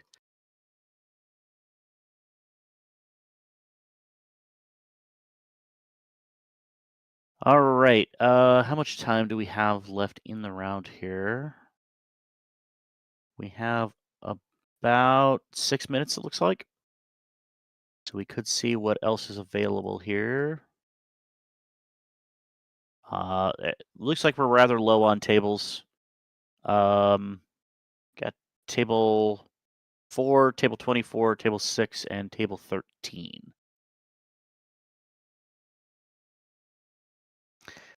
Otherwise, we could pop back to the standings and take a look at those. I don't believe I heard you go over the APAC pod. We could also take a look at those IDs there. I mean, that's just the big thing I was counting on is that there's a lot more OB today than there was at APAC. In APAC, there were, I think, 3 OB players. And today it is the most common corp ID in the field. Yeah, and by not an insignificant margin, 3 more op players than any other ID. And I'm it is seeing also 9 on NEH and 11 on OB. Did I do my math wrong again? Tired. 2. It is the only double-digit Yes. ID though, so yeah, highly favored here. So yeah, we're definitely seeing those regional differences, so to speak, of netrunner players across the world. Somebody commenting in our chat here that it makes sense for the UK. It's op and NBN land, and this caster wholeheartedly agrees that is true. I remember the days when the UK was known for its murderous streak in Netrunner. Even when murder wasn't very good, they still loved their scorched earths and booms, and those could not be pried from their cold dead hands.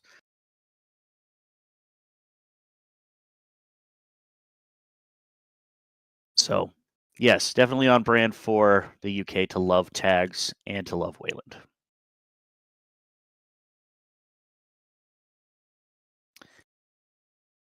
All right. All right. So, of course, we're now just about through 5 rounds of splits. Have we been looking at the side balance at all? Yeah, let's go ahead and take a look here. We don't have the full reports for round 5 quite yet, so we don't have updated standings. We're still waiting on 2 matches here, but looking on the standings that we do have, obviously we had the 3 players going into round 5 that were undefeated, so even on both sides. Going down from there, let's see. The king is on a runner carry. Tulavel is on a corp carry. We're seeing Zhao on a corp carry. Ruben Peters on a runner carry. Trat. Corp.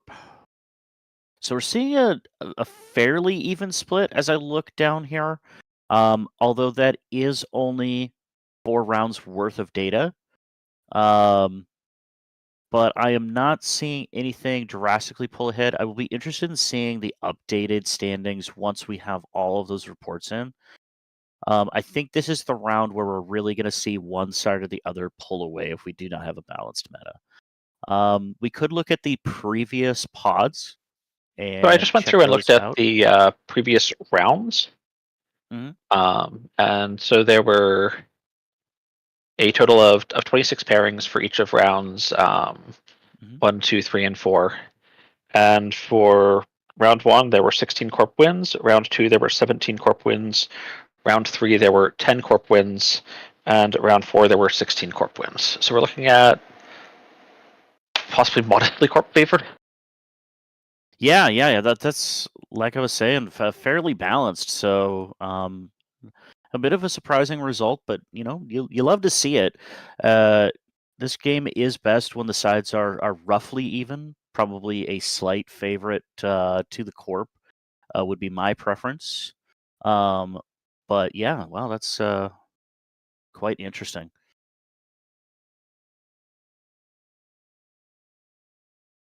Yeah, we're seeing a smattering of IDs too. That is another thing I really gotta commend Null Signal on really balancing the perspective corpse at least. obviously we're seeing some favorites as far as the runner sides go, although we have that regional flavor as we discussed previously. I am really interested in seeing the standings of these previous pods, though. Let me pull that up real quick because I am just really curious. So in the Americas pod, as I scroll down here, looking at just the top tens, we're seeing a heavy corp favor here. With the exception of our reigning world champion Arzon, who was the top of the Americas pod, having a heavy favorite towards runner, their Arizona.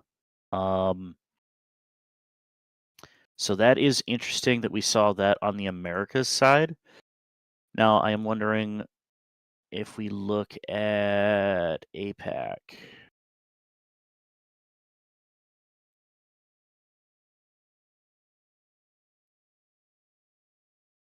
In APAC, I'm not seeing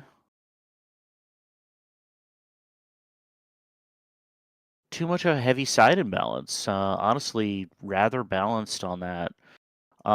There are some discrepancies. The top player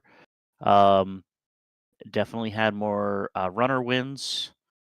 But I'm seeing through the top 10 there are more corp wins from players ranked lower down. So, yeah, interesting balance there.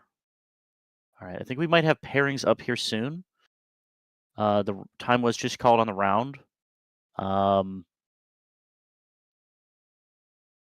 We're still waiting on those 2 reports, so maybe they have gone to time.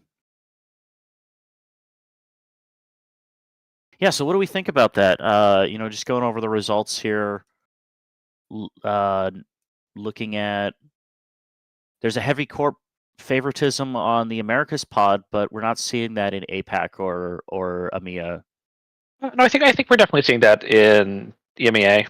Like if we look at, round one was 16-10, round 2 was 17-9, round 4 was 16-9.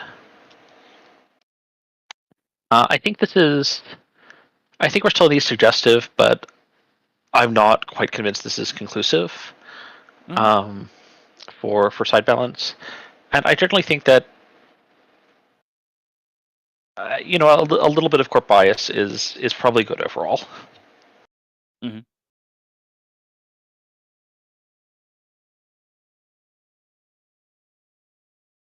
other thing I'm seeing is that it's really, I think, not an entirely settled meta from the last set of bans. Yeah, I could agree with that. I personally haven't gleaned a bunch of new additional knowledge of the meta since Worlds, so I'm kind of leaning on other folks that are more heavily invested here to correct me if I'm wrong. Another interesting thing to note, though, as far as the really heavy corp win statistics I'm seeing in the Americas pod, there's a huge difference in the number of IDs chosen versus this pod today.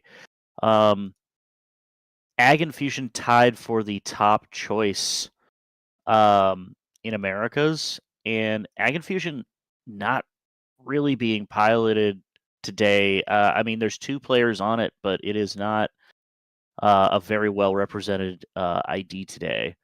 I would be interested in seeing those Ag and Fusion players are near the top. So we have Dante and Ruben Peters on Ag and Fusion and doing rather well with it.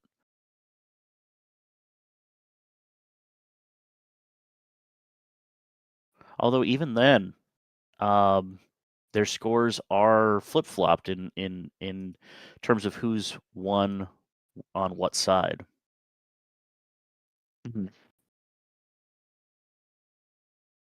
So some really interesting data here.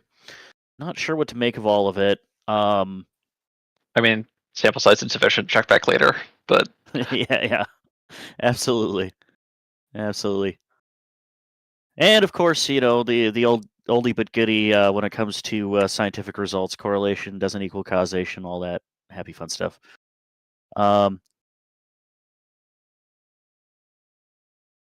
So probably not too much of a narrative we could build quite yet, especially with this still having quite a few rounds left to go.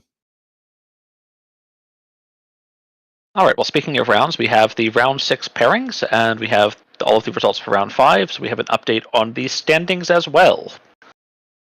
All right, let's go ahead and check those out.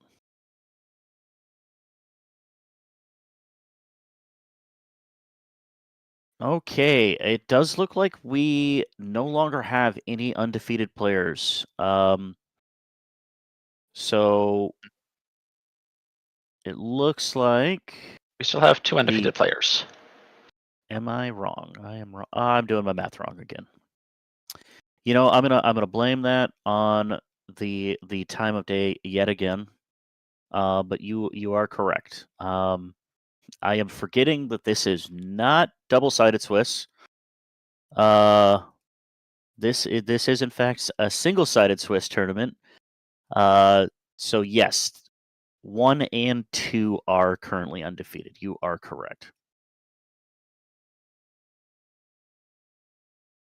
We're seeing the king move up in standings. We saw the king tie the round before that we were on. So the king on 13 points. We're seeing a decent number of 12s. So we have Zhao, who we just saw, Bridgman, Chris Drivis, Jonald, Ruben Peters, and Dante. So all those players definitely in contention for the top 5 spots here. We're seeing Tulavel round out the top 10. Lots of 9s still, all the way to 26 now. I am not up on my tournament math, and as we saw earlier today, and constantly, my math is not doing so hot right now. Is 9 still in contention at all? I think like one of the 9s might make it into contention, but at 9 you're praying that all of your opponents won out. Mm-hmm. Because you're going to need a really good strength of schedule, and you're going to need to win out yourself. It looks like we actually do have pairings as well. Yes, we do have pairings as well. So I know that they were just on stream, but Zhao does have a near-Earth hub. Otherwise, I see some Asmaris at table 8 and 9. We also have an Arasana at table 1, if we're interested in seeing that. It is against an op. Oh, no stream? Okay. Sounds good. Let's see here.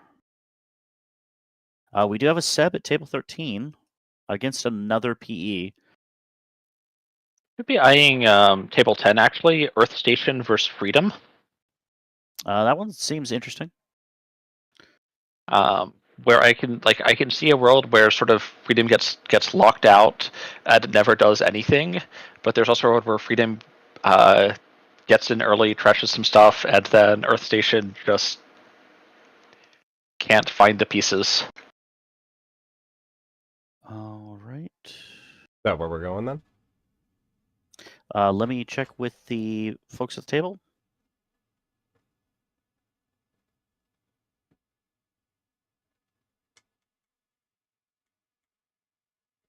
One player has agreed. Waiting for the other player. They have both agreed. So yeah, let's go ahead and go to table 10.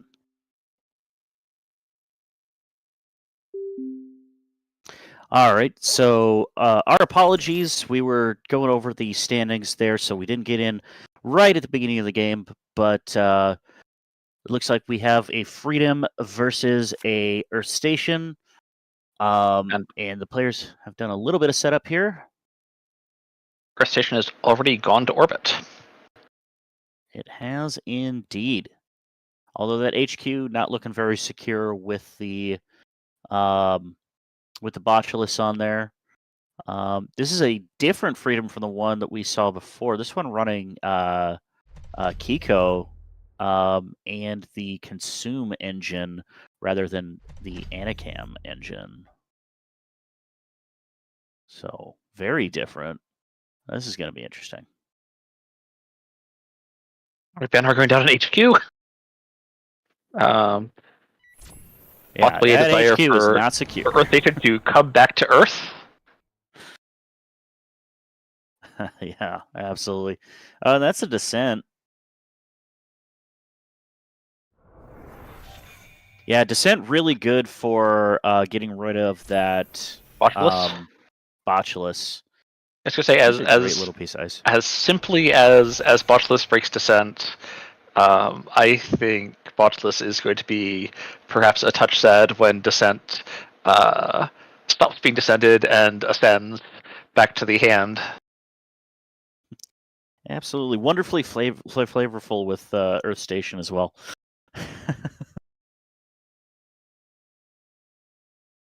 Yeah, I think even if Banhar can get through that descent, getting rid of that Botulus is something that you most certainly want to do against a Freedom. You don't really want to give them virus counters if you can help it.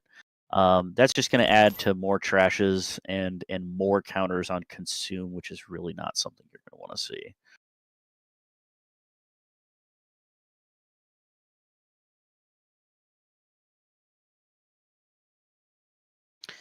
All right, so we're seeing a moshing, trashing the Twinning, Devil Charm, and Strike Fund. Strike Fund, a real great card to trash that moshing. Then discarding crew to hand size.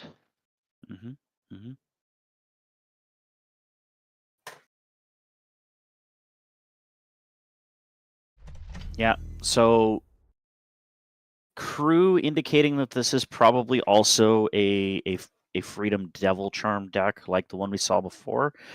But that Consume and Kiko indicating that the engine on this deck is probably different. So it's going to play differently. It's probably going to draw cards less efficiently. But it's going to have, if this engine really gets its chance to trash cards like it should, it's going to be very rich. Yes, that same descent coming up.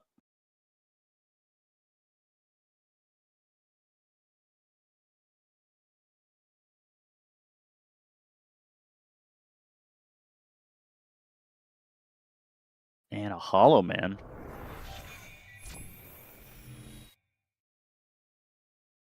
Wall to wall in server 3. Wall to wall, trash. Yeah, lots of trashes here. Lots of trashes. I'd almost just consider a purge here. Yeah, that's very possible. We could see that. There would be a very, very good purge here. You really don't want to see the money up and continued breaking with Audrey and trashing. However, it's not what we saw here. Just a money up on the Earth Station side. So I would not be surprised to see Masisi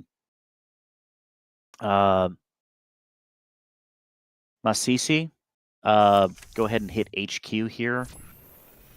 Really going to press that advantage.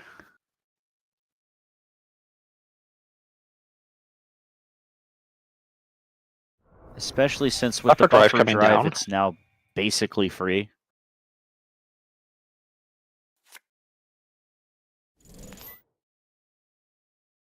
Cure and Protect. Now, this is not one that you see very often, but... Maybe the Oduduwa? Is that what we are seeing? Does it reveal? Yes. Grand Protect revealed it. Oh, yep. Okay, excellent. So it is the dude. The dude abides. Excellent. This is another piece of ice that I have not seen in decks very often. Kind of a great piece of ice, however. So I know there's been some experimentation with the package with Logjam, because Logjam just gets incredibly strong very quickly as you keep putting advancement tokens on it. And I actually do really like the angle of the Oduduwa in Earth Station in particular, because there's so much pressure to run HQ when you have it, like when Earth Station is flipped. That's a spicy include right there. There's a Kokujin or Kanjin. Sorry. Kokujin is a player from another game I play. Anyway, it's a Kanjin, and that is a spicy include here. My understanding is that Conjun is actually a pretty common include now if you're running the package with Oduduwa, because it is an encounter. You do go and encounter that ice.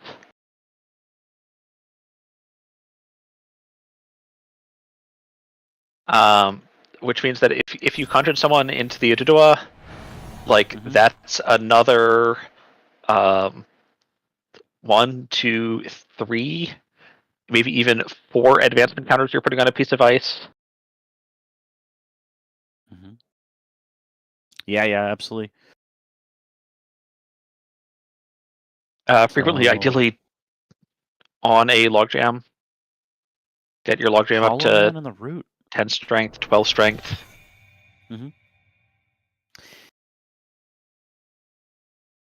Yeah, the logjam Oduduwa combo. That's pretty good. We're not seeing that quite on the board yet, but definitely one to keep an eye out for. We're seeing a trash of the Hollow Man, making sure that their station player here cannot get the value off of our very scary sysop there. Also, just seeing the sort of the economic value of freedom is it's not just being able to trash untrashable things; it's being able to trash trashable things for just less. Yep, and keep your consume engine online so you can keep your money up. Rashida Pop. All right, so let's see if you're correct here in the ice placement here. I would sense that if there's going to be a logjam and it's been drawn, it's probably going on that remote server to make going into HQ and then going over to that server even after you've cleared the ability pretty annoying.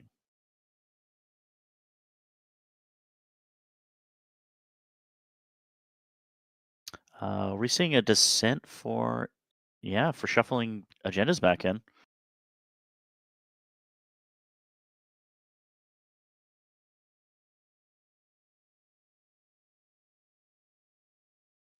Right now, I think the Corp would love it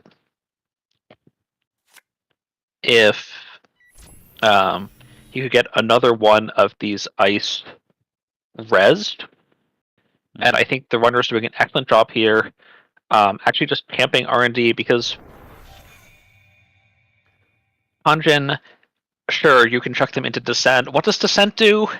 Not a lot, really.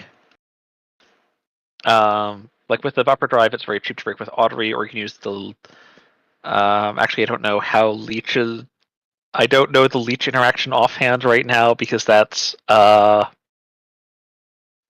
But I'm pretty sure you can leech the descent during the conjure encounter. I think. Don't quote me on that. But that takes it down to 0, and then you break it with Audrey, or it's only 1 card to boost. It's just not a very taxing piece of ice. Yeah, it's not. Yes, you can leech the descent at that point because Conjun is forcing you to encounter that piece of ice. And leech does say the ice you are encountering. So we're seeing another leech. So this starts to become a problem for the Corp with a free archives because 2 leeches pumping away can give Freedom a ton of counters. And then basically, once those are online and have a certain critical mass of counters, everything in the deck is trashable. Install advance. Interesting. Are we sensing an SDS here? I am ready to see Freedom trash a big deal.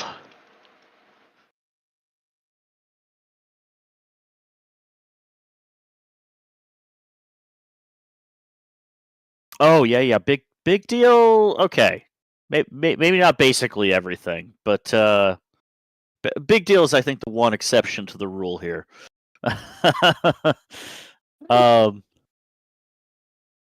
You got me there.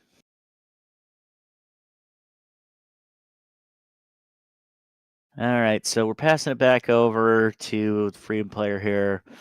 Looks like we're getting a little bit of a think on the start of the turn. Low on credits, but still in a pretty decent spot. Audrey breaks for free. There's leech counters. There's a Banhar. Yep. Yeah, it looks like not really cooking with that consume. So one of the really nice things that the threat of SDS does is it ideally forces a run on HQ and lets Pomax res the outer ice. Would really want that Ododoa res. Yeah, absolutely. And Massey just does not have 6 credits to run server 5 the other way. Yeah, absolutely. And critically, that upgrade on HQ could be a Chrysium grid, which makes Earth Station all the more annoying. Yep, so we're seeing the Ododoa res. Getting that first counter on there, advancing the server 5 ice. Going through descent here.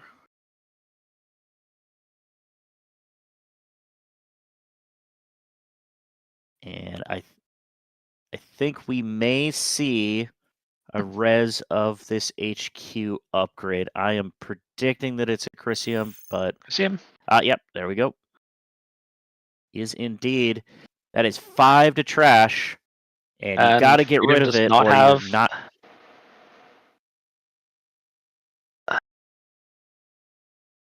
Yeah, not enough though.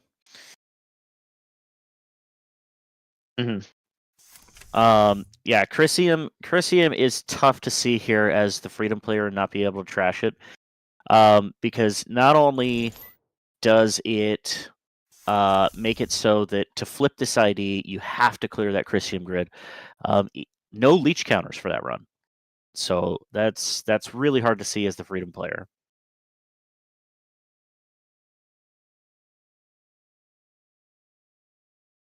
All right, so let's see what is in server 5. Or maybe we won't. Maybe we'll see a money up here. Let it cook. Oh, it is an NGO front. Yeah. But the threat of the SDS trashing Audrey is incredibly strong.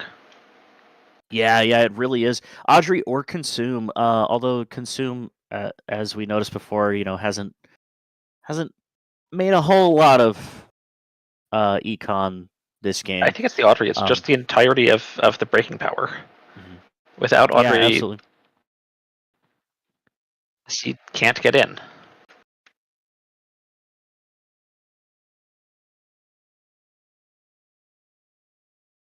Yep. Yeah, that was a snap install advance too. So yeah, definitely pressing the gas there, pressing the advantage. Critically, even if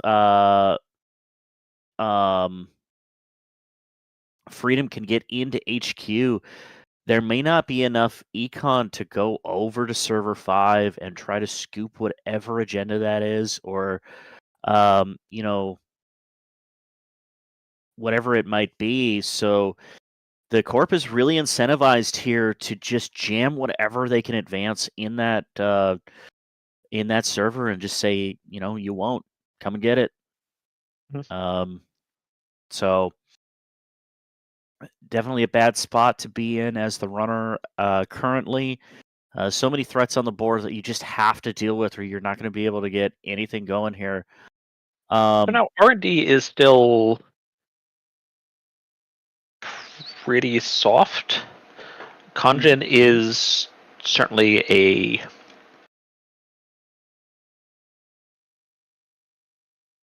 problem, but there's always the out of just win the Psy game. Yep, for sure. Yeah, that is soft right now. R&D looking a little thin. Not quite where you want to be for guaranteed points, but definitely much richer than. I mean, R&D looks than the incredibly start of rich the right now. There are no scores so far. Yeah, absolutely. You could be sensing that there is some in hand. But yeah, R&D is probably a good hit here, at least to maybe try to get that engine going online. There's nothing really that Congen can run you into that's going to hurt too much. I mean, worst it's going to do. Odudawa, you get right into the Odudawa, and another 2 advancements go down on the logjam in server 5. Yeah. Yeah, but worst it's going to do is end the run. I mean, you're not going to die. So maybe you're not going to worth counter it it to and get some not watch hits. the counter and take 3 net damage, and yeah.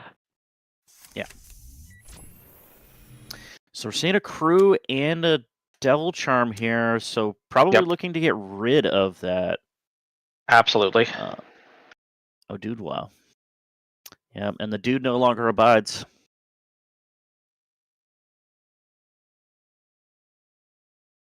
So HQ looking a little softer here.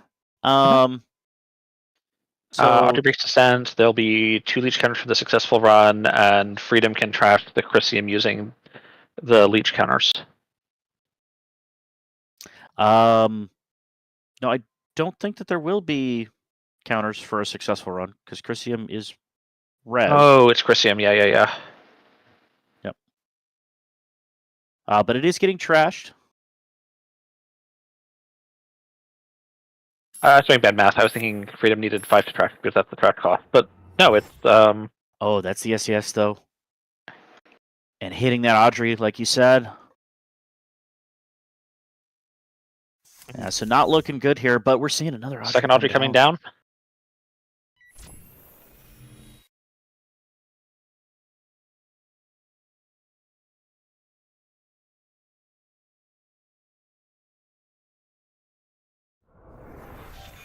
Okay.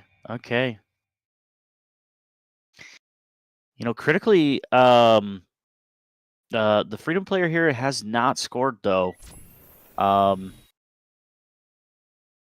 They've had to spend a lot of time and resources just trying to keep this board from getting out of control. Looking pretty good with those leeches and consume now. Pretty under control now. Yeah.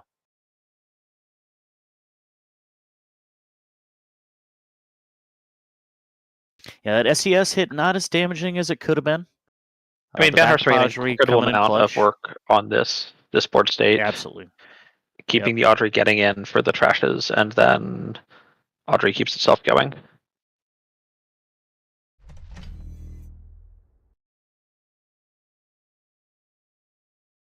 Yeah, another neat thing here with the buffer drive is that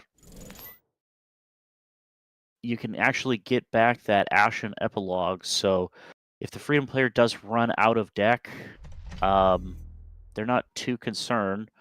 I believe the Ashen is actually known to be the bottom card right now. Oh, I missed that. Yep. You're right, it's not currently in the heap.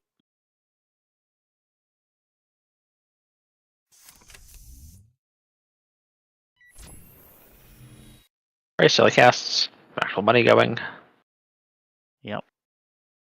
Yeah, trying to press the advantage on R&D here. See the nice little force with the runner at 0 credits. It's very easy to get whatever result you want out of the Psy game.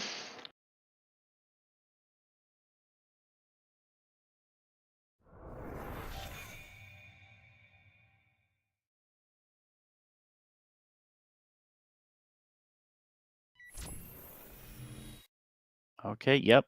So we saw a logjam trash. So logjam confirmed in the deck.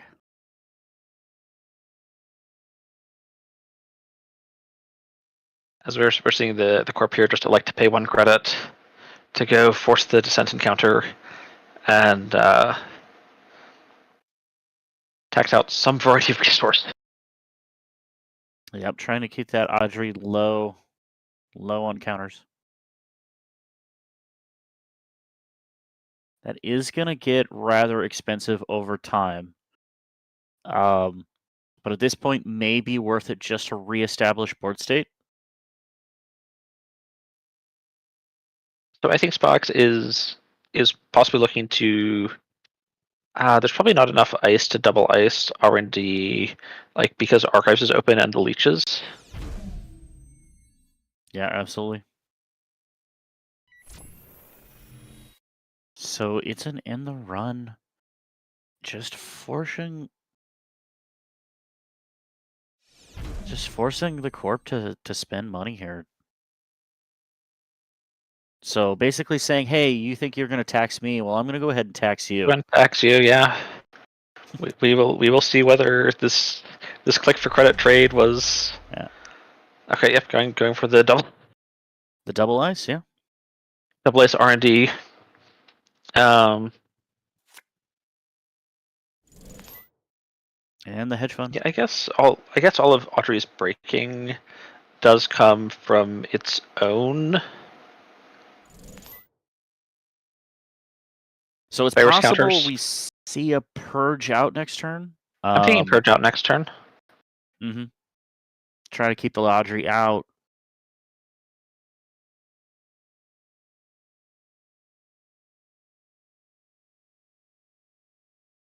Now that you have both double iced, it's a lot harder for the Banhar to get the Audrey in.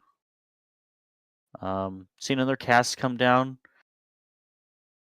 Masisi trying to get that money, right?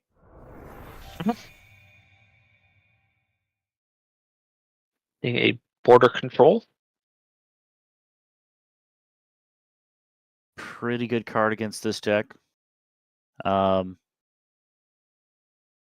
allows you to try to double tax those Audrey counters.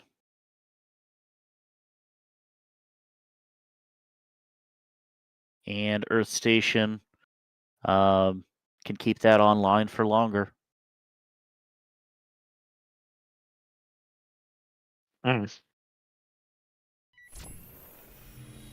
This is a pretty rich-looking purge at this point. Oh, we're seeing a thimble rig.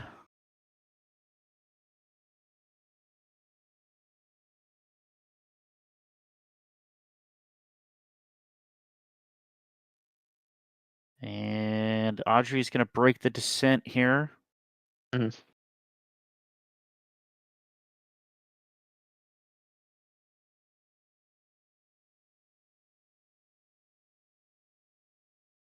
And that is the tough thing. If Freedom can still get in somewhere. Oh, as the Freedom player, you're not unhappy to see points, but you might actually have wanted something to trash more so. Mm-hmm. Yes, but I really like the include of the Thimblerig here. It's a very, very cheap import of the influence, and with this sort of Boomerang's coming down. Kanjin, Odudawa, and I'm still presuming a logjam setup. There's a bunch of ice that you want in like actual specific positions eventually, and Thimblerig is a very influence efficient way of getting them there. Oh wow! So if that is a logjam on HQ there, that is very annoying. I'm seeing operation asset upgrade.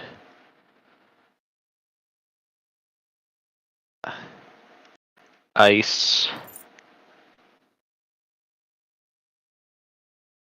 I'm seeing 4.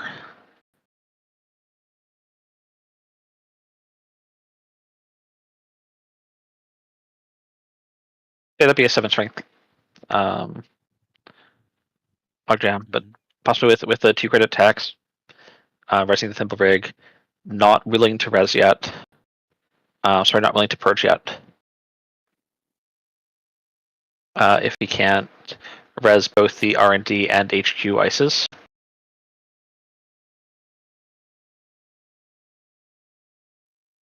So that could be one of the...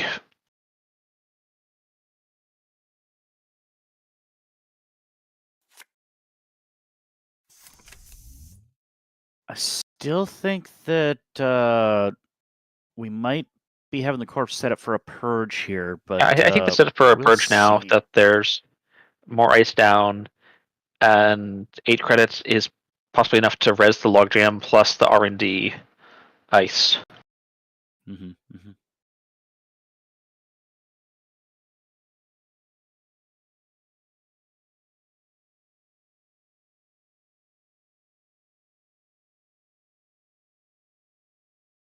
A thimble rig on the empty server. Isolating the boomerang.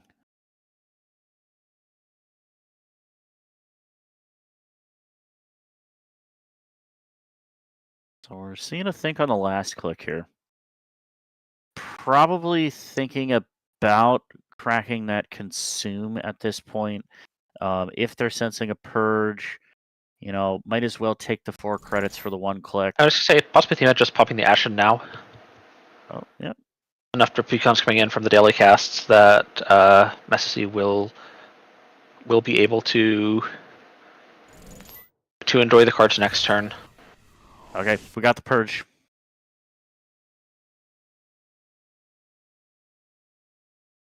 All right, looking at the RFGs from the Ashen,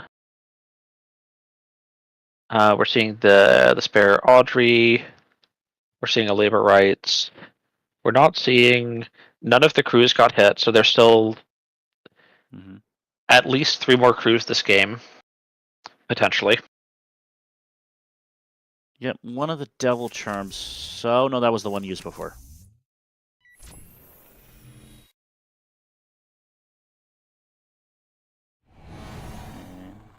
Got a twinning. We got a tree line.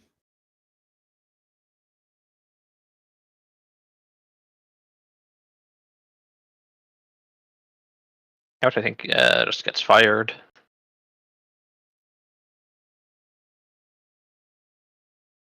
Yep, it looks like Banhar was used. Okay, so we're building some leech counters here. I'm not going to be able to get back in there again, though. Next turn with Banhar again is...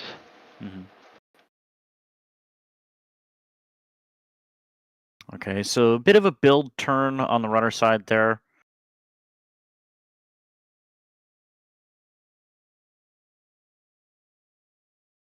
Descent being added back to HQ.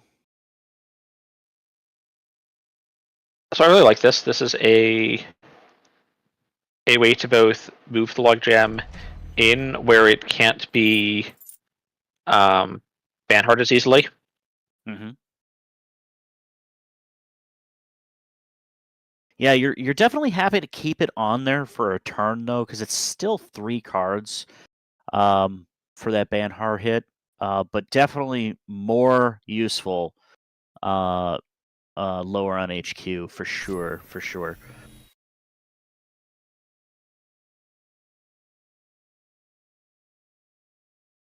And I think one of the real problems here is the corp is poor enough that resing all of this ice is expensive.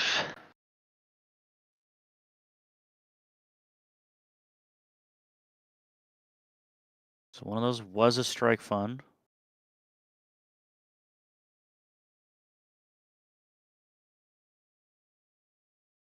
And an SES. Feed a leech to it. Or consume. Actually, I think consume. I think you feed the consume.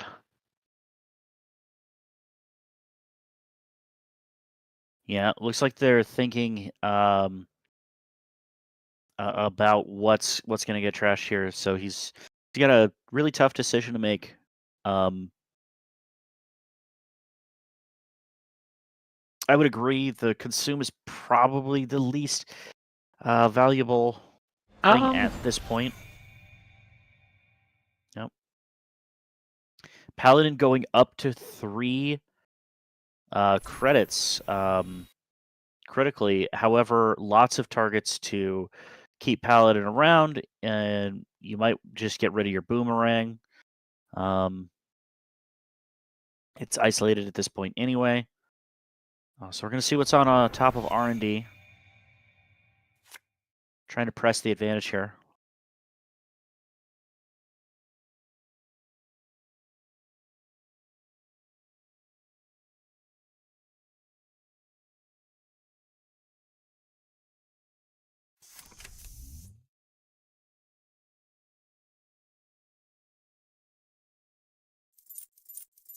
Okay, and just a money up on the corpse side.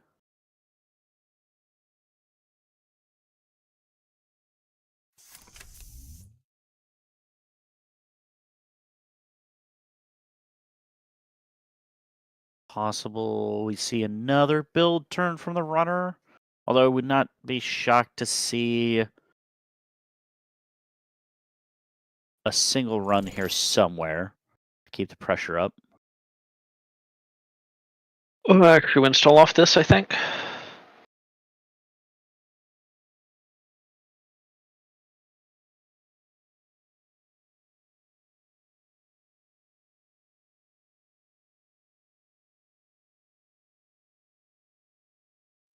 Yeah, that's a misclick on the crew as the card being picked and not the card being buffered driven to I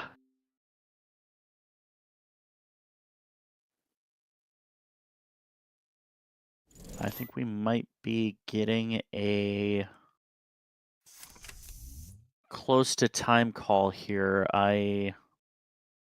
Indeed, it's the 5-minute mark. Yep. So Axu doing work today. Shoutouts to Axu, one of the NSG OP members, helping run this tournament today. We really appreciate our NSG OP members and all they do for us.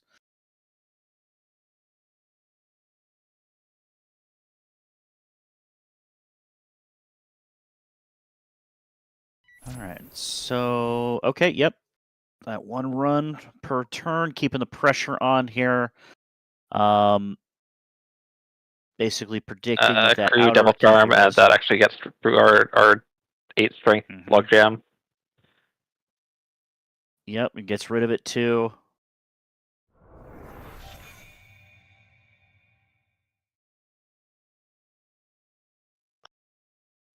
And I think this position is pretty untenable for Earth Station at this point. Yeah, absolutely. Looking strong in the early game, especially with that Chrysium and how the Server 5 was looking, but Masisi is showing basically if you hold back and play a control game, sometimes even go for broke on control, that you can make an end game that's pretty untenable for the Corp to try and win out on. Still some outs for Earth Station here, but they're rapidly dwindling. Especially with those leeches pumping up. Oh, and that Chrysium hit. I think that's huge.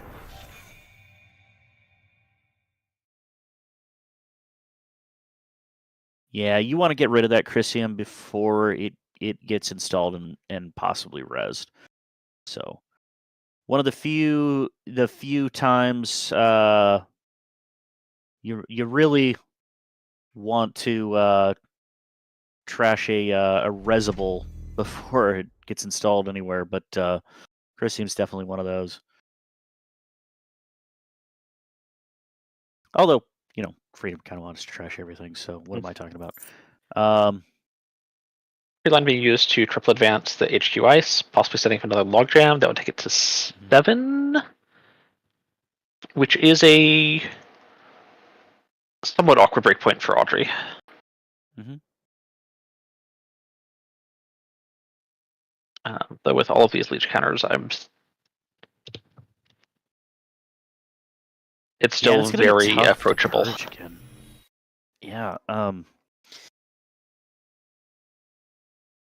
R&D's really not that scary at this point. It's looking really rich. The agendas have to be somewhere. They're not in archives. There may be one in HQ, but everything else has got to be in R&D. So I really like this poke right here. This definitely could just close out the game. And there remains absolutely nothing scary to conjure into.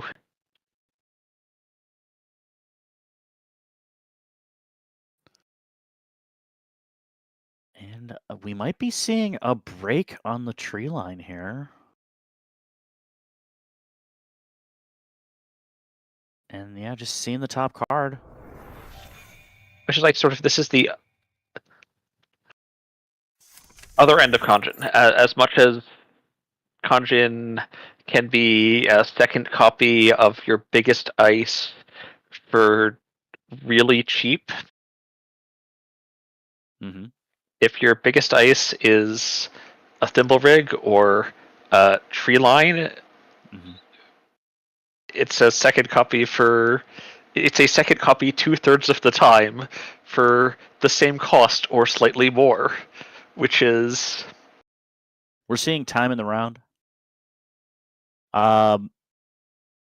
There's not a way to score any points even to tie this, I don't think, unless there is a cheeky audacity in this list. And we're seeing our card draw, so I just don't think that it is there.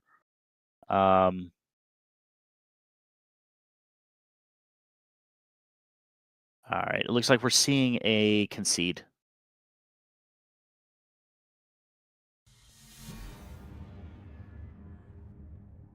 Yeah, so that was an interesting game. Definitely a clinic on, not throwing up your hands and saying things are lost when the game looks heavily in one side's favor. I gotta say, really early on, it looked like Earth Station was doing everything that it wanted to do. That Chrysium, that remote being flipped over. Yeah. It's really felt at many points Earth Station was very close to just sort of assembling the prison. Yeah, absolutely. But we saw Masisi just get in where they could. He did what he needed to do. Kept his head about him and just basically took apart the things that were going to make that prison really work. And so it did fall apart. Left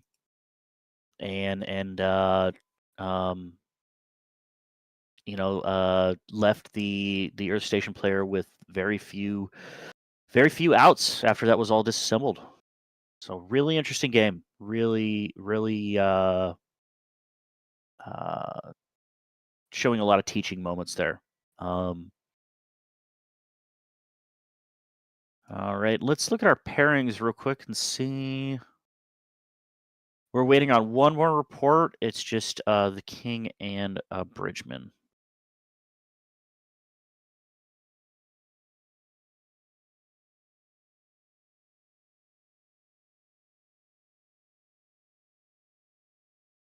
Okay, so I think there's going to be a slight break after this round. Am I Yes, I correct? believe we're going into a break after round 6. Yep. I believe that's either 30 or 40 minutes. I can't remember offhand. It's an approximately, well, break ends approximately 33 minutes from now. I've got a timer on the screen, so let's go ahead and hop off, throw it to some music, and get up and stretch. What do you say? Sounds good. All right, sounds good to me. All right, we'll be back shortly.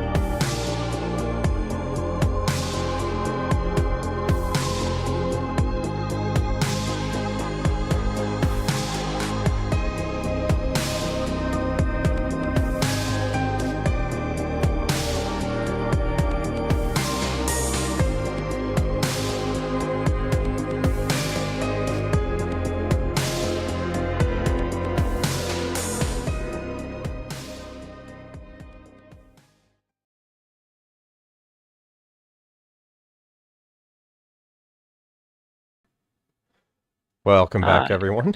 Two. The last couple rounds of the EMEA pod for the Circuit Breaker Invitational. Just less than a couple of hours' time, we'll have our final roster. Well, perhaps final roster of Top Cut heading into next weekend.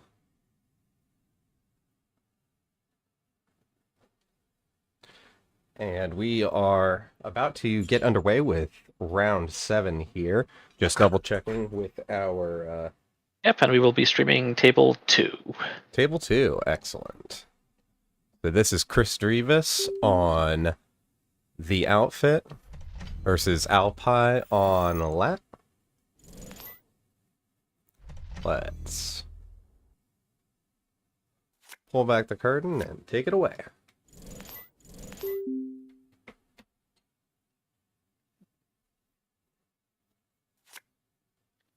All right, we're seeing Outfit here with the, I think, relatively good opening with that immediate too big to fail, getting that bad publicity rolling, getting that credit total rolling also. 15, very, very healthy. Yeah, you definitely want to pour on the gas. The weird thing about the outfit is that you really want to use those spin doctors to pour on gas. They're not really an agenda mitigation and recursion tool so much as they are just draw me more cards. This is going to be a Swift flat, so we're probably looking at a deep dive end game. Yeah, that's absolutely something that we could be looking at. And one of the things that we may be seeing on HQ here is Mavirus, of course, but you could be seeing Chrysium just to eat a click to kill those deep dive turns. And of course, deep dive is very high value against bad publicity because bad publicity pays out once per run, and on a deep dive turn, you're making a 3 run. So that can really, any amount of bad publicity can really defray the cost of making those giant deep dives. Yeah, as an outfit deck, you're not really excited to see a deep dive deck.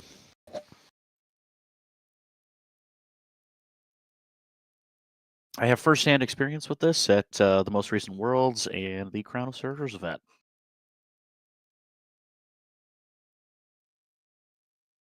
Well, I do know that that Lat in general has a bit of a reputation of a, like, you set up, you credit for a while, and then eventually close the game out. And Outfit is not a slow deck.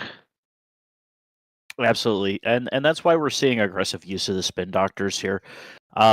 Basically, you want to make sure that before the Simul chip and SMC engine hits the table, that you can score out a bunch of agenda points, because then you can actually, interestingly enough, slow roll the final score if you've got Atlas counters. Mm-hmm. So above the law, did the above the law trash anything? No, it's just a 3/2. Okay, so just points. Points, and we were just talking about how the outfit needs to go fast, and scoring an agenda is faster than not scoring an agenda on any given turn. Absolutely. That Tucana there also doing a little bit of work. I go back and forth on whether or not I like this in outfit. But it allows you to clicklessly get ice down. And you really want to single ice all your servers with outfit against some of these decks, especially the deep dive ones. Alpi really seeing that as well and getting rid of that Tucana. Not wanting to get a second fire on there, which is very possible because this deck probably plays a full complement of hostile, yeah. And we're seeing it right there, I think. Yep. You really want to keep your money up too, especially if this is a deck that threatens punitives, which some of these outfits do. This is a Some of them very healthy credit total at 17. Mhm. Yeah, we're Um, seeing the full engine of lat come out, though, including that SMC. So now you have to ask yourself if they're Is there a on clot? clot. Yep. I know clots was definitely not that popular at Worlds, but we've seen a little bit of an outfit resurgence, I think, trying to prey on that perhaps. And we will see if the clots have started to return home to control paper.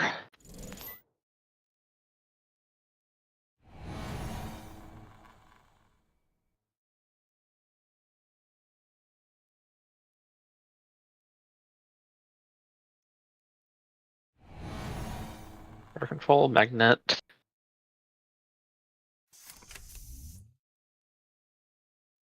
And seems to be still being paid for entirely with imaginary credits.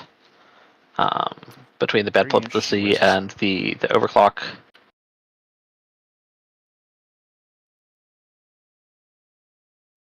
SMC frequently feels so incredibly good into bad publicity.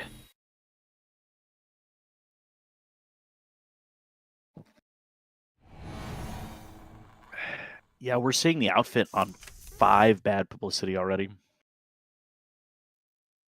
So, I mean, the good news is that the regulatory captures are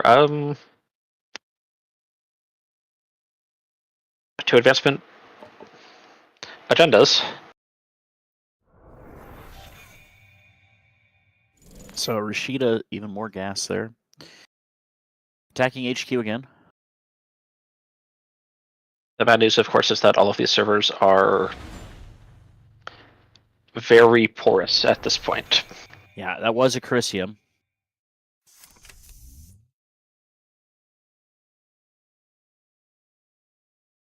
Yeah, we're not seeing any Simul chip or SMC on the table, though. So if there are ways to install, advance, and score... Or this regulatory so capture. you see raid cap right there. So this is going to be a quick game no matter what. As the lat player, you probably need to make sure that the top of R&D is clean. Otherwise, you could just give up the game. Top of R&D just needs to be locked in perpetuity at this point. Absolutely. Yeah, another raid cap ends it. Okay, I like this burner setting up.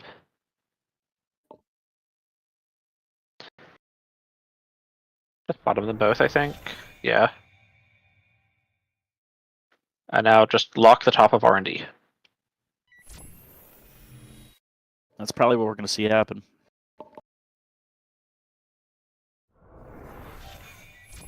I guess. Yeah, there's the credits to run back. Yeah,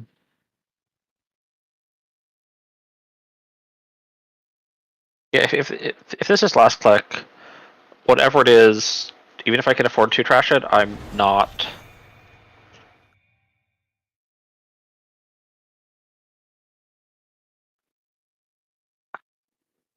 So finding an Atlas is, I think, actually really unfortunate there.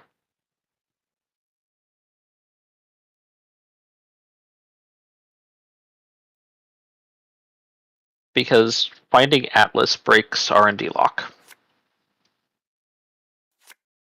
I would have almost liked to see the runner maybe run back last click instead of taking the Nuka cards.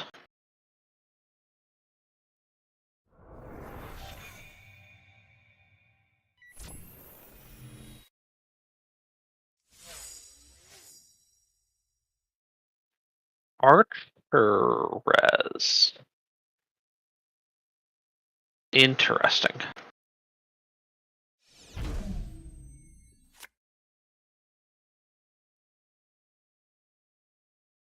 Archer fire all.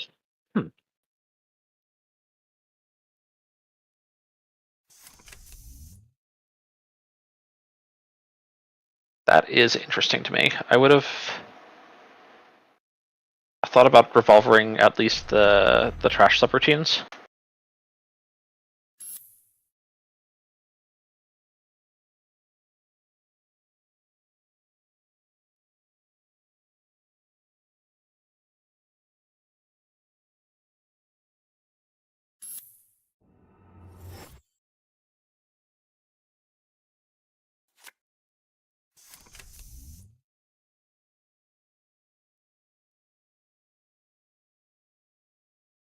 Hostile is a good way to bait out a clot. Definitely one of those ones that you want to install and advance. You only give a point. So it is a good way to bait clot, but also with the forfeit of the hostile to res the archer, like 2 agendas needed to be scored. Yeah. So stopping one of them and then coming in and taking it, I think would have been fine, even if what you stopped was hostile.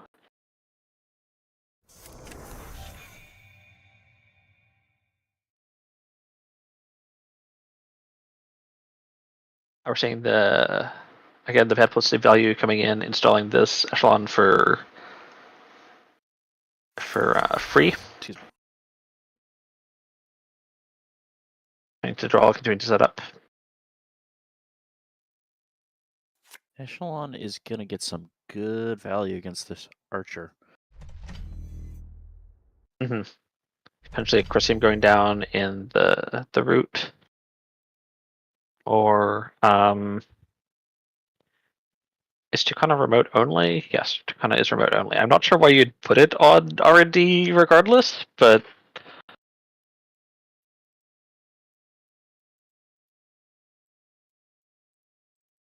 I mean, that spot is going to be good against Archer, but it's still 7 to break. There's 6 bad pubs, so you're paying 1 real credit there, then you're paying another 5 on the trebuchet.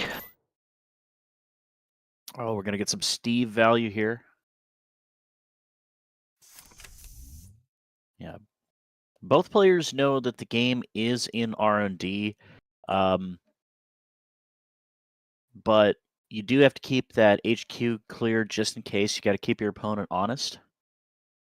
It's also the easiest server to get into right now, and well, Archives is, but it's the easiest server with potential value. Plus, it's basically for free with that bad publicity.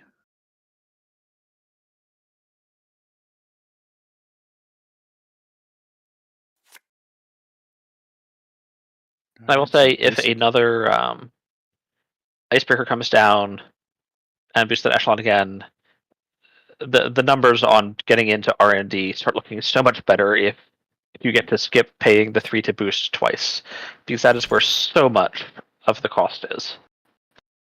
Yeah.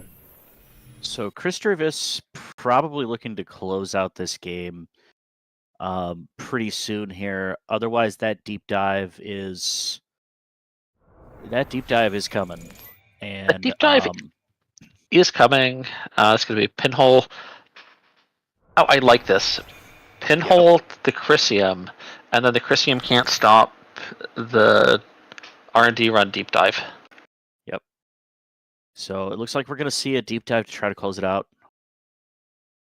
Now, traditionally, these outfit decks only run one or two SDS? 5/3s. 5/3s, yeah. So not a bad percentage to hit it, though, in 23 cards remaining.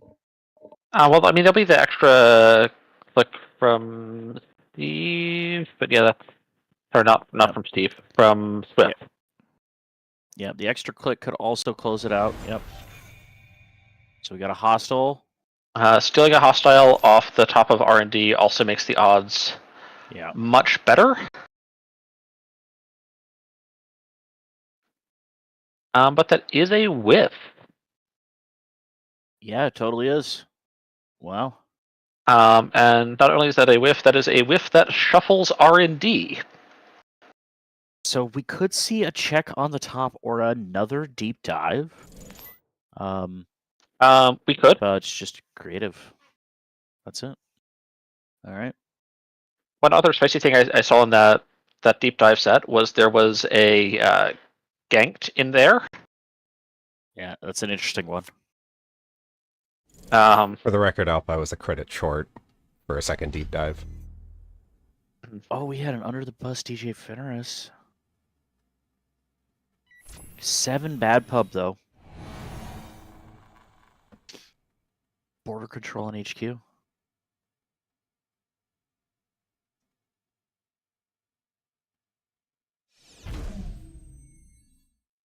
Just looking to drain clicks here. So possibly there's an agenda in HQ that needs protecting. And if that's a right cap, that is game either way. Yeah, it's a 1 in 4. 1 in 3 now. So Alpi possibly feels compelled to just run HQ Keep that HQ clean. and possibly come back again. Probably contemplating trying to keep the top of R&D clear. Decides he just wants money. And a Oh, draw. no, we're seeing more corp draw. No actual win there. But More just corp gonna draw. draw up.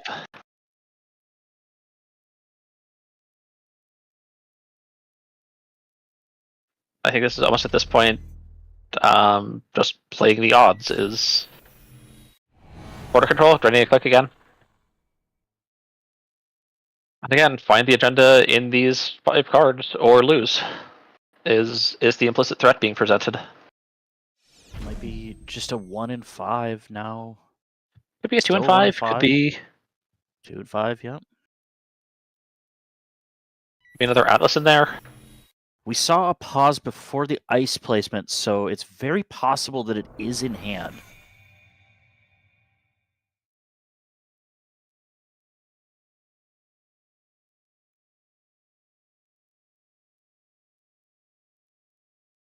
And we're having a little bit of a think here. And without another icebreaker coming down to bring this echelon to 6 strength, locking R&D, even with 7 bad publicity, is costly. Absolutely. Hedge fund.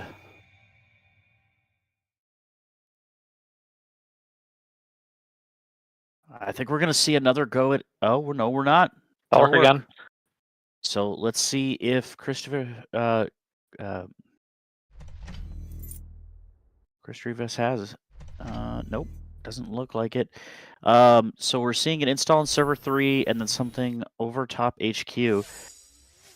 We're seeing another Archer res.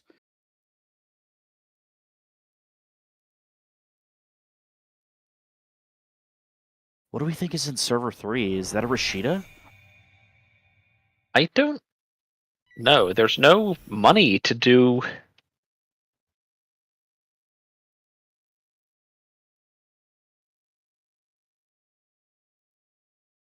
We're seeing a go at R&D. I think they ganked, but there's no. Oh right, gank doesn't cost a fire. It's just go fight that archer. Okay, wow. So that is a costly in terms of resources, but still doable. We're seeing an archives run and probably a deep dive.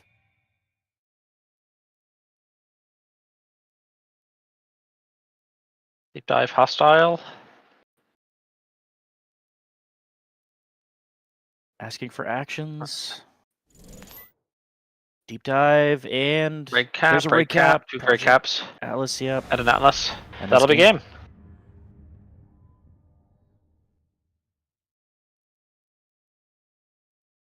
Wow.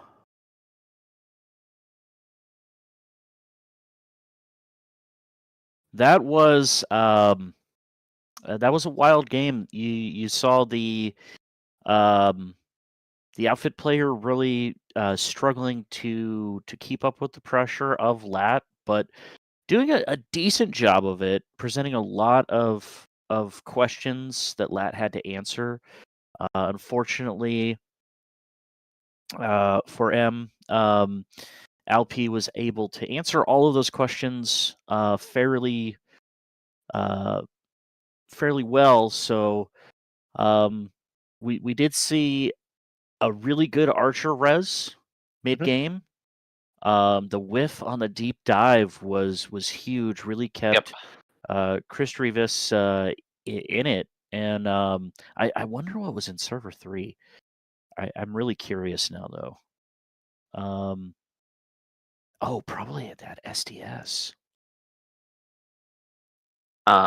It must be the SDS. I'm just looking at this post-game screen and looking at the credits gained 199. Yeah, absolutely. Lots of credits. All right. Let's see how much time we got left in the round. Yeah, we should have enough time to go find... minutes. So another match to watch.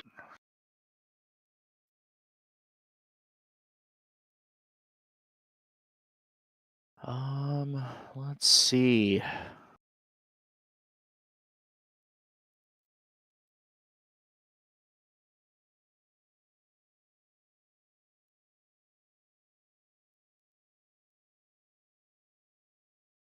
Any matches here that you might want to take a look at? I think pretty good with whatever right now. Okay, we have Essence and Watzlaw on table 5. Are they okay to stream? I'll hop in and see.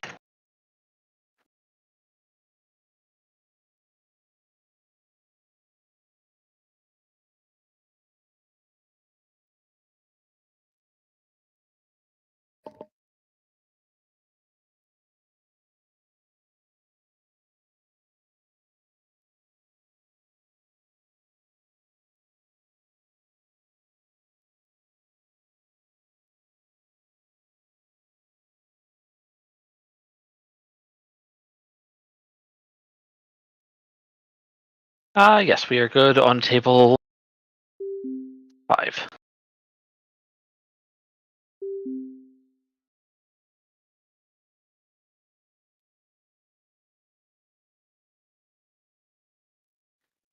All right, so we're seeing Asmari EdTech versus Hoshiko Shiro. Moderately developed game state, although not a whole lot of agenda points scored so far. Big things I'm noticing right away. Watzlaw is very baroque, being at 0 credits. I would have to assume that has to do with the Oppo research that we are seeing in the bin there. Clearing off the tags, probably. We're seeing a lot of tag emphasis here out of this Asmari EdTech. There's a ping res, there's an unsmiling Serevna res. Yep. Also, 2 servers, not something super common in Asmari. You don't generally see that, but we do see that here today.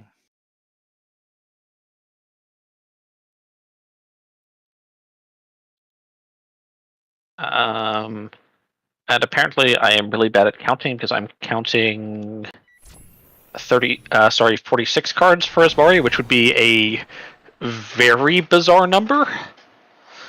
Extremely bizarre. So I'm going to go recount and see if I arrive at a different number.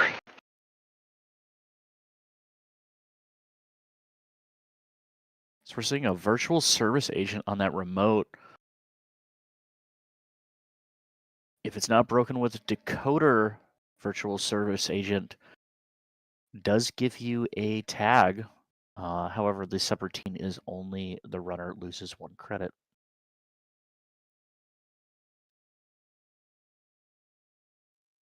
Yeah, so I recounted and I'm still getting 46, so I'm not quite sure. There's 2 spins out and the tomorrow headline. 49. Okay, makes perfect sense.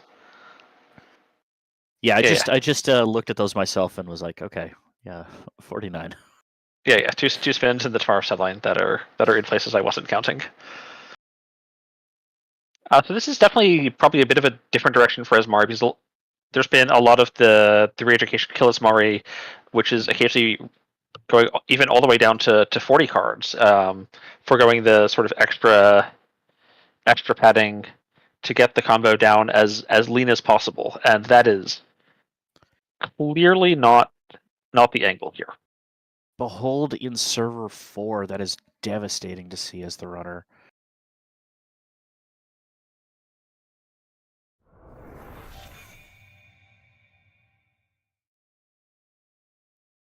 So this might still be some kill flavor,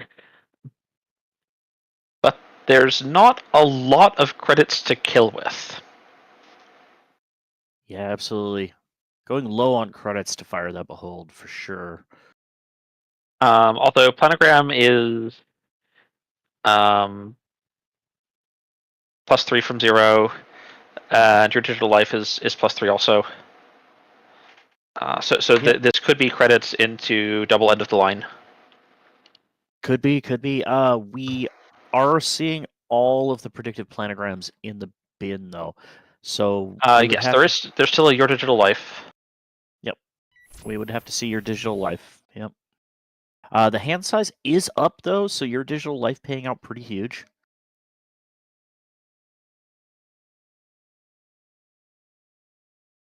Seeing a run on server 2. Checking this out. Obviously one upgrade there. Yep, Hollow Man. Hollow Man. Something you expect to see. And then Oracle Oracle Think Think Tank. Giving another tag. So even if there's no kill here, that Oracle Think Tank might not be long for the runner's score area. Yeah, absolutely. Just remove a tag, shuffle it back. We're seeing a Class Act come down to possibly dodge end of the Dodge line double kill. into the line.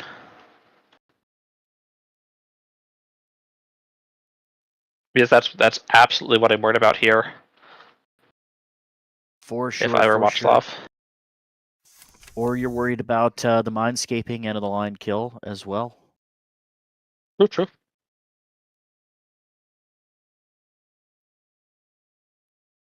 So the real question is, can those tags all get removed the next turn?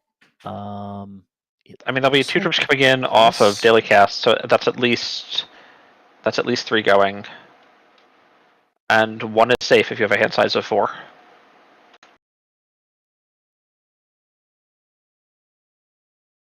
Yeah, the next question would probably be if you're thinking and sensing that there's going to be a full clear, do you try to get value off of it in some other way? Do you shuffle back the Oracle or perhaps trash some of the cards on the other side?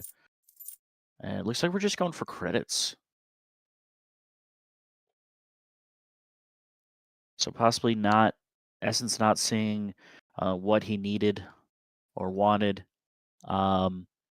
Just deciding to go for credits, and now we're seeing some think on the discard. Mm-hmm. Yeah, this is still like clearing all of this is still costing the runner a ton of tempo. But there's not necessarily anything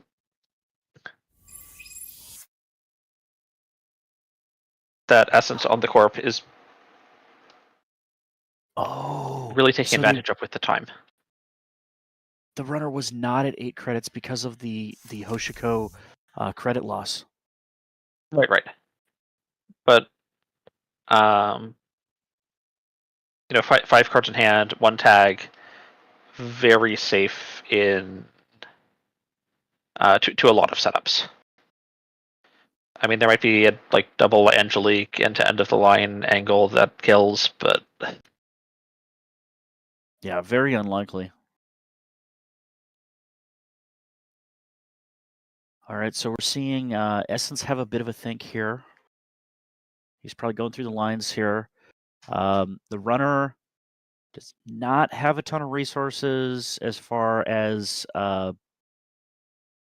what's in the pool right now. However, those fermenters are going to tick up next turn. We are going to see daily cast come down for 2. So not completely resourceless. Can get rid of that tag. I mean, So the other thing probably... is Hoshiko. That was a turn off. Hoshiko's flipped, and that means that the flip back on Hoshiko is going to again come with the 2 credits on the next access, which will be another little bit to help Watchlav rebuild their board.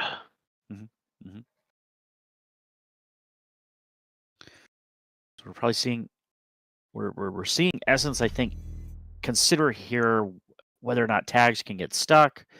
The moves to drain more resources, potential kill lines if this is a kill deck. Possibly think about whether he wants to shuffle the Oracle Think Tank back in, since it's not clear that there'll be another chance imminently.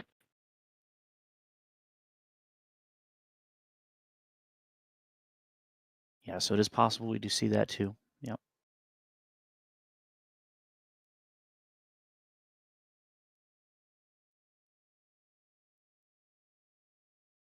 Oracle Think Tank. A little bit underrated when it first came out, but doing work these days. We are seeing an end of the line. Is that an end of the line just for value? Value end of the line. So I also think there's one thing I've experimented with, some especially into some of these sort of more mulch adjacent Toshikos, is yes, this was checking. All labor rights are now in the heap. If there is not an Ashen, there is no recursion. So just value to get the labor rights gone, huh? Okay. Yeah, it's a line I've experimented with. At some points, I've never been entirely convinced one way or the other. But especially when we were very much in the mulch meta, like you'd end up playing against these runners, and they'd have a hand of 3 that was labor rights, labor rights, labor rights. And if you can come in with net damage, with meat damage at that point, and trash their recursion while their recursion's all concentrated in their hand, it could generate some really incredible blowouts where they just like you're going, okay, I'm setting up to grind, and then you just throw out all their recursion. They're like, I've got nothing left to grind with. What do I do? Okay, so we're seeing a run on HQ here. So this definitely is a kill deck. We've seen the end of the line. There is another end of the line in hand. So Watchlav has to be careful here. Actually, I just ran the math. With the class act showing, like that's 5 influence right there. 5 influence, 3 symbol chips is 6. That's 11, and a revolver is 14. There is no Ashen. Like guaranteed, there is no Ashen. Okay, so no recursion, and we're sitting on 3 cards in stack. And we have a false lead scored. Oh, that's huge. Going broke for it, though.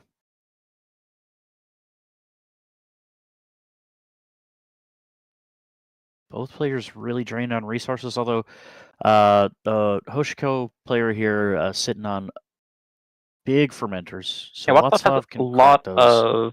of latent credits in these fermenters. But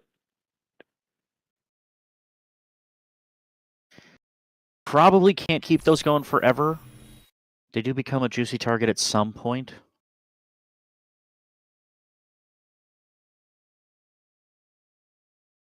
So checking R&D. getting a Spin Doctor. But probably at least another That's turn the or two. third Spin Doctor. Essence probably has to just credit.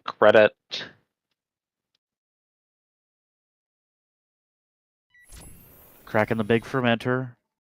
Coming back. Behold. But no money to fire it. So that's a good hit. Probably coming back to R&D one more time. No, not risking it. Not risking that tag. Yeah, coming back and hitting another Oracle Think Tank would be pretty awkward, probably. So Essence does the start of turn draw. Let's see if we get a YDL here. That'd be credit, YDL. Essence just needs money. Credit.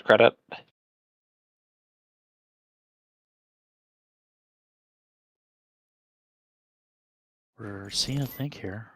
Mindscaping. It's a mindscaping. Interesting. Probably calculating whether or not a kill is likely with this. Only 2 additional credits, but it allows you to control the top of R&D, which is also huge. So you don't want something on top that's trashable. You don't want something on top that's an agenda, obviously. But yeah. The alternate mode of mindscaping does not come up very often, but when it does, it can sometimes be pretty clutch.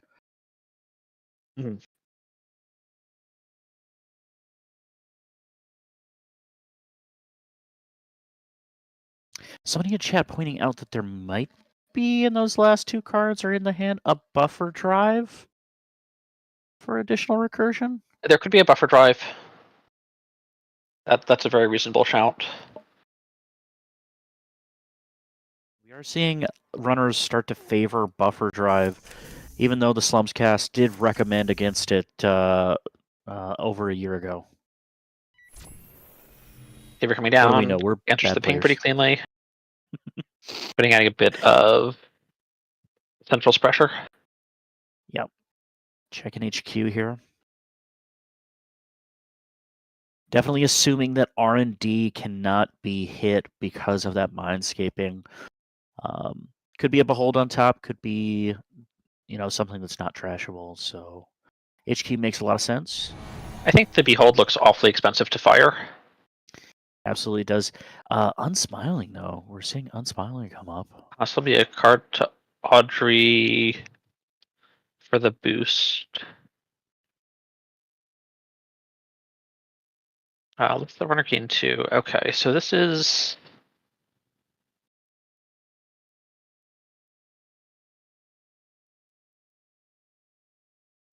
So as the runner here, I would assume you probably want to break the tag just to keep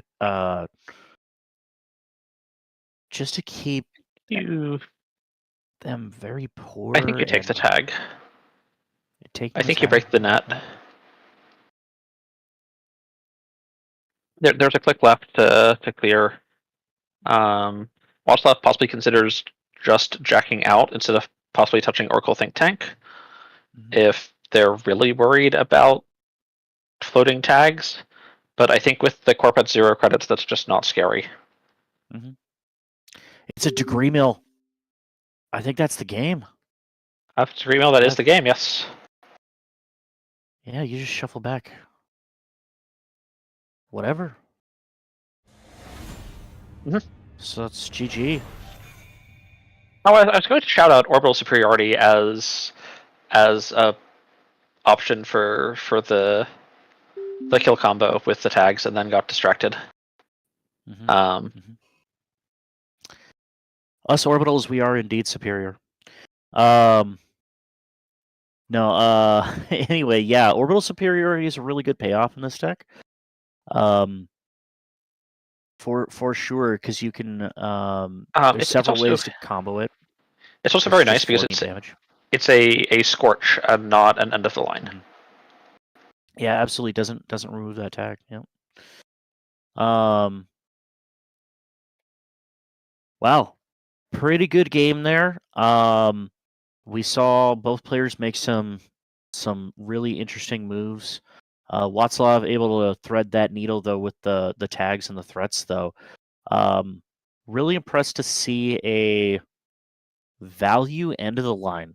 Not one of the things that I've seen very often, but you're right. Hitting the labor rights with that. That was in fact what happened. I checked the log. That was one of the labor rights was hit during that value end of the line. So yeah, I believe 2 were already in the heap, and the class act was showing on the table, which means that and the chips were in the heap, which means that there was the influence all accounted for. That guaranteed no Ashton. Which I thought was a really nice angle that didn't quite end up working out. Yeah. Unfortunately, it looks like those planograms being in the heap, or archives rather, may have just been a killer as far as the low credit totals that the Asmar player had to go to try and get a hold of the game. All right, looks like round 7 is just about finished, and we are waiting on one final match to conclude. At the top of the table.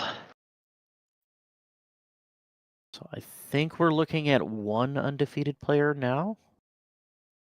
So it is technically possible that there will still be 2 players that have not lost at the end of round 7. Okay. This would happen, of course, if Pouch of Lavender and the King go to time and it ends in a draw, because we have seen the King draw once before, and Pouch of Lavender is currently win streaking. Gotcha. So if they draw, we will have a case where neither of the top 2 players has lost yet. Oh, yeah, I see what you're saying.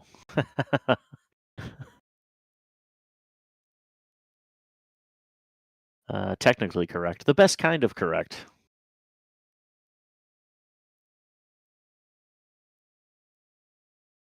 All right. So yeah, we're waiting on that. Yeah, the King doing pretty well, drawing out that one game, but being really high in the standings here, nearing the close of the rounds. So we'll see if he can keep it up here, getting pretty close to being a lock for this, especially if that's reported as a win. But we will see. Lots of players after round 6 were sitting at 15, many at 12, 12 going all the way down to 17th place. We're seeing the King report a win. And we're just waiting on that report for Václav and Essence. It doesn't look like it's in quite yet, but I would assume that they're going to report that pretty soon here.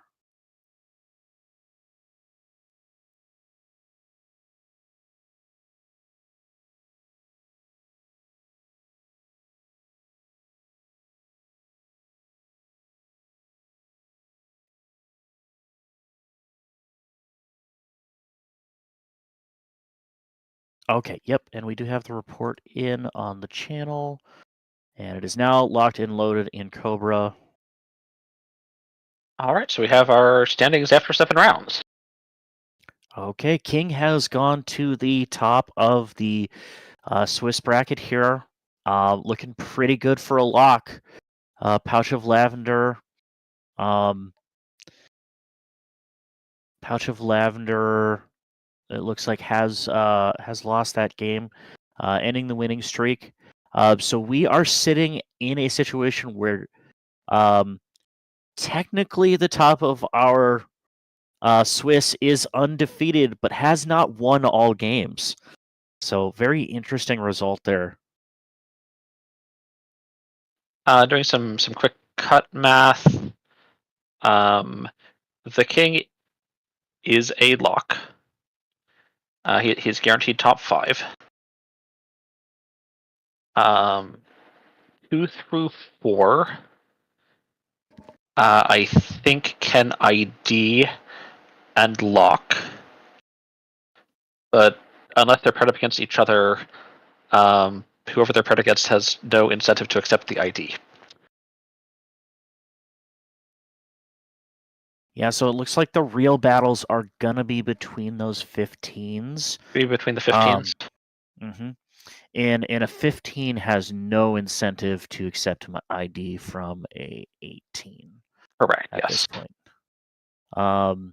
So none of the 15s, it looks like, will be IDing. So Oh, it's at 15 it has to be win your match and hope that everyone with better strength of schedule than you lost theirs. Mm-hmm. Yeah, absolutely.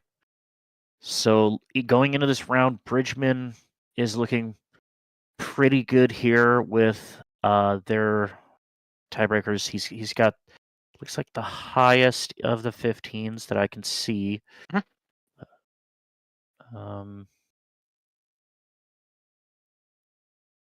All right. We do have our round 8 pairings up. Okay, so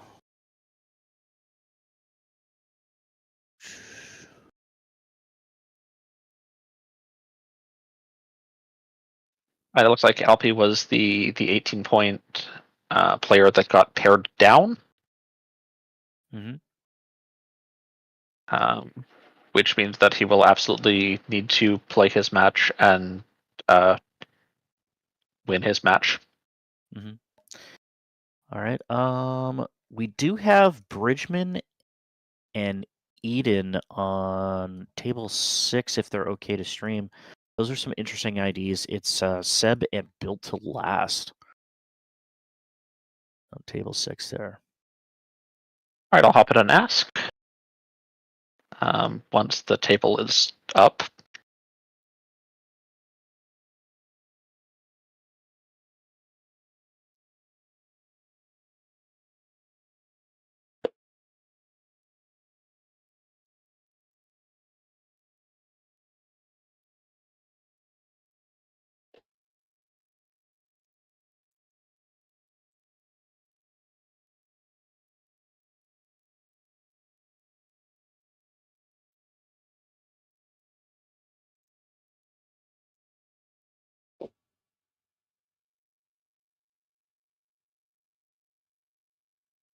Kind of an interesting quirk, and I wonder what would happen here.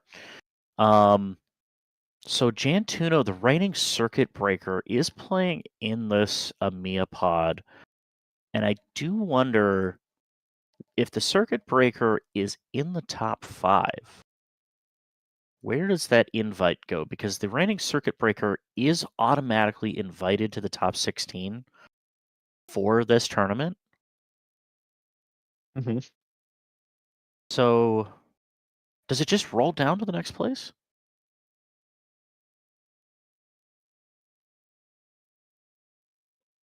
I don't know if that's been addressed. I think Jantuno can just take 2 slots in the top 16. I'm not sure that that's how that works, but Play sure. themselves. It could play 2 games at once, but if it gets matched against itself, that's where I think we're going to run into issues. Yeah, I would say that it is a good enough player that it possibly could play 2 games at once. I would believe that.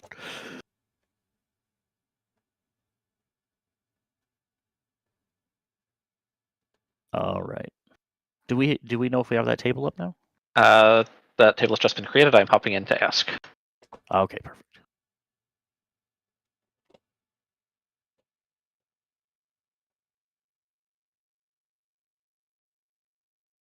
Yeah, one of the things I do like about the top 5 in all of these pods is it does become a little bit more of a cutthroat cut, which for the Circuit Breaker Invitational, I would have to say is perfectly on point, kind of perfectly on brand. I know as the Netrunner community, we generally like to be a little bit less cutthroat. We love to be inclusive, but you know, the whole point of this Circuit Breaker is to try to find the best of the best, really have the highest level of competition. It's one of the few invitational events that Netrunner has on its entire calendar. So I really like the structure that OP came up with for this year, with the multiple pods and that top 5 cut. It does really interesting things to the cut math. All right, we are good to stream on table 6. All right, perfect. Let's get in. We are seeing Wayland Consortium Built to Last versus Sebastião. This is a 64 card Sebastião, which is the absolute first thing that jumps out to me. Wow. Say that again, but slower. I'm digesting that still. That is. So this is a 64 card Sebastião. My mind is blown.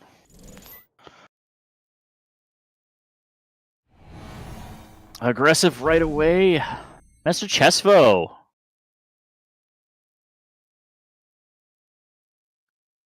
A very good piece of ice in Built to Last, and a bit improv, and I don't think it's seen a whole lot of play in any other shells, but hey, it's got a home where it's good.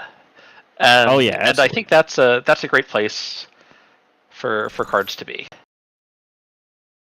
Yeah, I mean, to be honest, in Built to Last, it's one of the best cards in the deck. It's cheap to res, really a pain for the runner to deal with. You're happy to use your ID ability on it. Mhm. Friend of a friend coming down.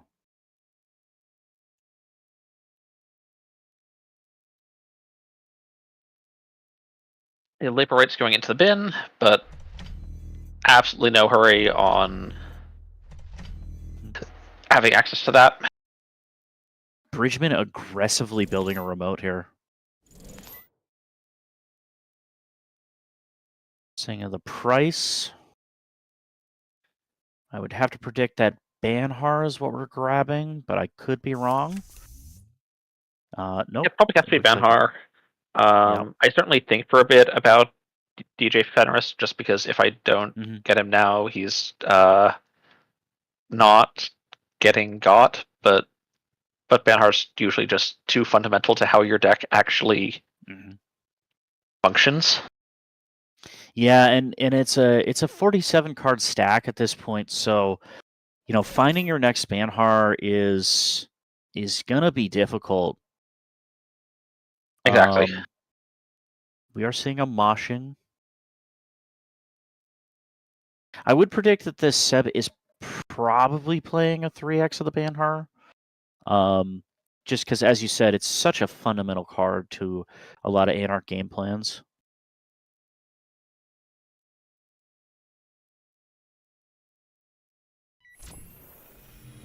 Chad is reporting that. Okay, there we go.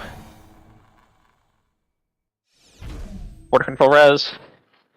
Bridgman going all the way down to 1 credit. But the border control is predicting a Rashida. Rashida's going to fire. If Bridgman wants more credits, there's potentially lines like Advance the Message Chesvo and then Hedge Fund. Almost said Shore Gamble. That is, in fact, not quite the right card. Although I have used Sure Gambles in my corp decks sometimes as proxies. We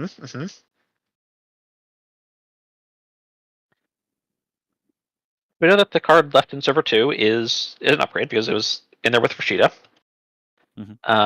What are we thinking? Are we thinking Tikana? Are we thinking Malapert? Those are the first things that come to mind for me. Tukana, it could also be a Biovault. It could be a Biovault. Biovault, I believe, was used in the Sokka list. How's the very Glacier list with the clearinghouse from last Worlds, I want to say? That was a while ago. I believe the Barcelona and San Francisco decks were very, very similar. Okay. A couple of cards difference. And yes, I believe Biovault did feature into that. And I believe Bridgman is a testing partner of Sokka. So wouldn't be surprised to see these lists be very similar. We are seeing 2 remotes, but since one of them is Spin Doctor, I'm not. NGO. Tucana. Yep.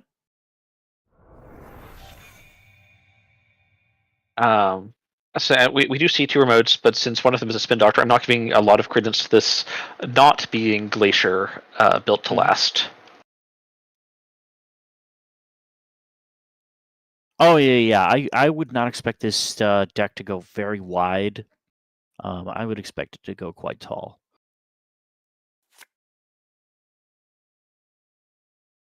Also, with the Banhars and the SS floating around and a lot of the ways that Anarch is getting into servers, tall servers are looking pretty good these days if you can make that strategy work. Having 2 ice on servers can definitely blunt a lot of the impact of Banhar.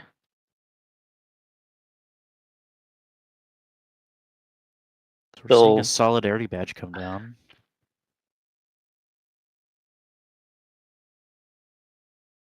The additional draw power, I think, is the primary goal. Lot of cards to get through in its deck. Install Advance in Server 3. Is Maybe another that's NGO? gotta be Could just be the an bluff of NGO. all time. And what's in Server 2? Interesting.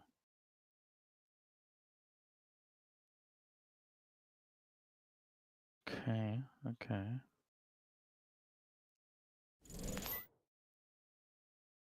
We're seeing a hot pursuit come into HQ here. Hot Pursuit's the one that gives 9 credits, 9 credits in a tag. And then there's the friend of a friend to remove the tag. Scrubber coming down. Scrubber's an interesting one. And ships the turn on a tag.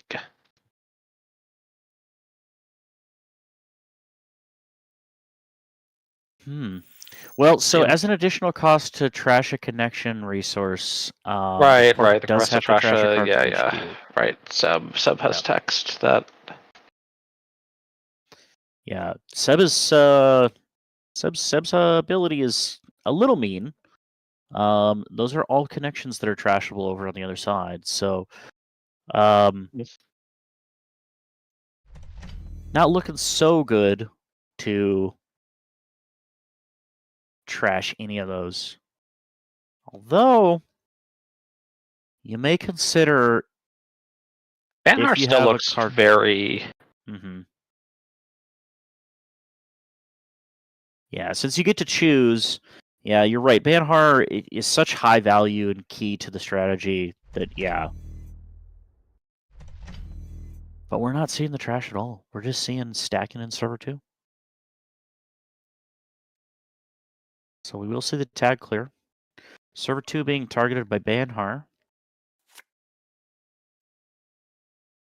There is a border control, though, there, however. So whatever that ice is on top, if it can end the run, I mean, border control itself actually ends the run right now. So it doesn't even have to be popped, technically. But if a fractor comes down, and that's anything other than a barrier up top, you need to get 2 things other than that Banhar to get in. Yeah, I got sidetracked briefly because I read Seb's ability, and so that's additional cost to trash connection resource with the basic action. And I thought to myself, is All Seeing Eye still the card pool? And the answer is no, it's rotated. But yeah. Data and Destiny there. So Server 2 score, it looks like, with the Tucana. Eminent Domain, Archer. Archer on Server 2, yep. Just trying to make it a Turbo Glacier there. Wow. And Winchester on the outside of HQ. Oh, that Tucana and Eminent Domain value just, 2 ice. Tasty. Bridgman is counting on R&D not to give up the goods, though. I mean, if there's another agenda in HQ, like just jam it onto the Ducana next turn, advance it out, score it, and then, especially if it's another eminent domain, that'll shore up R&D. But even if it isn't, that'll shore up R&D as it goes and finds ice and puts it on R&D. Both of these giving you a huge amount of value too. Searching the deck for the pieces of ice that you want and then making them cost either nothing or 3 less. So you're right. If it's another eminent domain, you just shore up R&D with your best ice. So likely we'll see the Spindo popped here, I would think. Yeah, there's a scrubber, so I think there's... If there's not the scrubber, I at least think about is trashing Eden's credits down to 7 something that's important, but there's still the Solidarity badge, so I think it's just pop the Spin Doctor. The Archer being the top of the server 2 is also huge. Just with Banhar, yeah, sure, it gets you in, but that is 4 cards. And it doesn't get you in because there's the border control behind it. Yeah, absolutely. And there's just the border control behind it, but there's probably no efficient way to get into this server 2 for... But I know I was watching the stream for... I can't remember if it was APAC or Americas, but I was watching one of the earlier pod streams, and there was an Anansi that got run through just with cards 3 or 4 times in a game. And it's something that's potentially doable in some circumstances. 4 cards is a lot, but it's not insurmountable. For sure. And this was again a I think 64 card list. So there's lots of cards to feed. Absolutely. Yeah, we are also seeing the crew on the other end, so possibly having that Devil Charm as well. So burning down some of the problematic ice like Archer. So possibly not as insurmountable as it first looks, but those pieces do have to be found.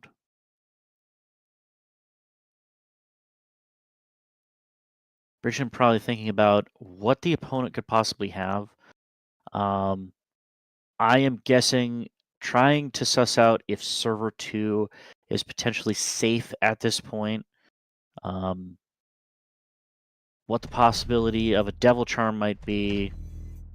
We are seeing an install in server 2 and an install over R&D, so shoring up that R&D weakness. It is possible that that's another eminent domain. There is the Devil Charm. This is possibly the best answer to Archer you can possibly have. Yep, so this is a good run here. If for nothing else other than getting rid of that Archer. We're going to see if there's a res here.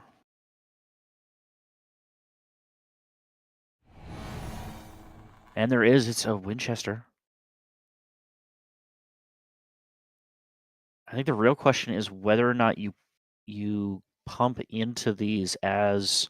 No, they're net damage. Bridgman. Yeah. Oh, they're net damage. Oh, nope. Right. We had the... No, the Banhar was on the Archer. The Archer did technically exist. Oh, yep. And then left. So we don't have any increases the here. Program and the hardware. And we have a jack out. So if this is another eminent domain, it is only 1 point, but it can go grab another Archer and a piece of ice to put on top of R&D.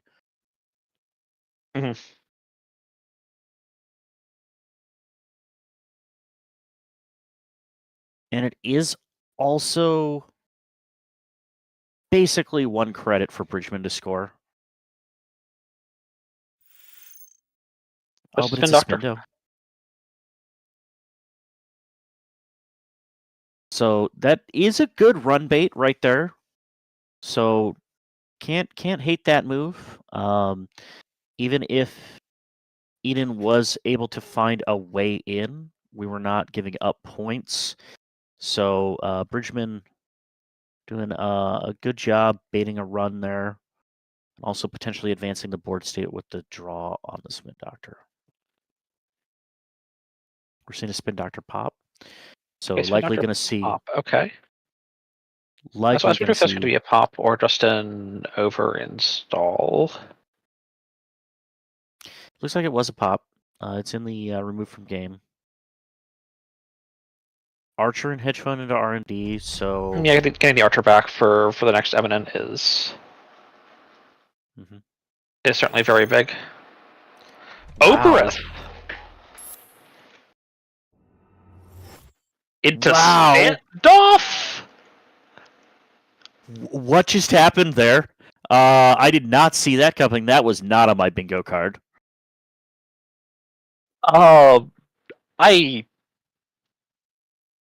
Excuse you? Bridgman, so- what are you doing here? So this was not on my radar for lines I was going to see today.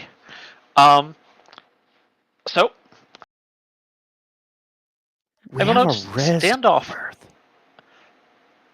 Standoff, right? We're seeing these archers, and standoff is an agenda. It's a 2-0. Unlike hostile, like scoring it does not actually hurt your game plan long term, probably because maybe nothing happened. Okay, we see the archer coming back. Sacking the standoff, protecting an Standoff. Oberith. That's about what I was going to say. Is this is just like it is archer fodder. It is the perfect archer fodder. It does not make archer cheaper to break later, like hostile does. The runner, I mean, they can steal standoff, I guess. This Tucana server just giving sick, nasty value, and Banhar is gone. Also, like this server can now have fast advanced eminent domain. Also, if the runner declines with the standoff, you get a card and 5 credits. Yeah. This is incredible. What's going on here? Oh, are y'all new to this interaction? No, I know the interaction. I have not seen this deck list before. Okay, the Oberth protocol include is just brilliant. I can't love this more.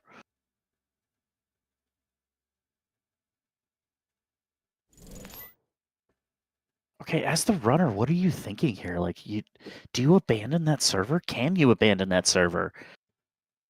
You can't, right? I think you have to like pinhole Oberith protocol or something. Yeah, you definitely want a pinhole, but I mean, if you don't have one, what do you do? Send it on R&D. Privilege access is actually pretty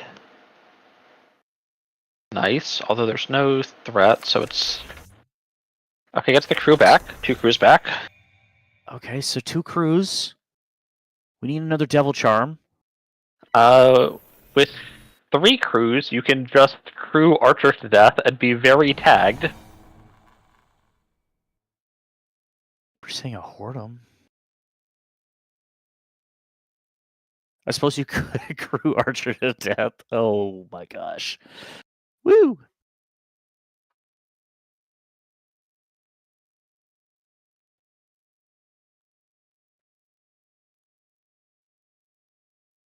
Okay, so we're seeing the very tagged to grab R&D accesses. Just open up R&D, lock R&D, and go, well, like, your Tucana Oberith protocol server is very nice. You can fight agendas for it, but R&D is locked, so... So, the build to last will pay out, so you can score from almost nothing here.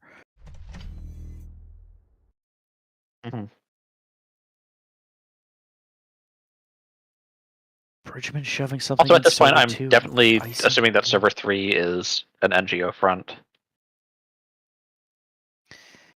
It would have to be, right? I can't imagine what, like, unless you imported to Charlotte, but I mean, could be a cheeky BioVault.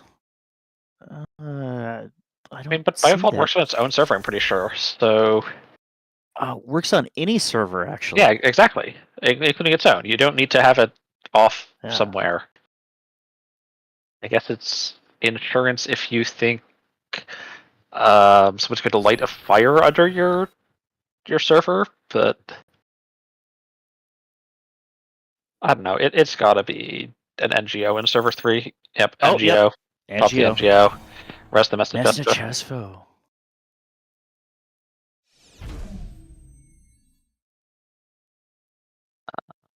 Just Checking eating out the more runner's credit. resources here. Are we going to see a 5-3 out of server 2? Is that a clearinghouse? Are we cooking a clearinghouse? That work. The first time you advance each turn. I think you could slow cook something. You could fast cook some. Yeah, I guess. Yeah, You Oberth can can get help 3 you. advancements for 2 credit. Oberth can help you quickly cook a clearinghouse. That could just be a 5-3. Could be Basalt Spire. Could be SDS.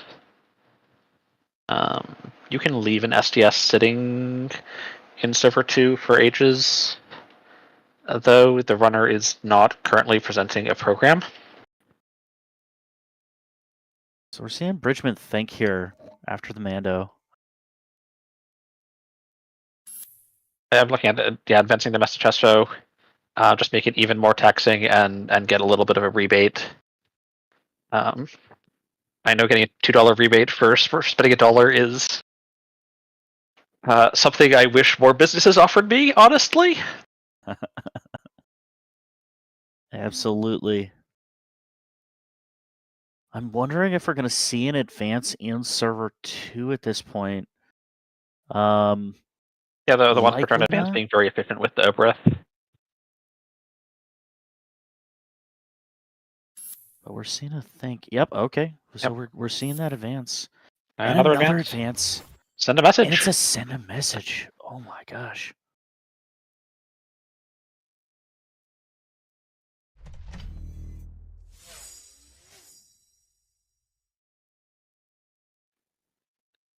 Orders the triggers.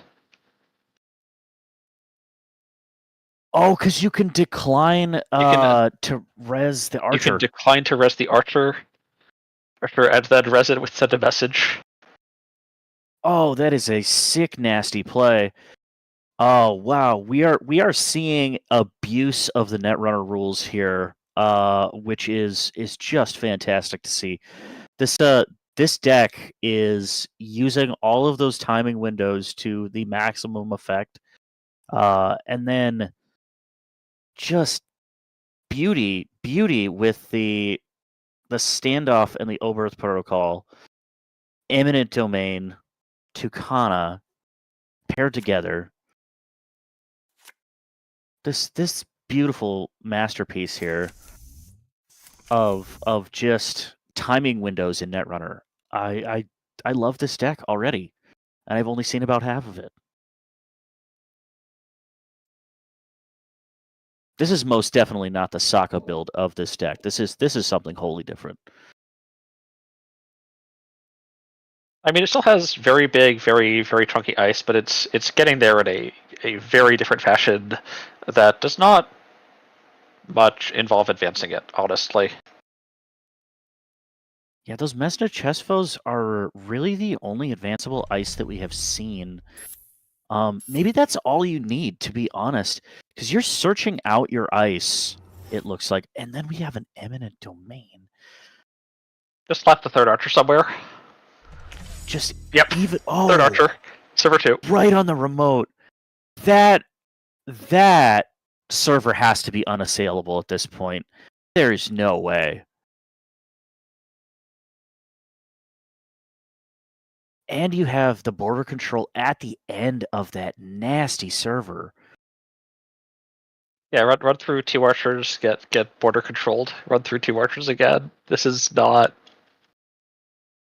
You're gonna have to find the win somewhere else. It looks like. Do you try to kill the archer on R&D and then find it in there somewhere?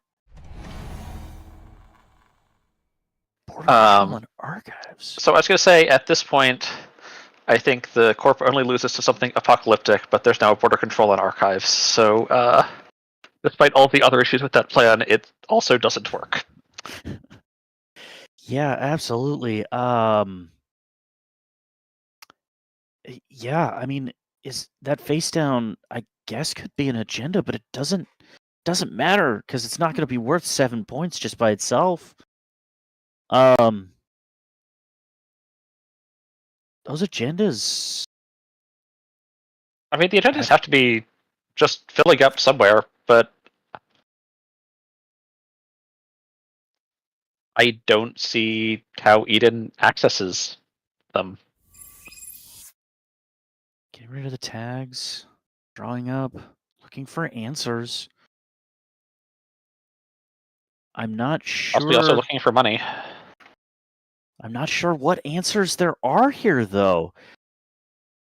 It just looks it's looking really good for Bridgman and not really good for Eden.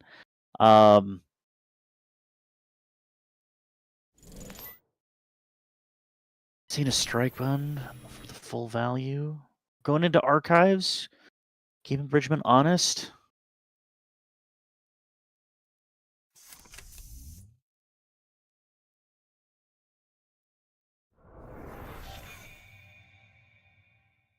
Crash the border control.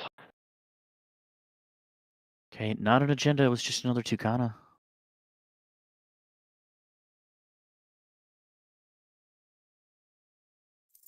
Most of the turn Bridgman does need, I was about to say, credits here.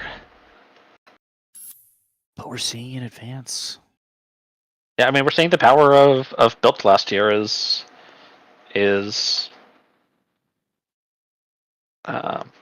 install credit advance and then now has 2 credits, which is enough to score next turn. Yeah, that could be just another send a message. And there's no way to access it. The only thing you could do here is you can buy yourself another turn if you can pinhole thread the Oberth, because there's not enough to score a 5-3 from 2 credits at that point. Mm-hmm. But I don't know what Eden can possibly do with the extra turn. yeah, it looks like this one is over unless we see something incredible. So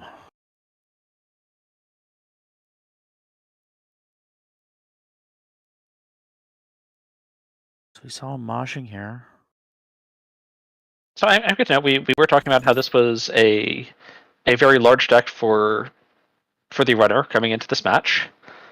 Eden is down to 4 cards in stack. So all of those cards, wow. or virtually all of those cards, have been gone through at this point. Yeah, we're seeing a lot of them here. So we see a friend of a friend come out. Not sure what that's doing.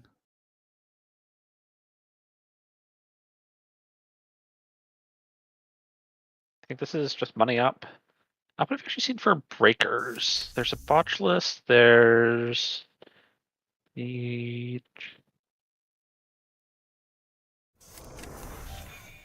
So we have turtle. a run on R&D with an additional access, it looks like.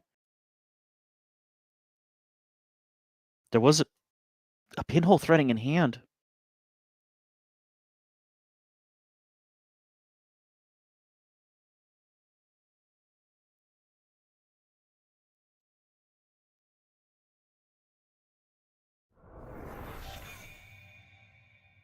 And we're not seeing any agendas.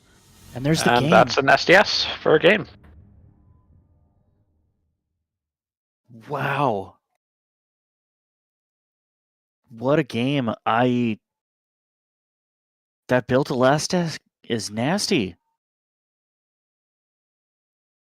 The Oberth, wow. That is not a card that I have seen in a serious deck in a while. So that was quite interesting. How much time do we have left in the round?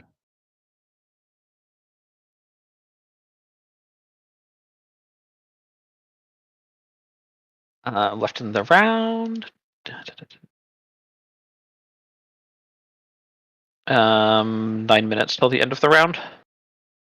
Okay, it looks like we only have a couple of games that are unreported. So if we wanted, we could go back to pairings and standings. We go and see if any of these games are still ongoing that we can hop in on. Okay. I only see 2 additional tables. Those would be the 2 I am checking, yes. Okay.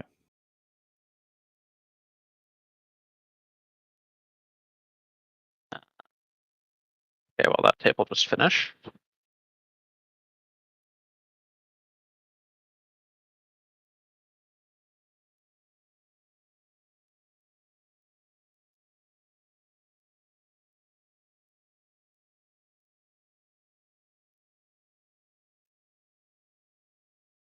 Wow. I still can't get over that last game. The built to last just going so low on credits, but still able to score a 5-3 when almost broke.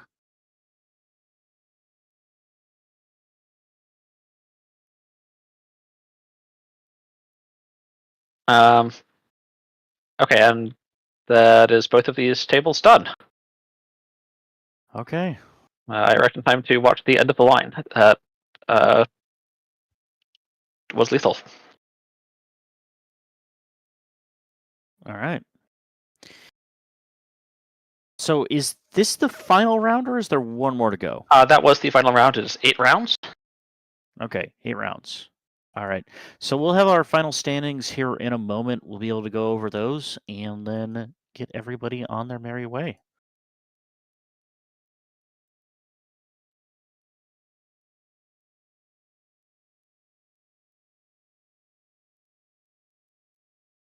Let me pull up the rest of the... I was about to say, if you can pull up the rest of the pods, and we can run through our full top 16. Absolutely, we can. America's pod, APAC pod, yeah.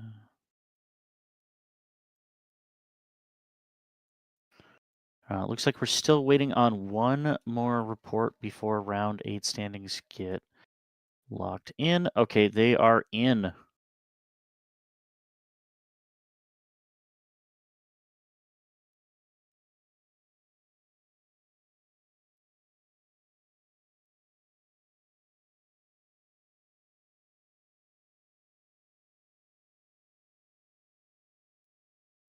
All right.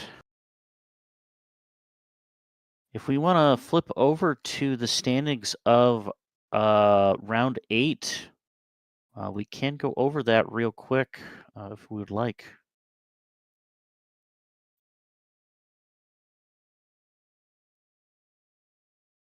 Okay, so starting from 5 here for the EMEA pod of the Circuit Breaker Invitational, our top 5 is Kikai, Bridgman, Pouch of Lavender, The King, and Jonold. So congratulations to the top 5 of the EMEA pod. Those folks will be advancing to the top 16, which will be held next weekend. And they are the last folks to be added to the top 16 for the Circuit Breaker Invitational. Do we have the Americas or the APAC up as well? Could we switch to that? Oh yeah. Well, there's APAC. Okay, so APAC, it looks like we have Diogeny, Toron, Styx, Extracted, and Amarum. Congratulations to the APAC folks. Those folks will be going to the top 16 next weekend as well. And then Americas, finally, we have Davs 131, Benvelopment, Sebastian K, Dranked, and our reigning world champion, Arzon. So that is the top 5 for the Americas, also advancing to the top 16 of the Circuit Breaker Invitational. And rounding out the top 16 is our current reigning Circuit Breaker, which is Jan Tuno. So congratulations to all of the top 16 folks. Great tournament. Yeah, Jan Tuno, it also putting up amazing results on the EMEA pod, so almost getting in twice, double qualified. So just an amazing run. I suppose final thoughts from me. I'm so glad to get the opportunity to commentate here and watch some of these final games. Really good stuff as far as this tournament shaped out. Really excited to see the final conclusion next weekend. Really appreciate all y'all and your hard work behind the scenes. Shout out to Monty Greensleeves. You can't hear it. I'm winking. Excellent. But thanks to NSG as well for continuing to run these tournaments. And, for me, all the love and always be running. Thrantar, you got anything? Anything for you? Not really any closing thoughts. It was a great set of games. I'm always happy to be here to commentate, to see all of the great play, all of the great players, and all of the great decks. Yeah, that's basically all I got today. I mean, always fun to commentate, but to run the stream as well, to sit back and relax and still get to see the most called shots of all time. Oh, and a giant thank out to you for running this stream. Oh yeah, that's Orb's already got me. We're good. Thanks. We're well, good. I was the backup, and I would have been up early. Oh well, then yes, I will accept a duplicate because that's from a different angle. Everyone who could have run the stream, completely different tier of apology there, or thanks. But either way, catch us next week, or next weekend rather. What time do we have? 7:30 GMT on Sunday the 26th. Let me just pull that up real quick over here.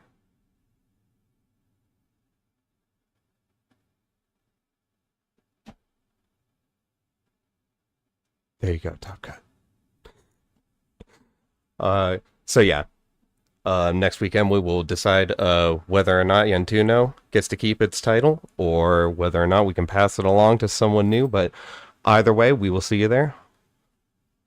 Have a good one. Always be running.